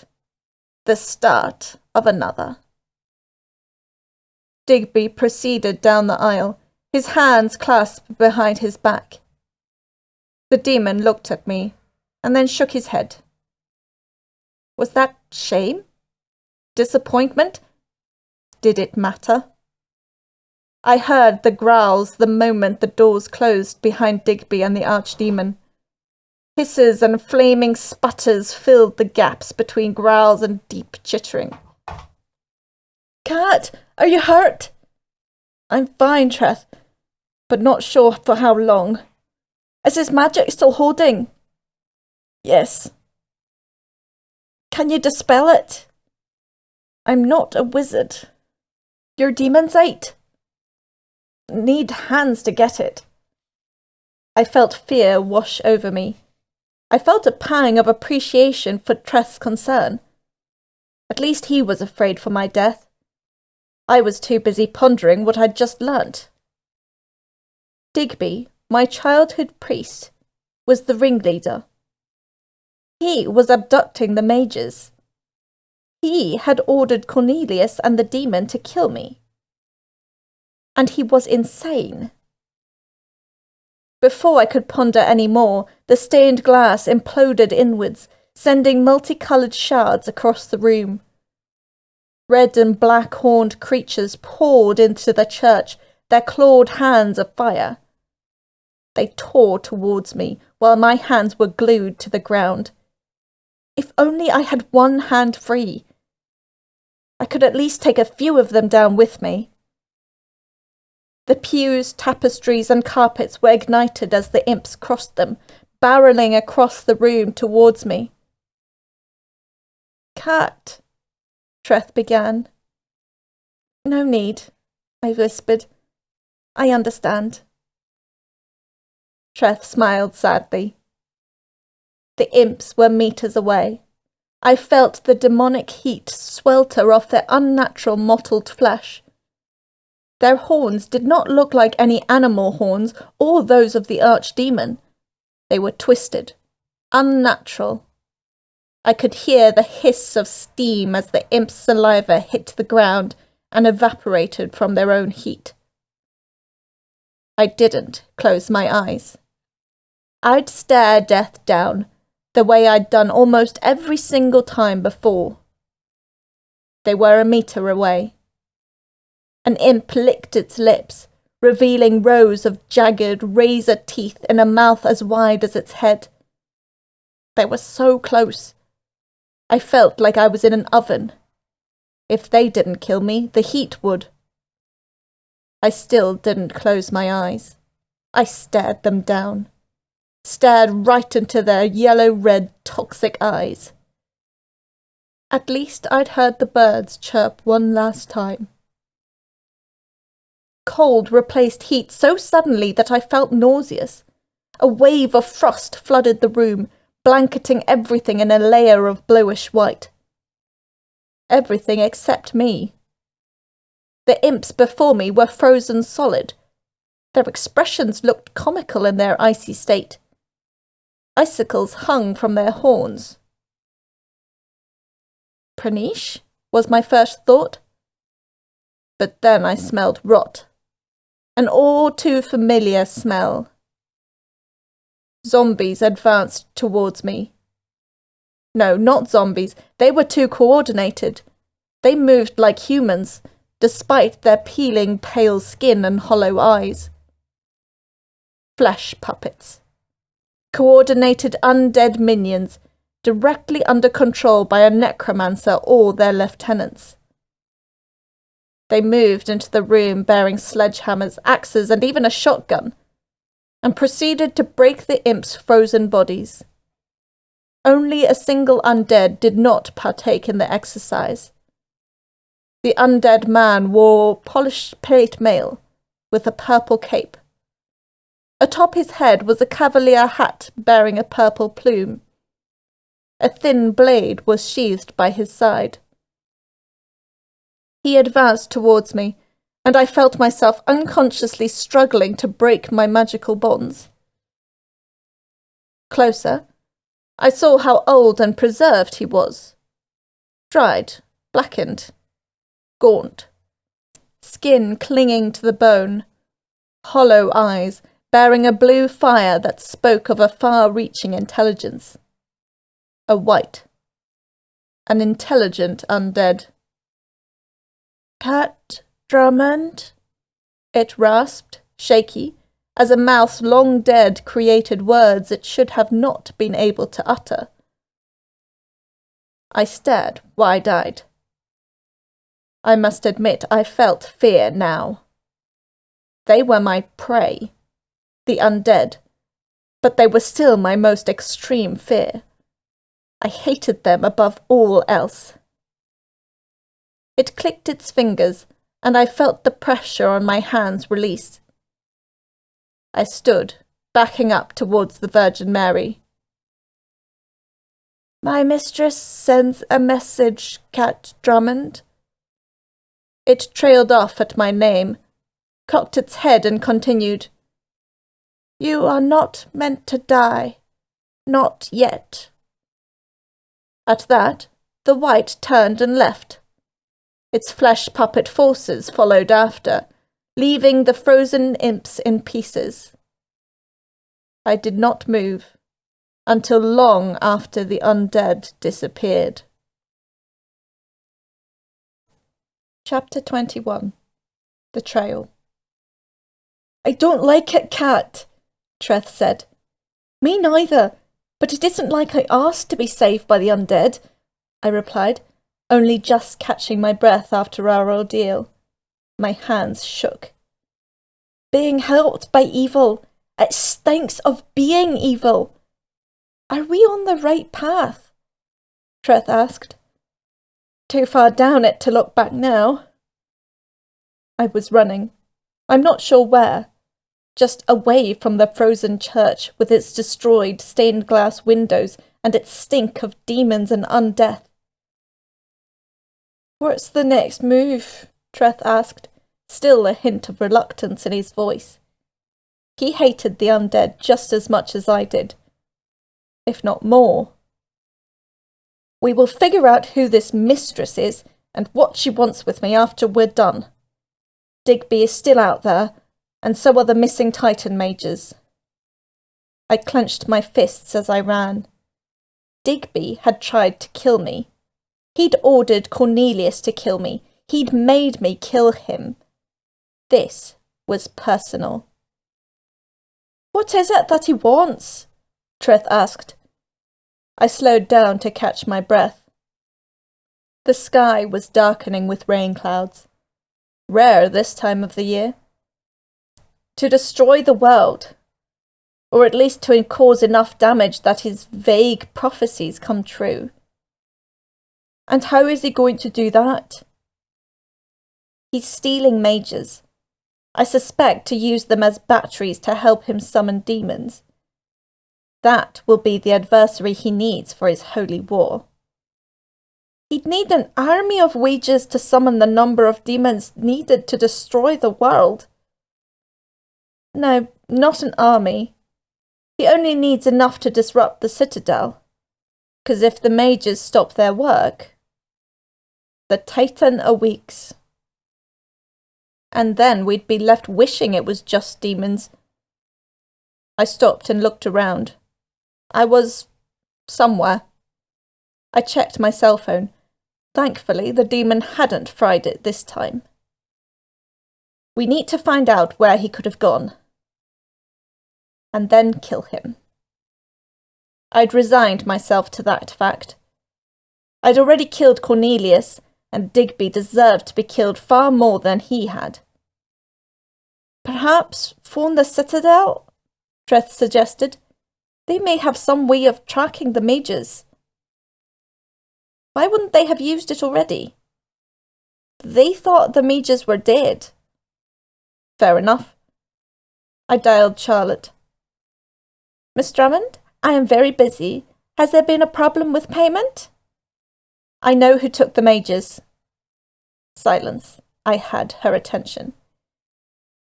Do you have any way to track them? I asked. No, she said. We would have tried already if we did. Who took them? A priest. A Father Digby. I almost spat the words. Digby, you say? She pondered the name. There was a Digby who worked for the Citadel years ago, when I was an intern. A Joshua Digby, I think. Now that was a shock. Yeah, I'm pretty sure there was a Joshua Digby, a sorcerer tasked with providing energy to the circle. I heard the clatter of a keyboard. Here it is. A pause. He was fired, considered a security risk. And you say he is the culprit? Yes, he just tried to kill me. Again. Congratulations on him not succeeding, Charlotte replied dryly. Do you have any idea where he might be hiding? Any records of his properties, his residences? Our records are not that extensive. I'm sorry, Miss Drummond, but the Meister needs something. Good luck with the search. She hung up. Good luck? I was trying to save her mages. So, Digby had history with the Citadel, I said, still holding my cell. Makes sense, Treth replied. His crusade can't just be idealistic. There's a personal hate in his actions. There are 100 ways to wreak destruction, but he chooses to harm those who wronged him before. So much for salvation. Humans are complex, can have many concurrent reasons for doing one thing. You say humans like you aren't one. I'm not. Anymore. You looked human to me. Treth paused and didn't reply. I needed to get home, to replenish my supplies, to repair and replace the armour that was damaged during my fight with the demon nights before. I was still dressed in the clothes, washed by the hospital, that I'd been wearing that night. I called a taxi. On the drive, I thought about how I would track Digby down before he tried to kill me again, or succeeded in his plan.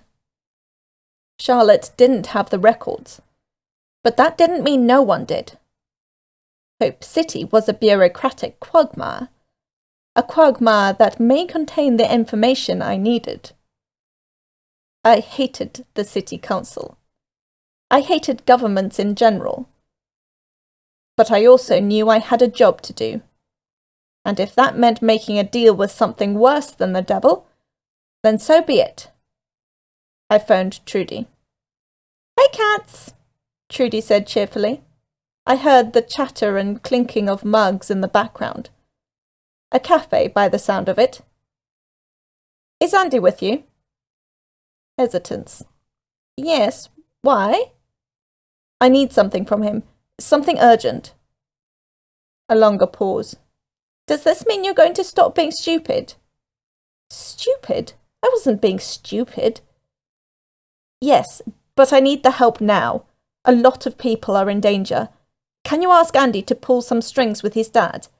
I need a list of properties owned or connected to a Catholic priest named Joshua Digby. Your parents' old priest? Why? Actually, don't tell me. I heard her speak, muffled, holding the phone to her chest as she spoke to Andy. He says he'll get the info to you in half an hour. I was about to hang up. And Kat, make sure you actually forgive him after this. I will. Please say thank you on my behalf. You can do it yourself on campus. I hung up. I was pacing my apartment, much to the distress of both Dua and Alex, when I felt the buzz of my cell. I drew it as fast as I would my sword. It had taken Andy longer than he'd said to get the details. Hours. It was fast approaching dusk, and I had already gone over my gear 100 times. It was Trudy's number, but an official-looking digital document. A list of addresses connected to Digby, but none registered as his official residence. One address stood out. A property that anyone would find a parish priest owning peculiar. A property near Chapman's Peak, an expensive nature reserve on the coast of Hope City. I sent another thank you in response and phoned Conrad. I'd need the lift, but I knew I had to do this alone. Backup wouldn't help me against the demon. Only my slim hope that the demon would again refuse to kill me gave me some measure of comfort. Hope or no hope, I had no choice. Digby had tried to kill me. I'd return the favour. I was fair, if nothing else. Chapter 22. Showdown. "My demon-fighting days are over," Conrad said, pulling up his handbrake. We were stopped below Chapman's Peak, parked by the once often used road. These days, people preferred the safer roads down Southeast Way. Rockfalls and the gins that caused them made Chapman's Peak a scenic but deadly route. "Good. I need to do this alone," I said. My coat seemed to warm at my response. It glowed faintly. "Cindy?" Conrad offered. I shook my head. She's not even a match for this demon, and it would take too long to rally enough purifiers. I have a feeling Digby wants to end this tonight. I need to do it now, and by myself. Conrad inclined his head with respect. "I'll add a photo of you to my wall." I snorted. "I'm not dead yet." He grinned. "Just in case." I unbuckled my seatbelt and got out. "Hey, Kat," Conrad called, leaning outside his window. I stopped and looked at him. "You're a good hunter." I nodded and turned back to the cliff. It was the nicest thing Conrad had ever said to me. The entrance to Digby's mountainside property was guarded by an old wire mesh gate, rusting at the edges. I scaled it easily enough, but felt the echo of an ache from my new flesh and recently knitted bone. "Quietly," Treth reminded me. I rolled my eyes. He really didn't need to do that. I'd been doing this for a long time now. Yet I still smiled afterwards, if just at the reminder that he was still there. The gate gave way to a dusty concrete stairway with fresh foot tracks. A single pair. "Our demon friend doesn't leave tracks," Treth said. "Friend now? Shh! Sneak mode!" Yeah, I thought to myself, and scaled the stairs. It had a multitude of turns, twisting up the mountain, until finally reaching what looked to be a construction yard, jutting out of a cliff. Half of the attempt at a mountain villa, overlooking the Atlantic, was outside of the cliff, while the other half must have been carved out of the mountain itself. Digby must have had some money. How was a question for another time. I arrived at the top of the staircase, staying low and watching the windowless holes in the building for lookouts, demonic or otherwise. I saw nothing. Just the faint outlines of shovels, abandoned bricks and support beams. I darted across the opening from the top of the staircase to the side of the under-construction villa and rested my back up against the wall. I listened. The sound of the waves in the distance, the bellow of a ship horn, seagulls. And faintly, a voice. I drew my wakizashi in my right hand and void shot in my left. Hopefully, my training with Brett would be enough to fire with my offhand. It had been enough against Cornelius, at least. I rounded the building until I found an entrance, and entered the darkness, my coat emitting a faint glow that soon died as I wished it to be so. This coat was becoming more and more useful. The voice grew louder and clearer as I pressed further through the unfinished building. Abandoned construction gear was left on tarps and by support struts. I was careful not to knock anything over, but was struggling to see as the concrete blocked the setting sun. The building ceased at the rock of the cliff face, where excavation had stopped, all except for a tunnel, leading down, and lit with a string of fluorescent lights. I kept void shot steady, and my blade in a defensive stance as I descended. The voice grew louder. Digby. He was shouting at someone at great length about something, but I couldn't be sure who or what about. I went further into the mountain. "Kat!" Treth warned me. He didn't need to. I smelled the charred flesh of the imp before I saw it. I darted behind the wall, keeping myself as flat as possible as the demon walked past. It was considering something stuck on its claw and did not notice me. I resisted breathing a sigh of relief as the demon passed, and I proceeded, going the way it had come. There were no doors in the cave complex, but a lot of empty rooms. Some had tarp, unopened paint cans and tools. Was Digby building something? How could he afford all of this? It was like a real evil lair from some old James Bond film. I heard Digby's voice again as I considered the freshly placed tiling of a side room. I could hear him more clearly now. "I need to proceed now." A pause. I didn't hear another voice. A phone call. "No! The mission is almost blown.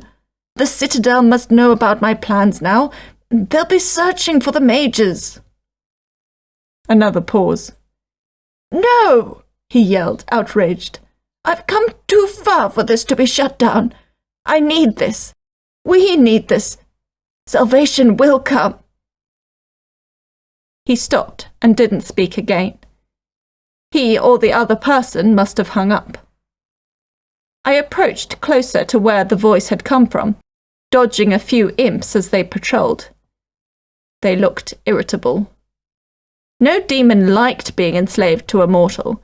It took a lot of power and duress to keep them shackled. Imps, I had read, were mischievous and malicious. Chaotic evil, if you were to simplify their nature. Having them patrolling a subterranean hallway was not their ideal job. I rounded a corner and saw a glimpse of natural light. I peeked and saw the back of Digby, a silhouette looking out onto the setting sun. He had carved this section of the cave overlooking the bay, out onto the dark Atlantic and the setting sun to the west. Two large red demons stood at a distance, flanking the priest. They had goat legs and massive upper bodies, topped by a large jawed head with horns as long as my swords. They carried two-handed blades, currently resting on their shoulders. From the sketches in the demonology books I'd read, they looked like hellspawn. Brutish demons theorized to be constructed from the essence of warfare. The archdemon himself leant up against a pillar. His black suit was still impeccable. He was hiding his wings again. He let out an exaggerated yawn and began analysing his nails. Treth did not dare speak. We still couldn't be sure what the archdemon wanted. He hadn't killed me yet, but that didn't mean he wouldn't help Digby kill me now. He was his servant, after all. To the sides of the lair, I saw 2 doorways. A faint hum emanated from each. I saw a pale green glow, that type of magical evil green. I'd put money on it that the captured mages were being held captive there. And I'm not the gambling type. I bit my lip. Only one angle of attack. Digby's back exposed. Ambush. 2 guards, magic. A third force, the archdemon, who could destroy me instantly. Maybe I was the gambling type. And I was doubling down on a terrible hand. I checked Void Shot in my left hand and swapped it with the blade. I needed to be sharp here. I was ambidextrous, but still favoured my right hand. I closed my eyes to focus, took a quiet breath, opened my eyes with a new clarity and rounded the corner. The sights lined up. My finger was on the trigger. The hellspawn hadn't reacted. I pulled the trigger. The bang rang out, causing a harsh ringing in my ears. Digby didn't fall. He stood facing outwards, his hands still clasped behind his back. A bullet hovered an inch from his head. He turned, got out of the way, and clicked his fingers. The bullet shot out towards the sea. I tried to fire again, but the same force he used before knocked my gun out of my hand.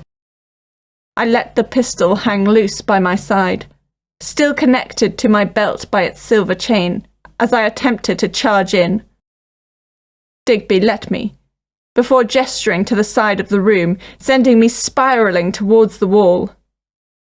What did I think would happen? That I'd somehow get the jump on him? That I could kill a sorcerer in his own lair? Stupid. So the imps failed? Digby asked rhetorically. Did someone help you? I didn't respond. Even so, he only held my arms to the wall. No matter. I'll be here now to ensure you die. I felt a pressure on my throat. An immense force. It wasn't like someone strangling me. It was as if someone was slowly pressing a brick onto my throat. I couldn't breathe. I couldn't think. I felt Treth's fear. His feeling of shame and impotence at being unable to do anything to help me. The pressure stopped. Actually, no. Digby turned to the archdemon, who looked bored, leaning up against the wall. The hellspawn eyed me blankly. They were awaiting explicit orders. Reluctant guards. I summoned you, monster. It is time you fulfill your mission. Kill the hunter, Digby commanded. The archdemon looked at me, impassively. No smirk, no sadness. He looked back at Digby. No. Excuse me? The demon shrugged. Digby let go of me as he turned his full force on the demon, lifting the creature up and towards the edge of the cliff. The demon hung limply as Digby held him out over the edge. I didn't know if Digby meant to scare him. A winged demon wasn't afraid of heights, much less this one. You are my servant, demon. You obey me. The demon didn't respond. I used the opportunity to reach into my pocket and retrieve a sachet of demonzite. Its sandy shards scraped my flesh as Digby turned towards me and sent a wave of force, knocking me back into the wall and the demonzite all over the floor. He held me there. If you won't do it, demon, I will. He looked straight at me and held his hand out. I felt a new pain, on my chest, my heart. He was squeezing it. I held my chest and tried to cry out. I couldn't. Tears welled up. My eyes glazed over. I felt my organs flag, my arteries clog. For another time, in such a short time, I was sure I was about to die. But I was wrong then, and I was wrong now. The pain stopped. My vision returned, and I saw Digby facing me, with a hand through his chest. The demon's hand had impaled him from behind. Even then, no blood had stained his skin or suit. Immaculate, even after such bloody work. The hellspawn disappeared in a burst of flame as the archdemon lifted Digby up, his head lolling, and dropped him into the sea. I heard the splatter as he hit the rock face on the way, and then the splash as he hit the water. The demon looked at me, grinned his perfect white teeth, and disappeared. Chapter 23. Pride. The Titan mages were alive and well. That is, if well was being comatose for weeks, hooked up to a combination of mundane and magical life support. It wasn't my idea of fun to spend weeks in a tank of green magic goo, but at least they hadn't been conscious for it. Their malnutrition and spark burnout weren't too severe. Nothing a bout of healing magic and good eating couldn't remedy. As I had suspected, the mages were being used to power Digby's demonic summoning. Digby had only had enough power to summon the archdemon himself. An impressive feat all the same. Usually, sorcerers wouldn't risk sacrificing their spark to summon demons. Demon summoning was the domain of wizards, who drew their power from the waylines. Digby had spark to spare, however. Not enough, though, as the archdemon had wrestled out of his control and killed him in the end. The Citadel gave me an extra reward for saving the mages, including a lifetime pass up the mountain. It was a privilege normally reserved only for the upper echelons of the Titan Citadel. I'd be sure to use it, despite my bad memories of the place. Table Mountain was that nice a mountain I could forget that it entombed a primordial Titan. At least for a little while. Conrad took me to the healing clinic after my ordeal. I was apparently as pale as a phantom. I slept in the car. I didn't remember getting into bed. I caught up on the lectures I missed during my absence in the following days. I did some more mundane and safer hunts. I looked into the Necrolord and pondered the wight who had saved me and his mistress. But info was sparse, and I could not find anything more on my mysterious saviours. I didn't even want to think of them as that. Colin asked me on another date. A movie. While I was still confused over what I really wanted, I knew that I liked Colin. That was more than I could say about most things. While the sci-fi feature film played in the background, I made sure that my hand met his, and couldn't help but feel satisfaction emanate from Treth, watching over my shoulder. I made amends with Andy. He had pulled through in the end. I didn't really trust him still. There was just something off about him. But I was fine with him dating my best friend now. Without him, I wouldn't have been able to find Digby after all. It was after a lunch with Trudy, Pranesh and Andy that I left campus once again, feeling that comfortable monotony of university life. It was also then that I reached into my pocket and found a note. It was written in fine cursive and smelled like tobacco. The Rock, on the mountain, for questions left unanswered. I crumpled the note in one hand and shoved it back into my pocket.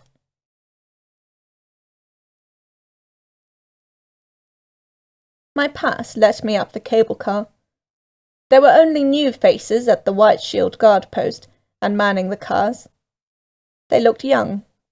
None looked arrogant. They knew what had happened to those who came before them. Blood stains on the asphalt remained as a sobering reminder.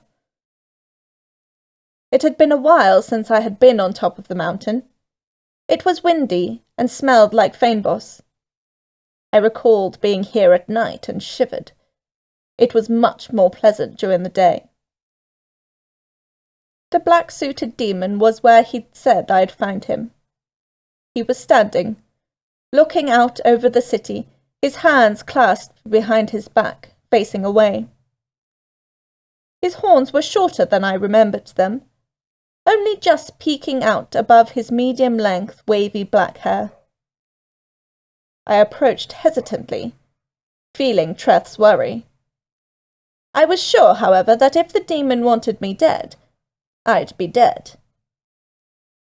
"It's a beautiful city," he said before I could speak. I looked out. It was nice, but the smog from the slums wasn't a pleasant sight. "Even the slums," he said, as if reading my mind. "Sure, you see them as a rot, and perhaps they are. But in that rot, among the festering corruption, there are still people. People striving, people living, people doing something." He took a deep breath. "Existence is suffering," Digby said, "but it is so much more. It is a perseverance that I so enjoy watching. To observe life in all its interesting forms. Poverty, prosperity, peace, love and war. It is all a product of the same thing. And so fascinating." He trailed off. Silence. "Why did you kill Digby?" I finally asked, breaking the silence. He spoke without turning. I approached closer, not knowing why. He smelled of pipe tobacco and Old Spice. He must have started smoking again. "Because I could. Because I'd grown bored of him. Because he tried to harm me. Because he disrespected me." He paused. "Or because I'd decided it was time to end the charade." "You were never really his servant, were you?" He looked at me, a hint of a smirk on his lips, and then turned back to the city. "Why didn't you kill me?" I asked. A gust of wind caught my coat. It did nothing to his hair or suit. "There was nothing to be proud of in a victory over you. I delight in a challenge. A fight with you, a mortal, was not fair." "Well, thanks for the affirmation." He turned towards me, and his expression was stern. "Do not misunderstand me, Hunter. You are greater than most of your kind. A broken soul, perhaps no longer. Broken once, but forged anew, stronger this time. But as strong as it can get, you will never be able to defeat me." He looked away. "No one can." The question had been on the tip of my tongue for a while, but finally I asked it. Who are you?" He smiled, showing a row of white teeth. "A wonderful question. One with many answers. One that could easily be answered with a word, a name. But a name is such a powerful thing. Yet so weak. With it you can control, you can destroy. It is our greatest vulnerability. But it is also the source of our pride. We want the ages to know our name, to know of our existence. We want to etch our names into eternity, for all to see. Yet, if we do so, we risk everything." He stared out for a few seconds. "But that is what makes it so interesting a thing. Something to be proud of.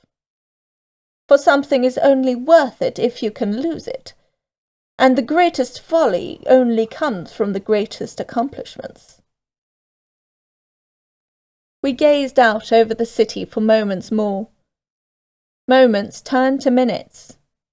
The sun shifted its position across the blue sky. Digby was not the only one, the demon finally said. There are others moving in the dark. You heard him speak to them before his death. What do they want? To play God, he shrugged. To shape reality to their whims. What else do we all want? I glared at him, only thinly realizing the danger of that. He only laughed. That expression. That is why I didn't kill you.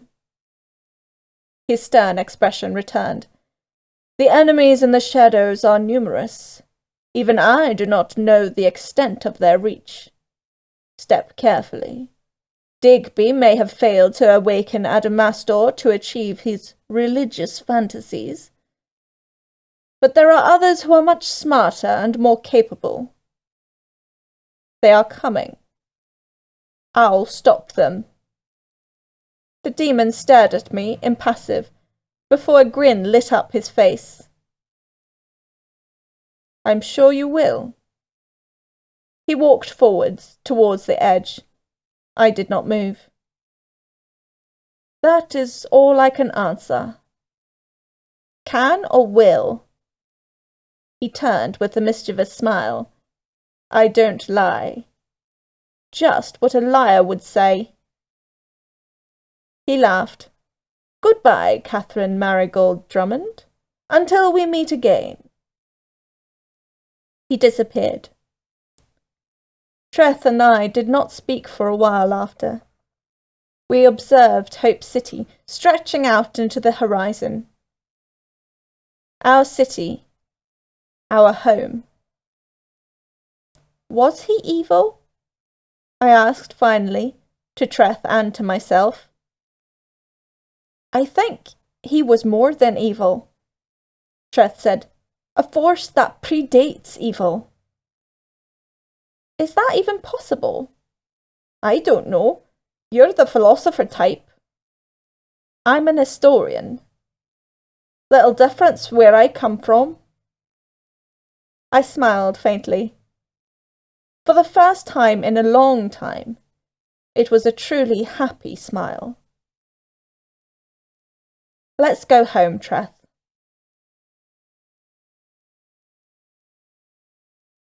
This has been Devil's Gambit, Book 3 of the Kat Drummond Series.